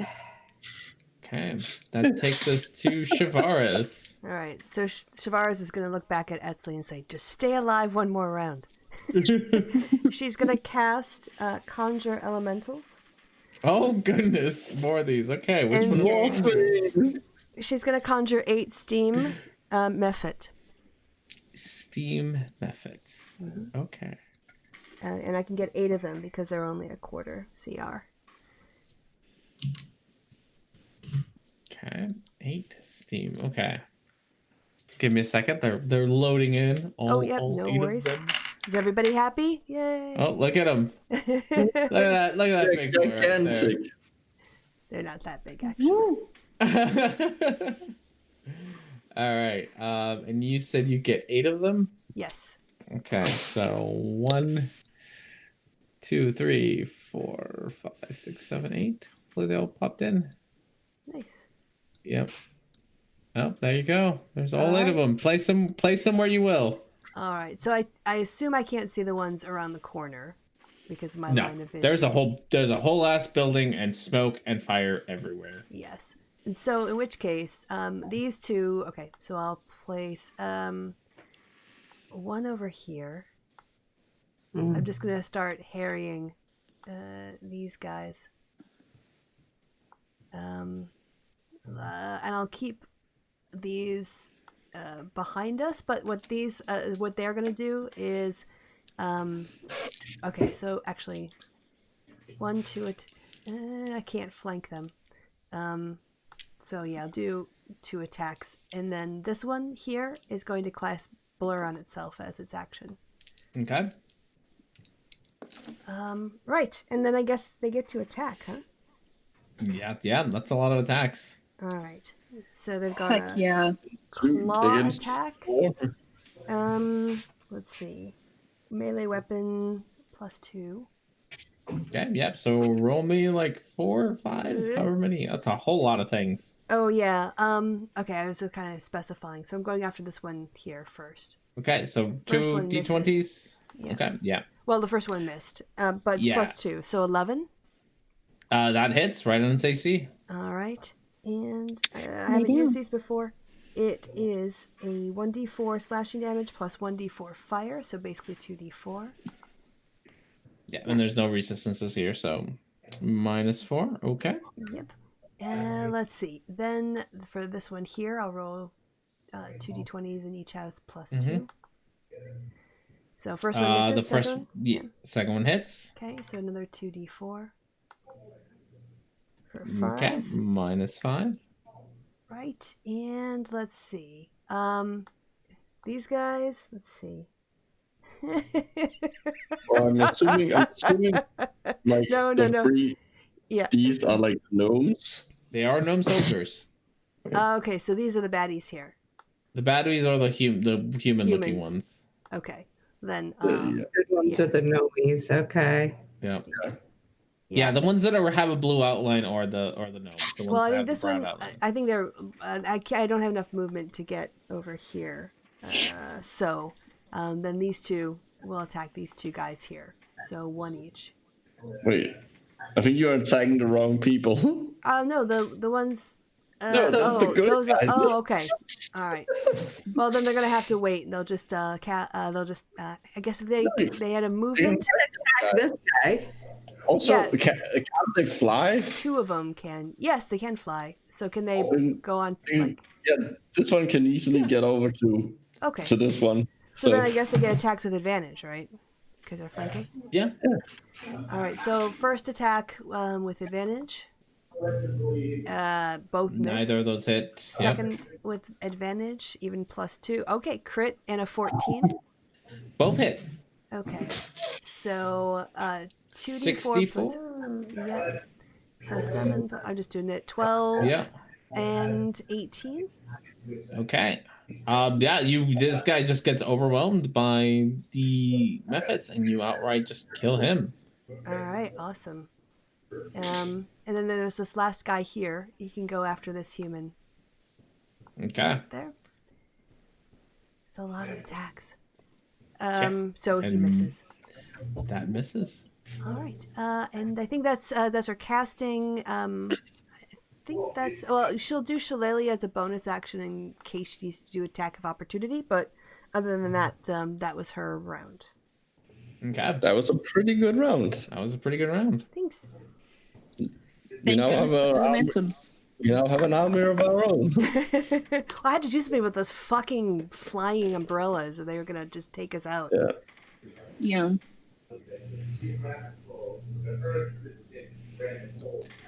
Okie dokie. Oh yeah, Matt, I'm done. So I don't know who's next. Sorry, umbrellas are next, but had to add someone back into the turn order for no good reason. All right, umbrella. I don't like you.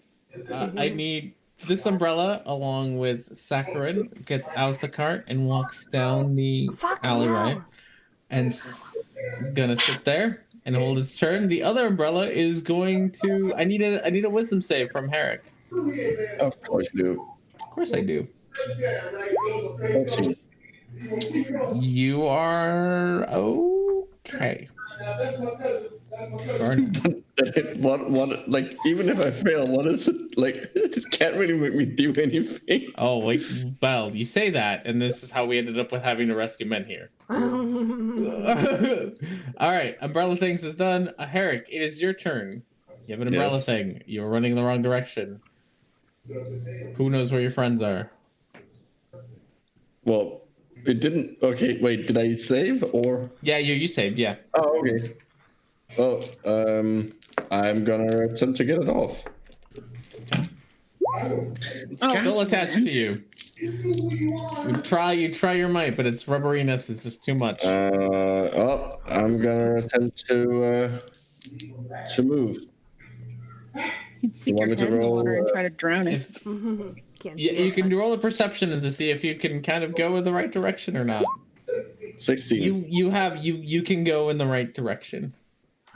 Great. Or in the direction that you think you should go in.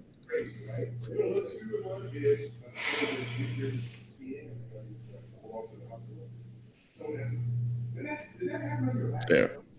Okay. It obviously comes with me. Yeah. I can't move it.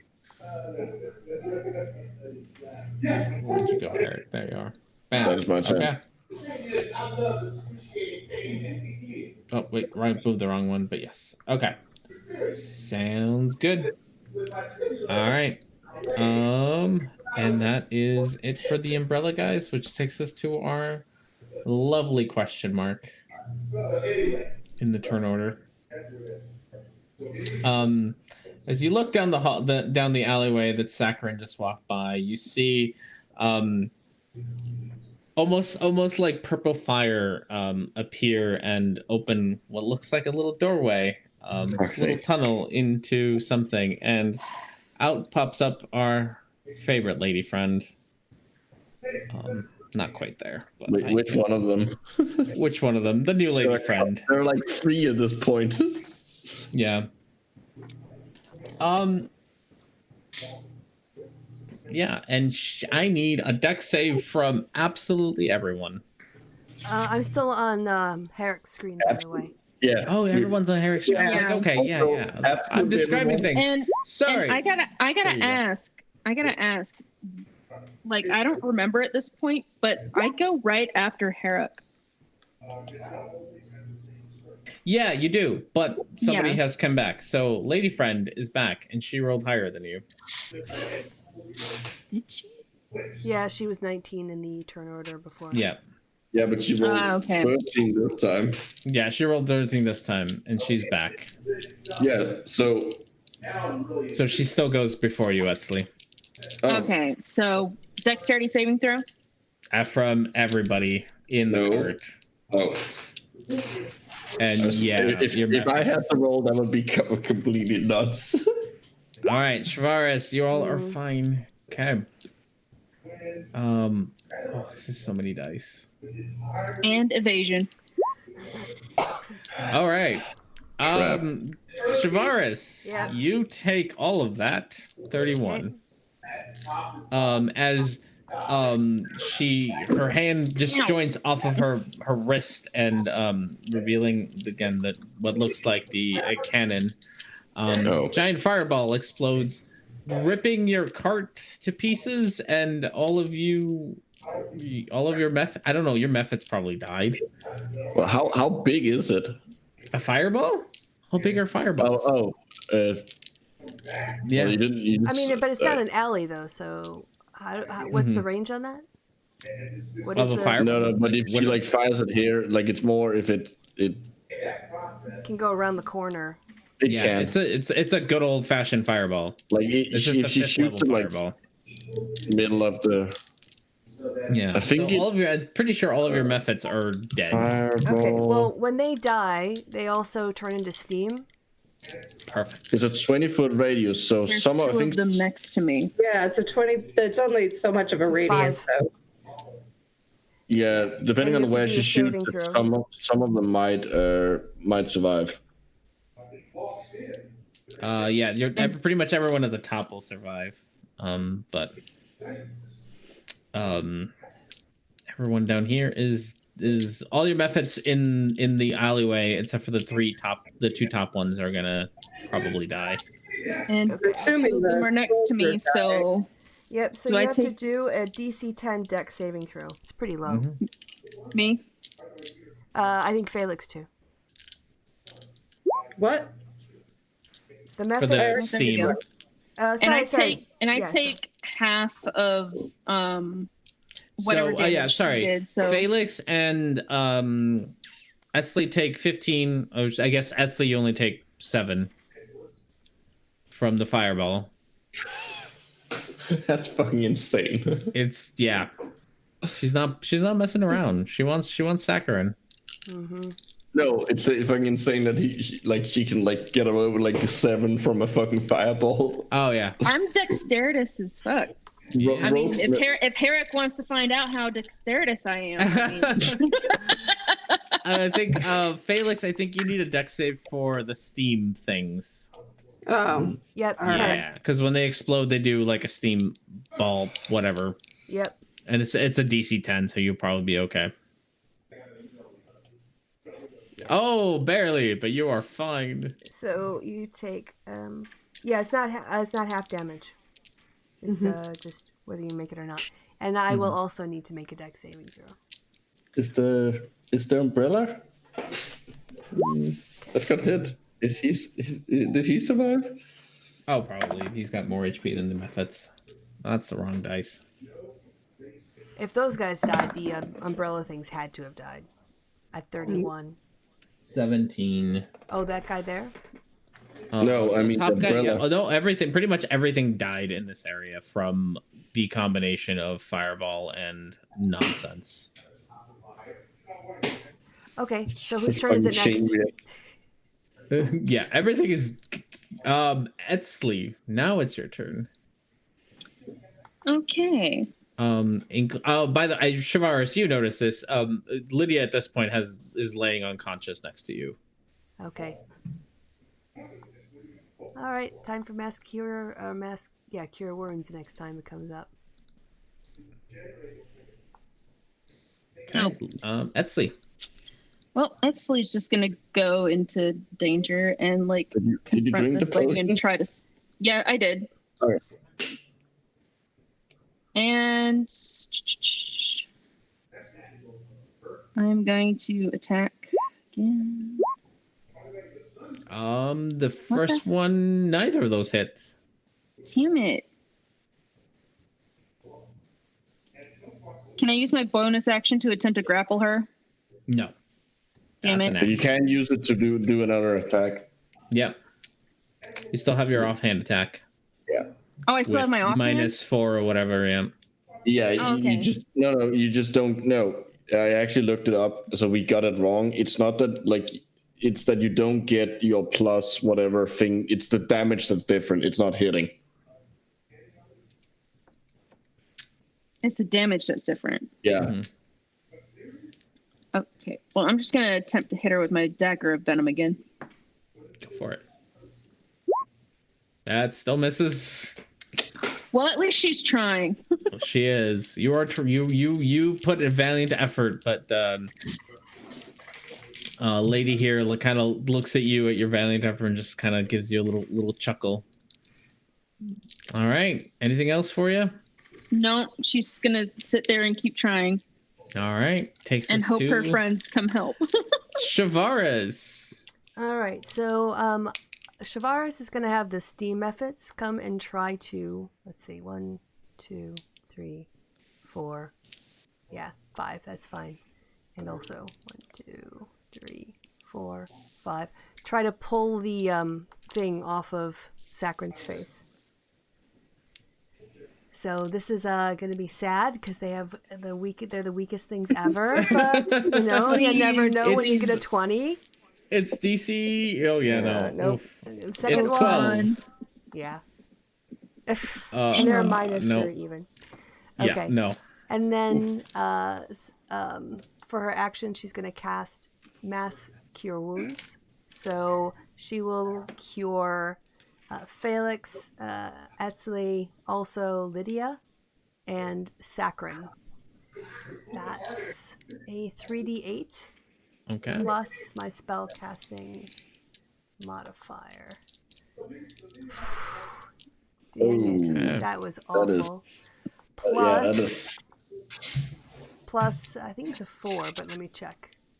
Yes, plus 4, so 11. Everybody. Yeah, and Lydia should be up. Yeah. Yep. You see Lydia kind of rub her eyes and just like she looks injured, but she's standing back up. That would be everything I can do, I think. All right, Felix.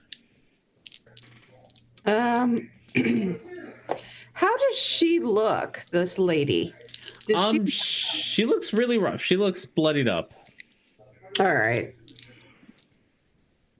Well, then I'm coming in, and I could squeeze because I'm little. Yeah. And what am I gonna do?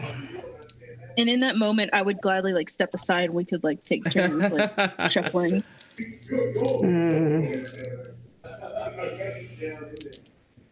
I am going. It's not much I can do except whack her a few times.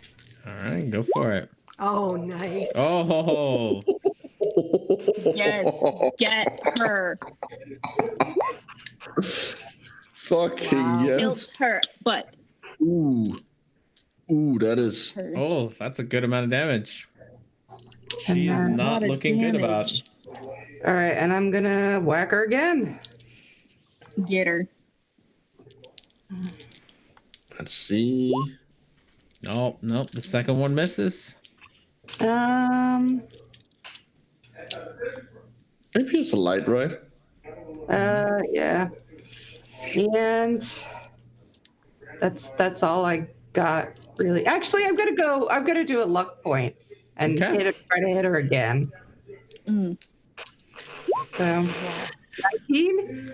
So as your sword comes, your rapier comes down, she puts out her hand and a shield pops out from it, blocking your blow.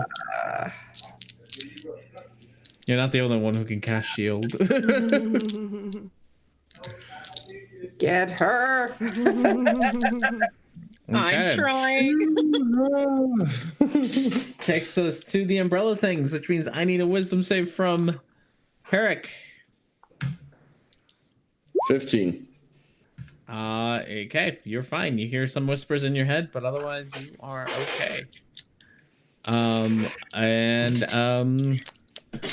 Umbrella things back over here. What are they gonna do? How do I keep succeeding the fucking wisdom throws? I don't know. But not the fucking strength when I'm better strength. I have no idea. All right, we're gonna have two of these guys go after Shavaris and numbers are stupid. Etzli at age 6, you fine. And Shavaris at a 8. You both are fine. Finally. That's it for them. Herrick. Oh, I'm gonna attempt to get it off.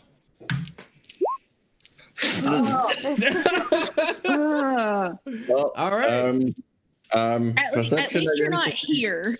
Yeah, you can do a perception to see which way you go. 16. Yep, you can go whichever way you think you would. I'm gonna go. I'm gonna move 30 feet down. Down. Okay, you were still you're still pretty far from the rest of your team, but you're moving in the right direction. No, I'm gonna move into the cart. Gonna move into the cart. Okay.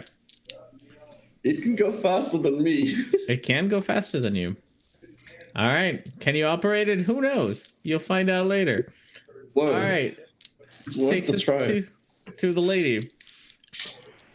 The lady takes her hand. It splits open down the middle. And out from it, she shoots a portal behind Saccharin. And she grabs Saccharin and they step through it, disappearing. if she steps, doesn't. Do I do something stupid? She it's flavor. It's she. Casts, she casts Dimension Door, so it's okay. She can So I'll see you all next week. Wait. Oh my god! No. I was just about to have my character step through it too. No, it's not actually. There's no stepping through. Can people listen? He had a huge creature on him. Oh, that's right. She can't actually do that. And he didn't come with him, just the same way I couldn't take him here with me. We couldn't take him with her. We got him. He's got him. That is true. That is true. So there is no see you next week R&D. So there's your umbrella guy still standing there. You can keep him. You can keep your umbrella guy all you want. No, because he was attached. She can't just take one without the other. He controls the umbrella, so. No, not like, but it would have had to go to his turn. It wasn't the umbrella's turn. Yeah, that's true. I don't know. It's my turn next. It's instantaneous. She can't do it that way. She didn't. Yeah, but the question is if being grappled prevents you from teleporting him. It's more than grappled. It's the two creatures. You can bring... There is no way. Your size are smaller. And it's only one creature. You can bring out one creature, one willing creature. And Saccharin, I don't think he's very willing right now. Well, he's willing while she's attached. Though. It's two creatures. That's the thing. Yeah. They are attached. There's no way. She'd have to get him out of there or convince him to get out. She just went through the dimension door. She didn't bring nothing.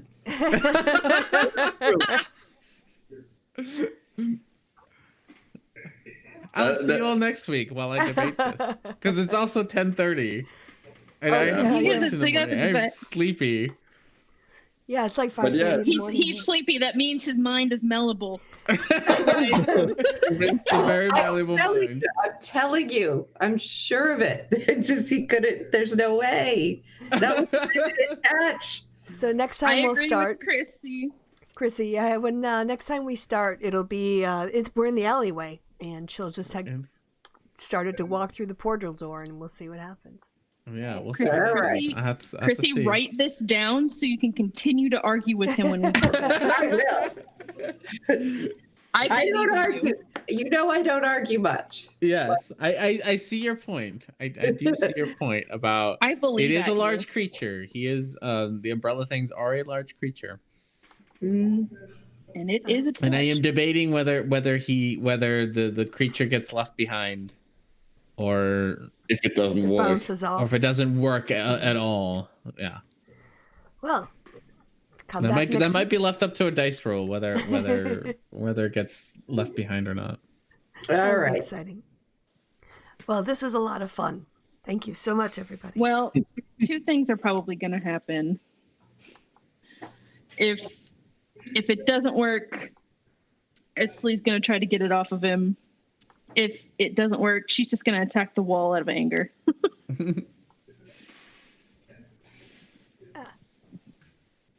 Yeah, well, we'll see. I'm with Chrissy. Yeah, it shouldn't be able to because it's attached to it. Well, we'll argue this off air, but everybody else, thanks to R&D for another challenging session in many ways. Jesus. And everyone else for being having such good play, except for that strength rolls at the end. That was sad. But anyway, I've no idea how the fuck I keep filling it up. Yeah. So yes, poor Herrick.